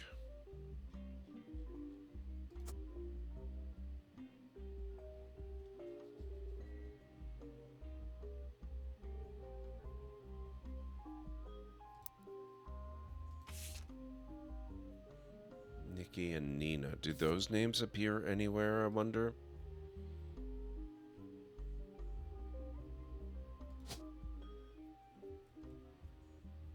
Nicole Smith.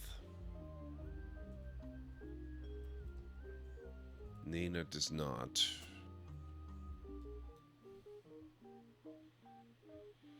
Hey, Jordan, Luke, how's it going?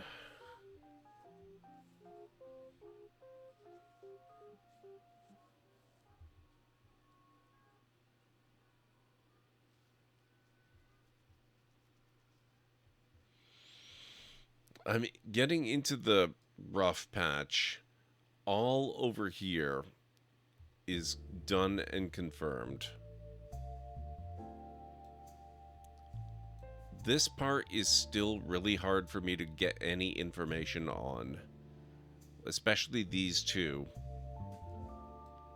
These two I'm pretty sure are correct. Not at all certain here. And I don't know what the hell is going on with Tessa Roottrees. Also, can't confirm anything about Elias Roottrees. He's as bad as they are.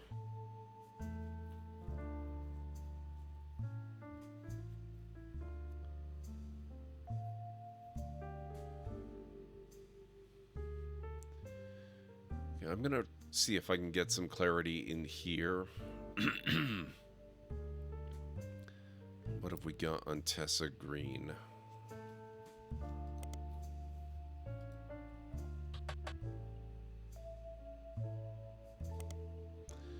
Penelope Tessa Green is mentioned in a few articles about Brother Trouble. The show's stars, TMS and DCB, played her sons on television. Penelope's character was not really who teenage girls cared about. As a result, there was very little gossip surrounding her.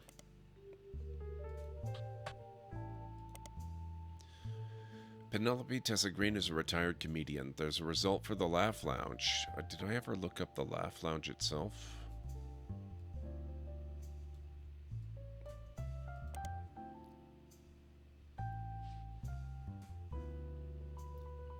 Mechanic.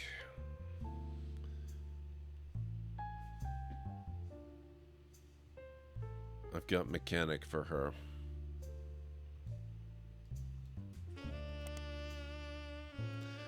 The Laugh Lounge Comedy Club hosts several fundraisers throughout the year, but the most famous one seems to be Joke-O-Lantern, which happens every Halloween.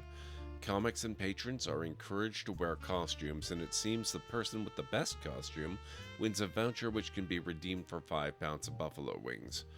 There is a 2-drink minimum and a zero tolerance policy for heckling. Every year we tell people not to heckle the comics, and every year someone ends up getting kicked out. Just don't do it.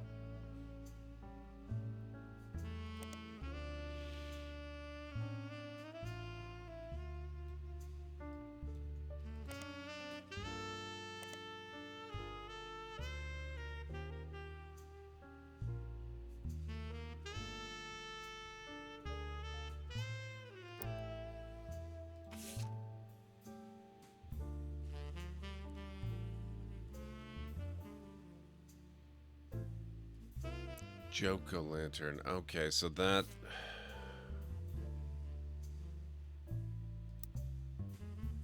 This is probably Jack, then.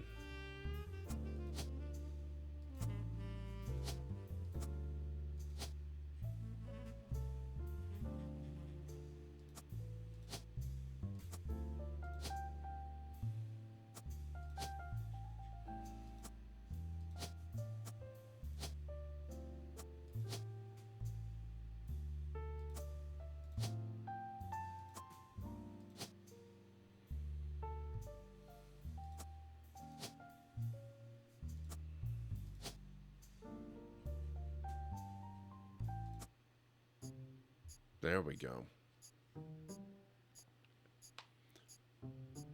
These 4 entries are correct and have been locked. Finally. Hey! We confirmed Tessa Roottrees! Holy crap! That's unexpected and a relief. I'm so happy she would be a baby.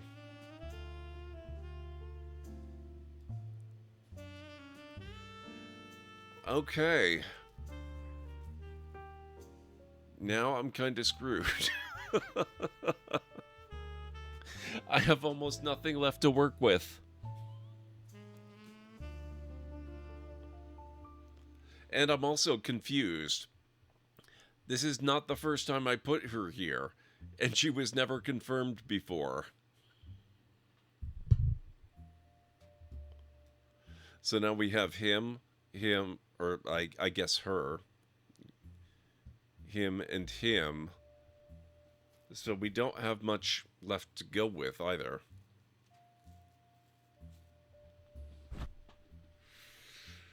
Ugh.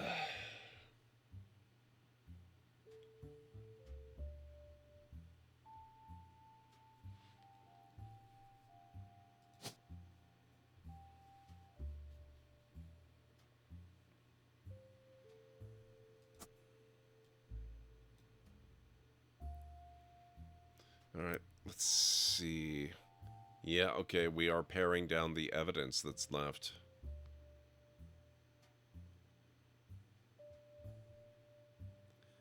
There's still evidence on here? You're kidding. Only 1. That's better than 5.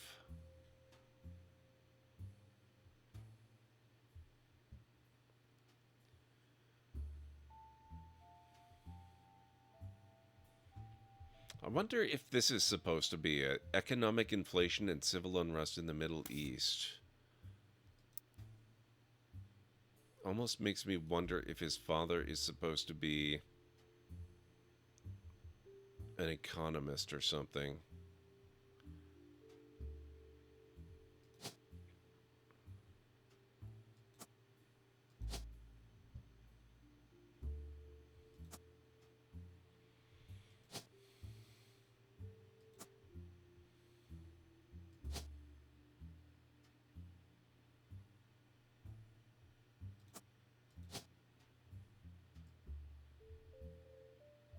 Well, economist isn't there.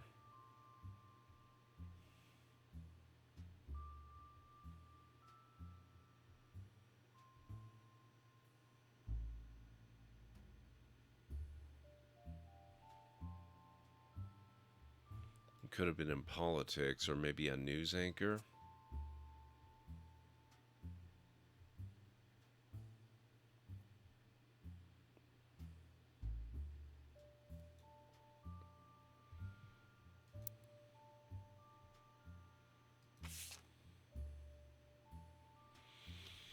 An entry entitled Sam from Lauren Roottree's diary, written in 1963. From a previous entry, you learned that Elias Roottree had given in to his wife and announced that Sam, an obscure relative, was to be included in family gatherings.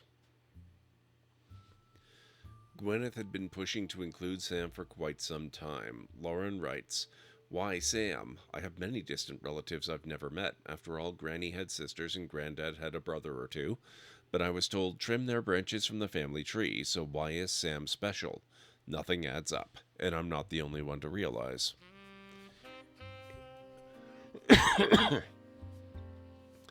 Angie summoned all the next gens to a secret meeting in Zach's office. Angie. Who is Angie?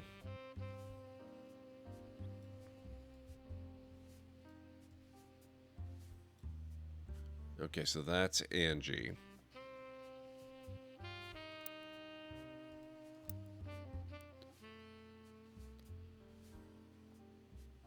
Gwen's in Paris, but the rest of us, including Miracle's boys, spent ages trying to unravel the mystery. I didn't recognize Sam at Uncle Junior's wedding to Patsy last year. At the reception, when I asked who Sam was, Pop shushed me and said it was complicated.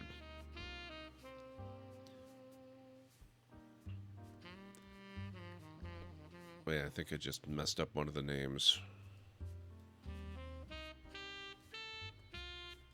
Oh no, that's Clancy, okay. Clancy swore he saw Sam working alongside the farmhands, E.C. and John, when he used to drive past the old Anderson farm on his way to work. Upon hearing that, Zach checked the records and managed to confirm all three are on the books.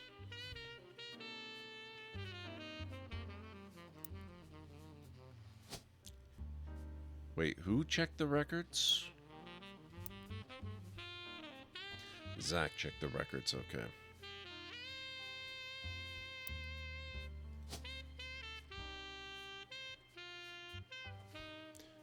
Interesting that accountant isn't a possible occupation.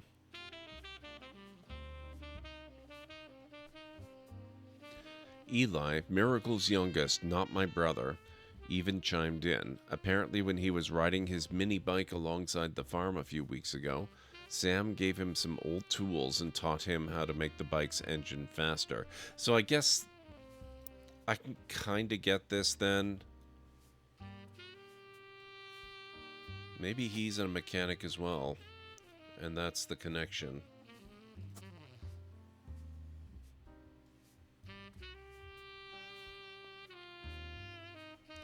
He passed it down to his daughter and married into the business.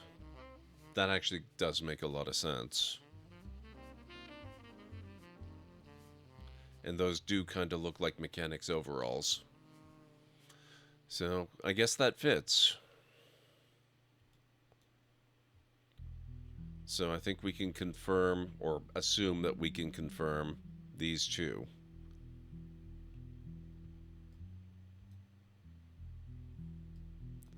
These two are the trouble. Who are the parents of the two brothers you're missing again? Clancy Edward Roottree and Sarah Kossel.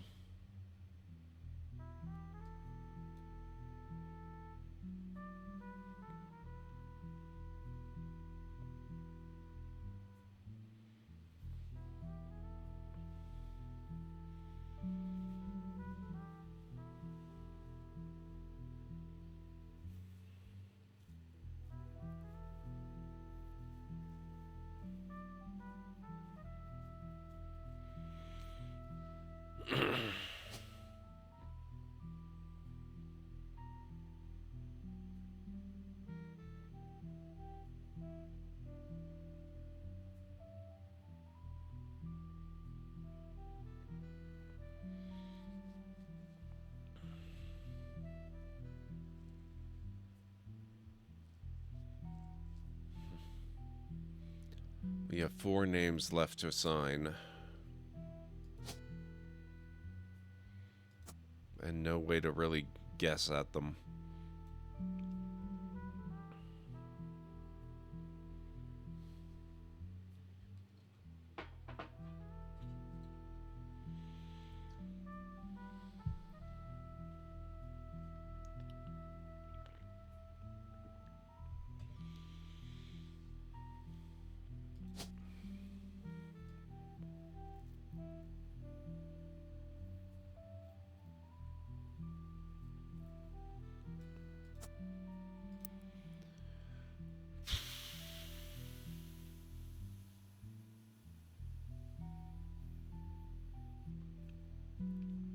Interesting that Sam gave him some old tools and taught him how to make the bike's engine faster.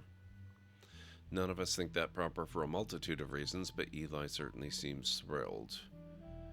At the end of the day, nothing explains why an outsider is cozied into family affairs, especially one who works on the farm of all places. Okay, so I think that I think that was pointing to the Eli evidence, and I'm feeling better about that part now.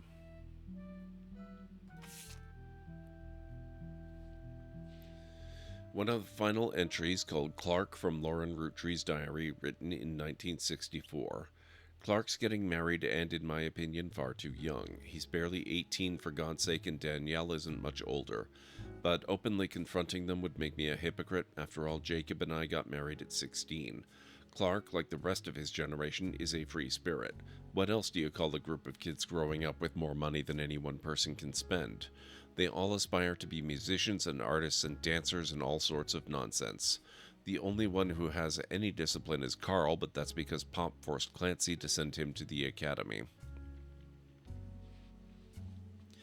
Maybe I'm just getting old, but our generation was never so bad.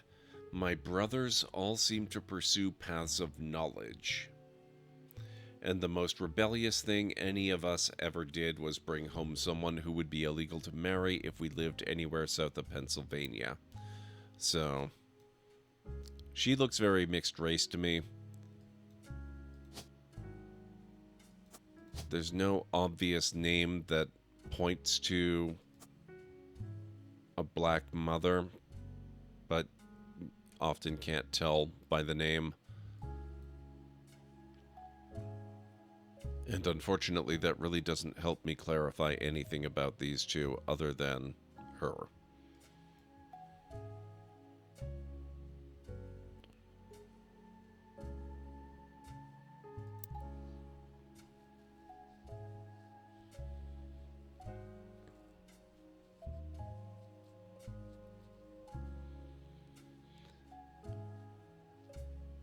Pop seems to have gotten over it because Edward is set to take over his department once he retires.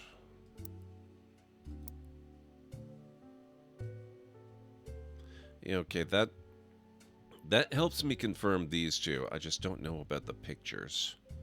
And I certainly don't think that Elias is a news anchor.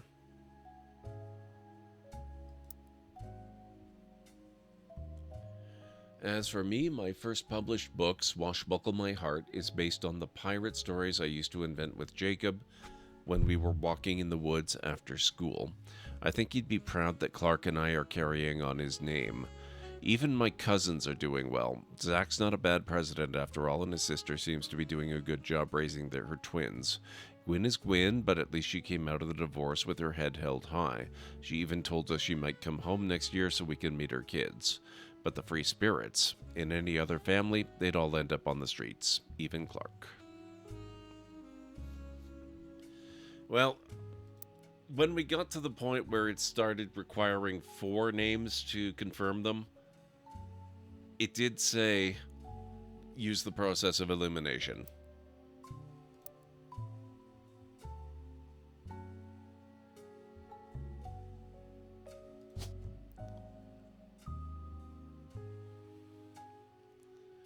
So the only real clue we have about his occupation so far, that I've uncovered at least, is that it's a path of learning.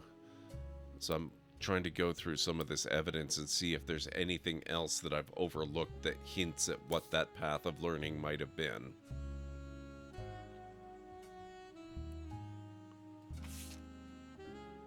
And this is still coming up with one clue. I guess, actually, I suppose that makes sense, though, since we haven't confirmed Elias M's, his mechanic, if he is indeed a mechanic. That would also count as a clue towards that, I suppose.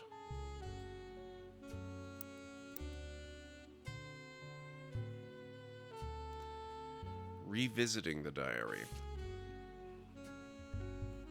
2 clues tied to this. It is not a companion piece to any specific entry, but addresses feedback. The biggest complaint I got after publishing my diary was how many similar names there are. And I get it, there are 4 Elis for Pete's sake. But that's how it is. Someone would say, I saw Eli in town, and I wouldn't know which one they meant. My brother, my uncle, my cousin. That's why they became Uncle Junior, or Miracles Eli, or Eli C. Our family's names were always unusual. Grandpa Elias was a believer in using the names of each generation to honor those in the last. His father and Grandma Gwyneth's father were named Edward and Clancy, so now you see where my pop's name came from. One thing that's always been consistent in our family, though, is that anytime someone's a junior, they're always the firstborn son. That goes for Miracle, Eli, or even Clancy. With the women, however, it all goes out the window. I think Gwendolyn got her name from some combination of Gwyneth and Caroline, who was Elias's mother. Women's names tend to get all mixed up as the generations go on. I guess that's because there's no female equivalent of junior. So, if you're reading my diary and confused, you're not alone. Even the government had problems. I remember once receiving certified mail for an Edward Clancy Roottrees. I had to break the news that they got my father's name backwards. See, that seems more like general things to be aware of than a specific clue to me. And I'm really not very confused anymore about which one of the brothers goes where. I'm pretty convinced about him, aside from the photo. The photo, I'm not sure. I could still swap them. But I'm convinced that Edward Roottrees is the younger one and that he's a lawyer and taking over for his dad. And that he had November Roottrees, a mixed-race daughter.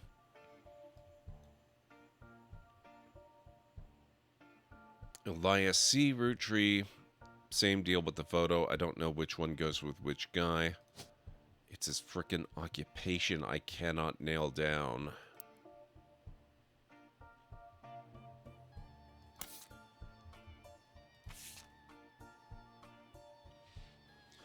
One of the... oh, wait, this is the wrong document.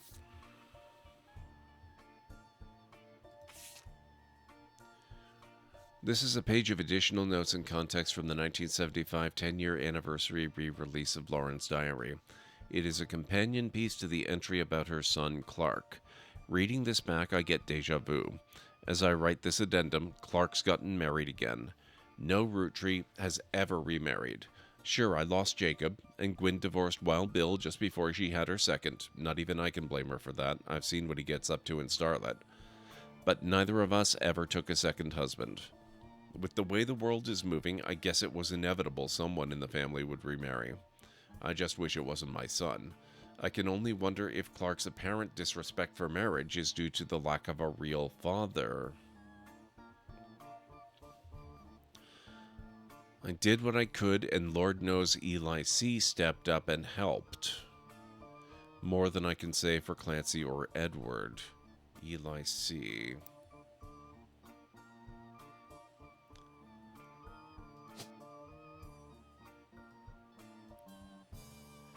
I just don't know that that actually gives us any insight onto what his occupation would be. No, I've still managed to do all of this with 0 hints. One exception. The only exception wasn't actually a hint. It was just I got frustrated with the amount of time it was taking to unscramble this photo. I would have got it eventually. I mean, it's just a mechanical puzzle. It would have happened.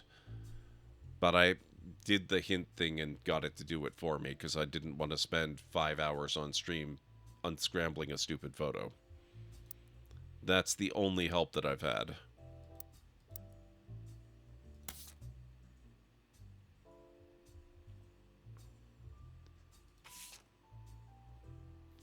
Yeah, the slide puzzle.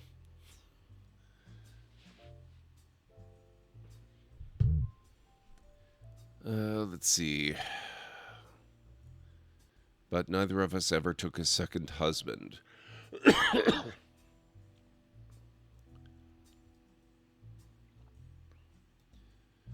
I did what I could, and Lord knows Eli C. stepped up and helped more than I can say for Clancy or Edward. Eli C. practically raised Clark and Jim as brothers whenever he could. Eli's marriage seems fine, and Jim's marriage seems solid as a rock, pun intended. So who knows what causes these things? I suspect that he's marrying Jane to keep her from running out on the band. Without her, he'd be the third wheel, and I imagine they wouldn't last long as a trio. But still, I don't think a marriage on such a shaky foundation like that can last, and Lord knows I was right last time. So there is a little bit about Eli C. in here, but it's about his family life, nothing about his career.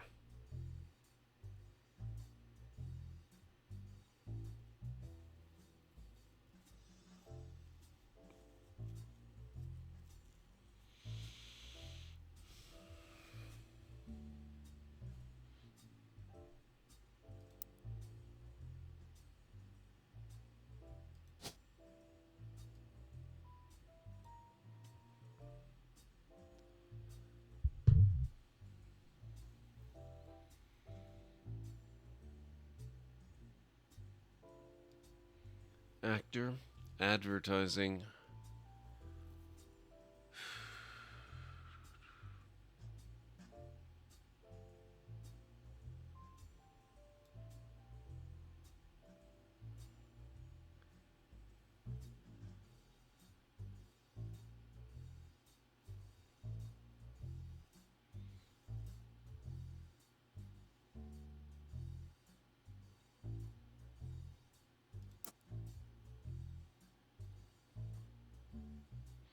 Eli C. practically raised Clark and Jim as brothers whenever he could.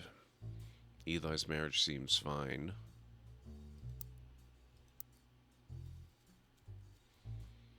Man, she couldn't even have mentioned who he was married to.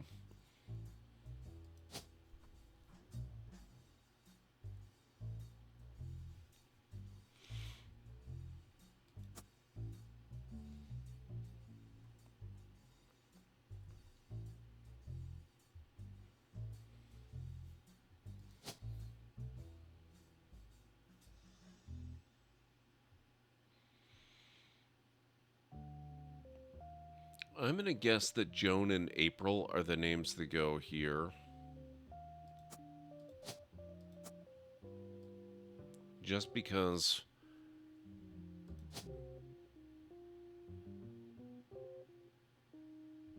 Actually, no, maybe Laura.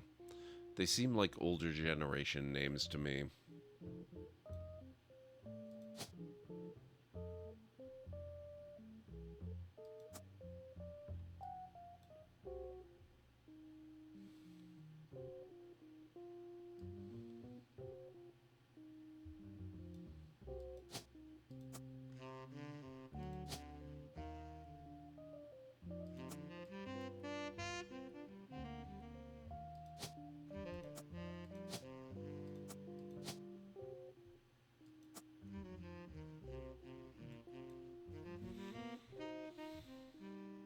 Void, thank you for the stream streak. How are you doing? It's good to see you.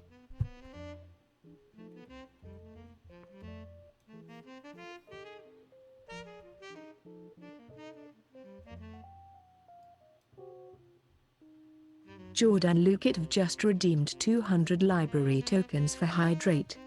Thank you.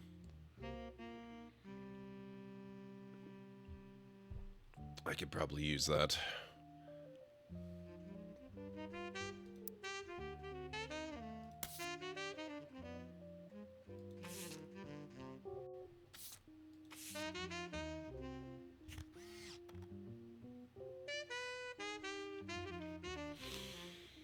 Really nothing about their clothing that hints at an occupation, is there?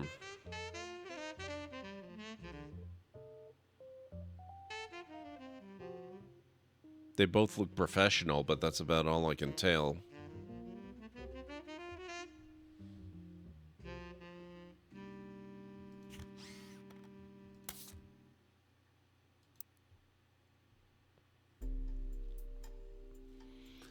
I'm beating my head against these last few family confirmations in this game, Voidum.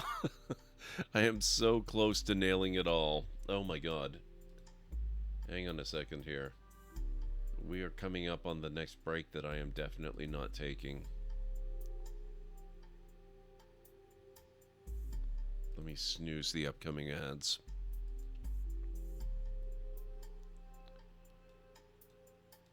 See, I have to confirm little baby Christina Roottrees and Elias M. Roottrees, which I finally figured out his occupation. And these two have been a mystery to me forever. I am pretty convinced that Edward Roottrees is indeed a lawyer. I am not convinced that I've got the pictures in the right place. I am convinced that Elias C. Roottrees is the third child of Clancy Edward Roottrees, so he's in the right spot. No idea what his career was. This is a complete, not even a guess. That's where my mouse randomly landed one time when I was on the career selection area. And the photo could be completely wrong.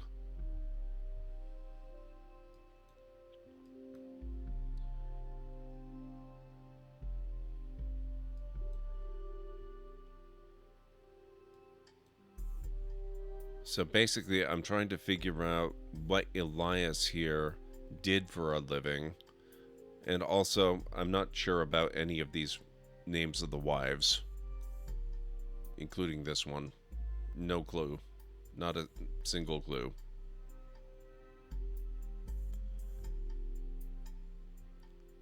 But if I can just nail down what this guy's career is, I mean, I suppose I literally could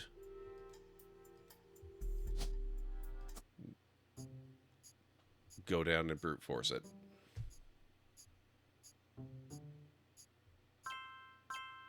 Advertising.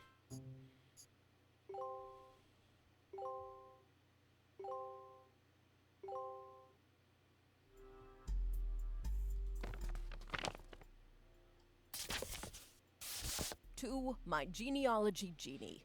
If you're reading this, it means you've locked in 49 blood relatives. Congratulations! I knew you could do it.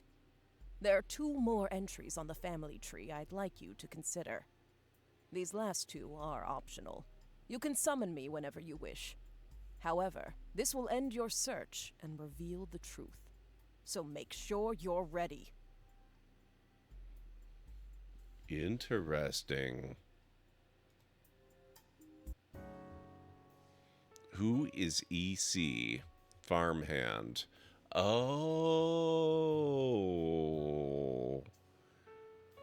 Oh, cool. Okay.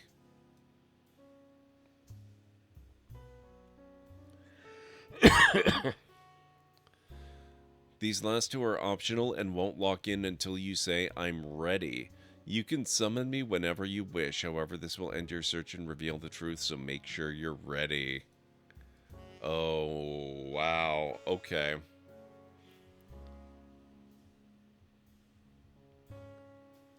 I think we actually have the evidence for that, too.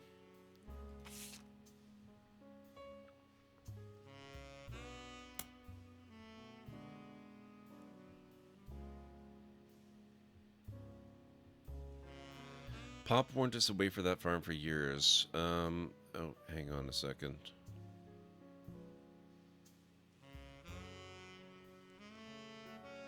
Never met EC in person, but once Pop referred to him as a confirmed bachelor, and I suspect that's why he kept us from there. Sam had to grow up in a house with him and his roommate, Mr. Miller.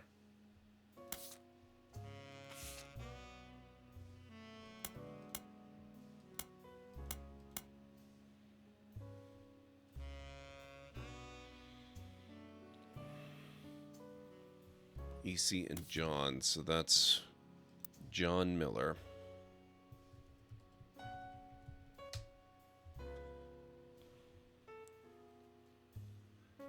I brute forced the job.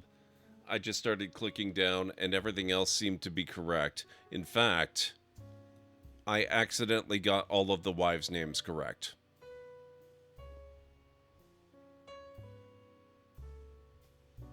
That's wild. So the only thing I didn't figure out was, how the hell is he in advertising? I found no evidence of that. I guessed it.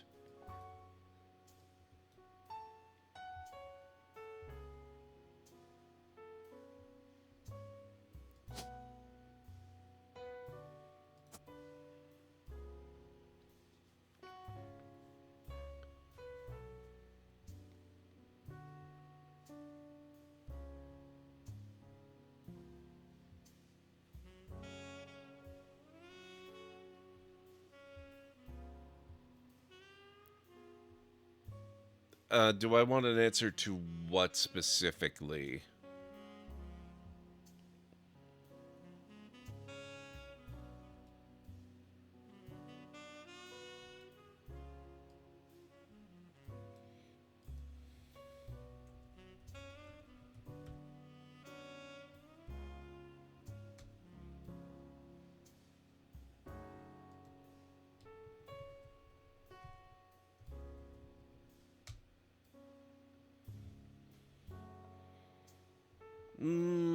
You know what?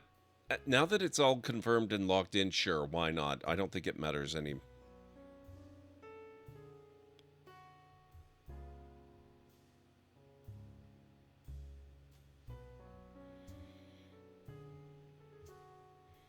You have to find it with Clark's info. Finding info on Clark was like... It was like wringing blood from a stone.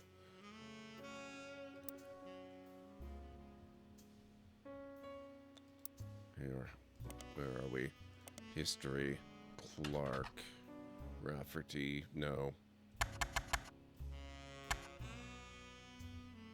Not Clark Rafferty, what the heck? Oh, Carl. Oh, I guess it was Clark.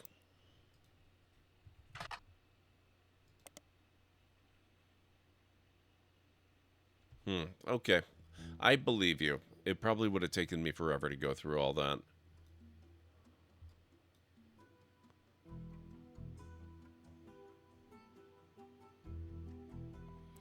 Info about his company. Okay.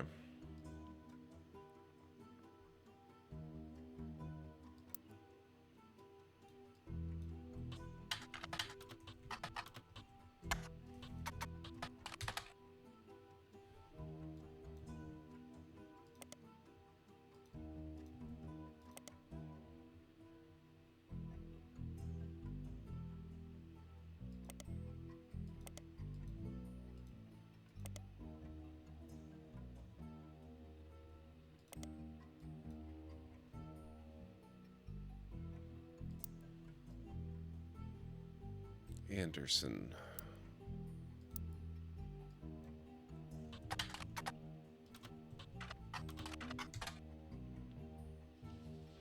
You find some information on a website for the first Anderson maple farm. There are a few photos, including a famous picture of Elias and Gwyneth.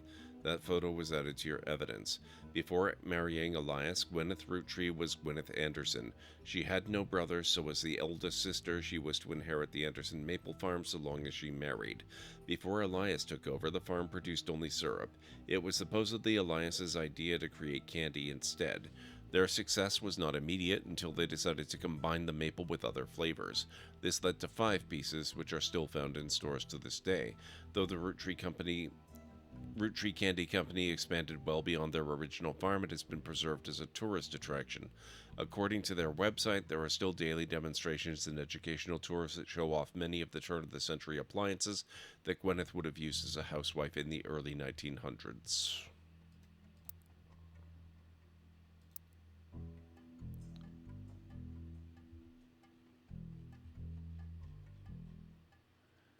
Okay, where was the original photo of the two of them?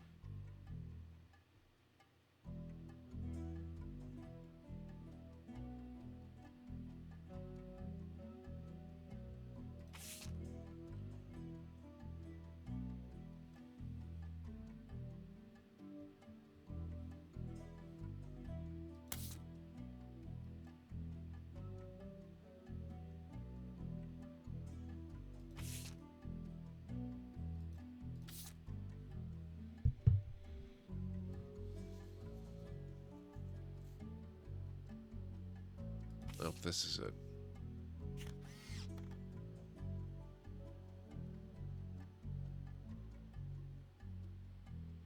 Okay, there's not much else on there. It's just a bunch of trees.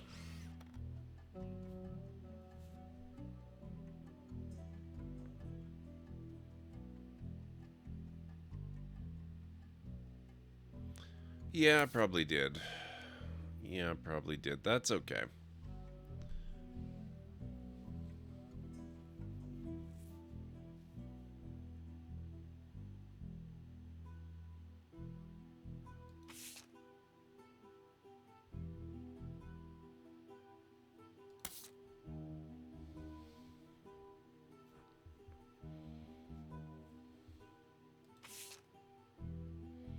Matt also mentions the current 5 flavors are not the same as back then. G is for grape, E is for elderberry, CE is for cinnamon extract, M is for melon, and introducing M for miracle berry.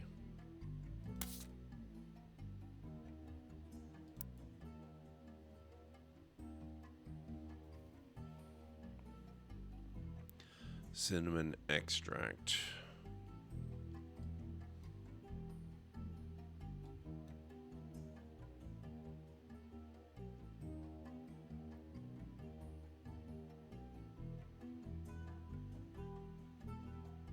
I'm just wondering how we're supposed to get a photo for this guy.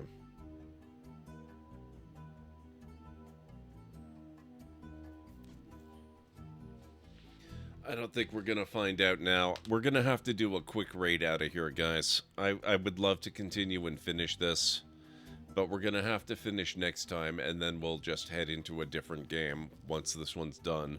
So, there's no way up. Now, when is next stream? Next stream is Friday. I will be back on Friday.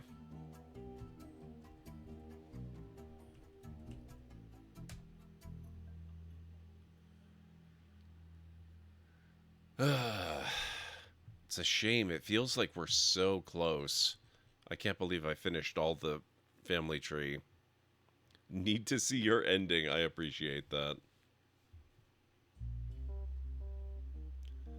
Let's pick somebody. Okay, we're going to go with Greenie. We're going to go with Greenie tonight. In the interest of being in the interest of being quick. Here's Greenie's link. Here is the raid call. Here at the Library of Lore, we use shh. It's a library raid. You've been bookmarked with the heart emote, the wave emote, and the shh emote of the channel if you are a sub. If you're not a sub, you can use the Twitch raid and the Tomb Raid emote. In either case, sub or non-sub, please feel free to use any emote you feel is fun and appropriate for a raid. If you have emotes of your own, or maybe emotes from another streamer, Even from Twitch themselves, feel free to copy the raid message and arrange the emotes you want to use the way you want them to appear. It'll all be good in my book. Let's get over to Greeny's channel and see how The Outer Worlds 2 is treating him, and I will be back on Friday. So have yourselves a wonderful rest of your night, day, evening, whatever it is where you are in the world, as well as the next few days leading up until Friday. So I'll hopefully catch you back here then. Bye for now.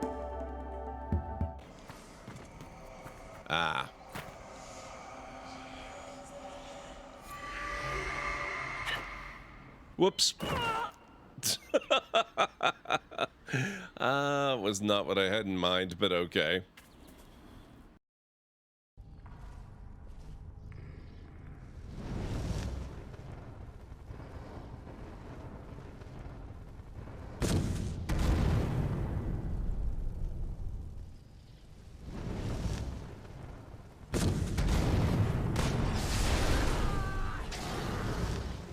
Oh, you look really freaky. Sorry, Edgar.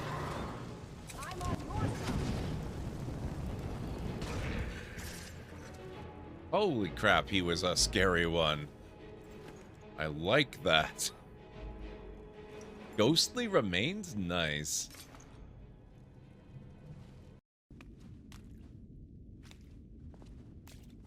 Oh, it's enormous. But where have the books gone? It worked.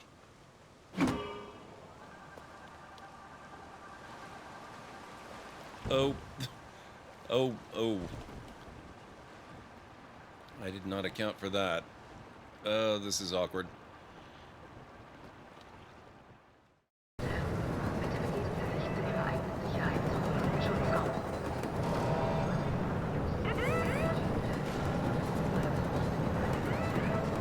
It's pretty amazing the difference the rain makes in the control.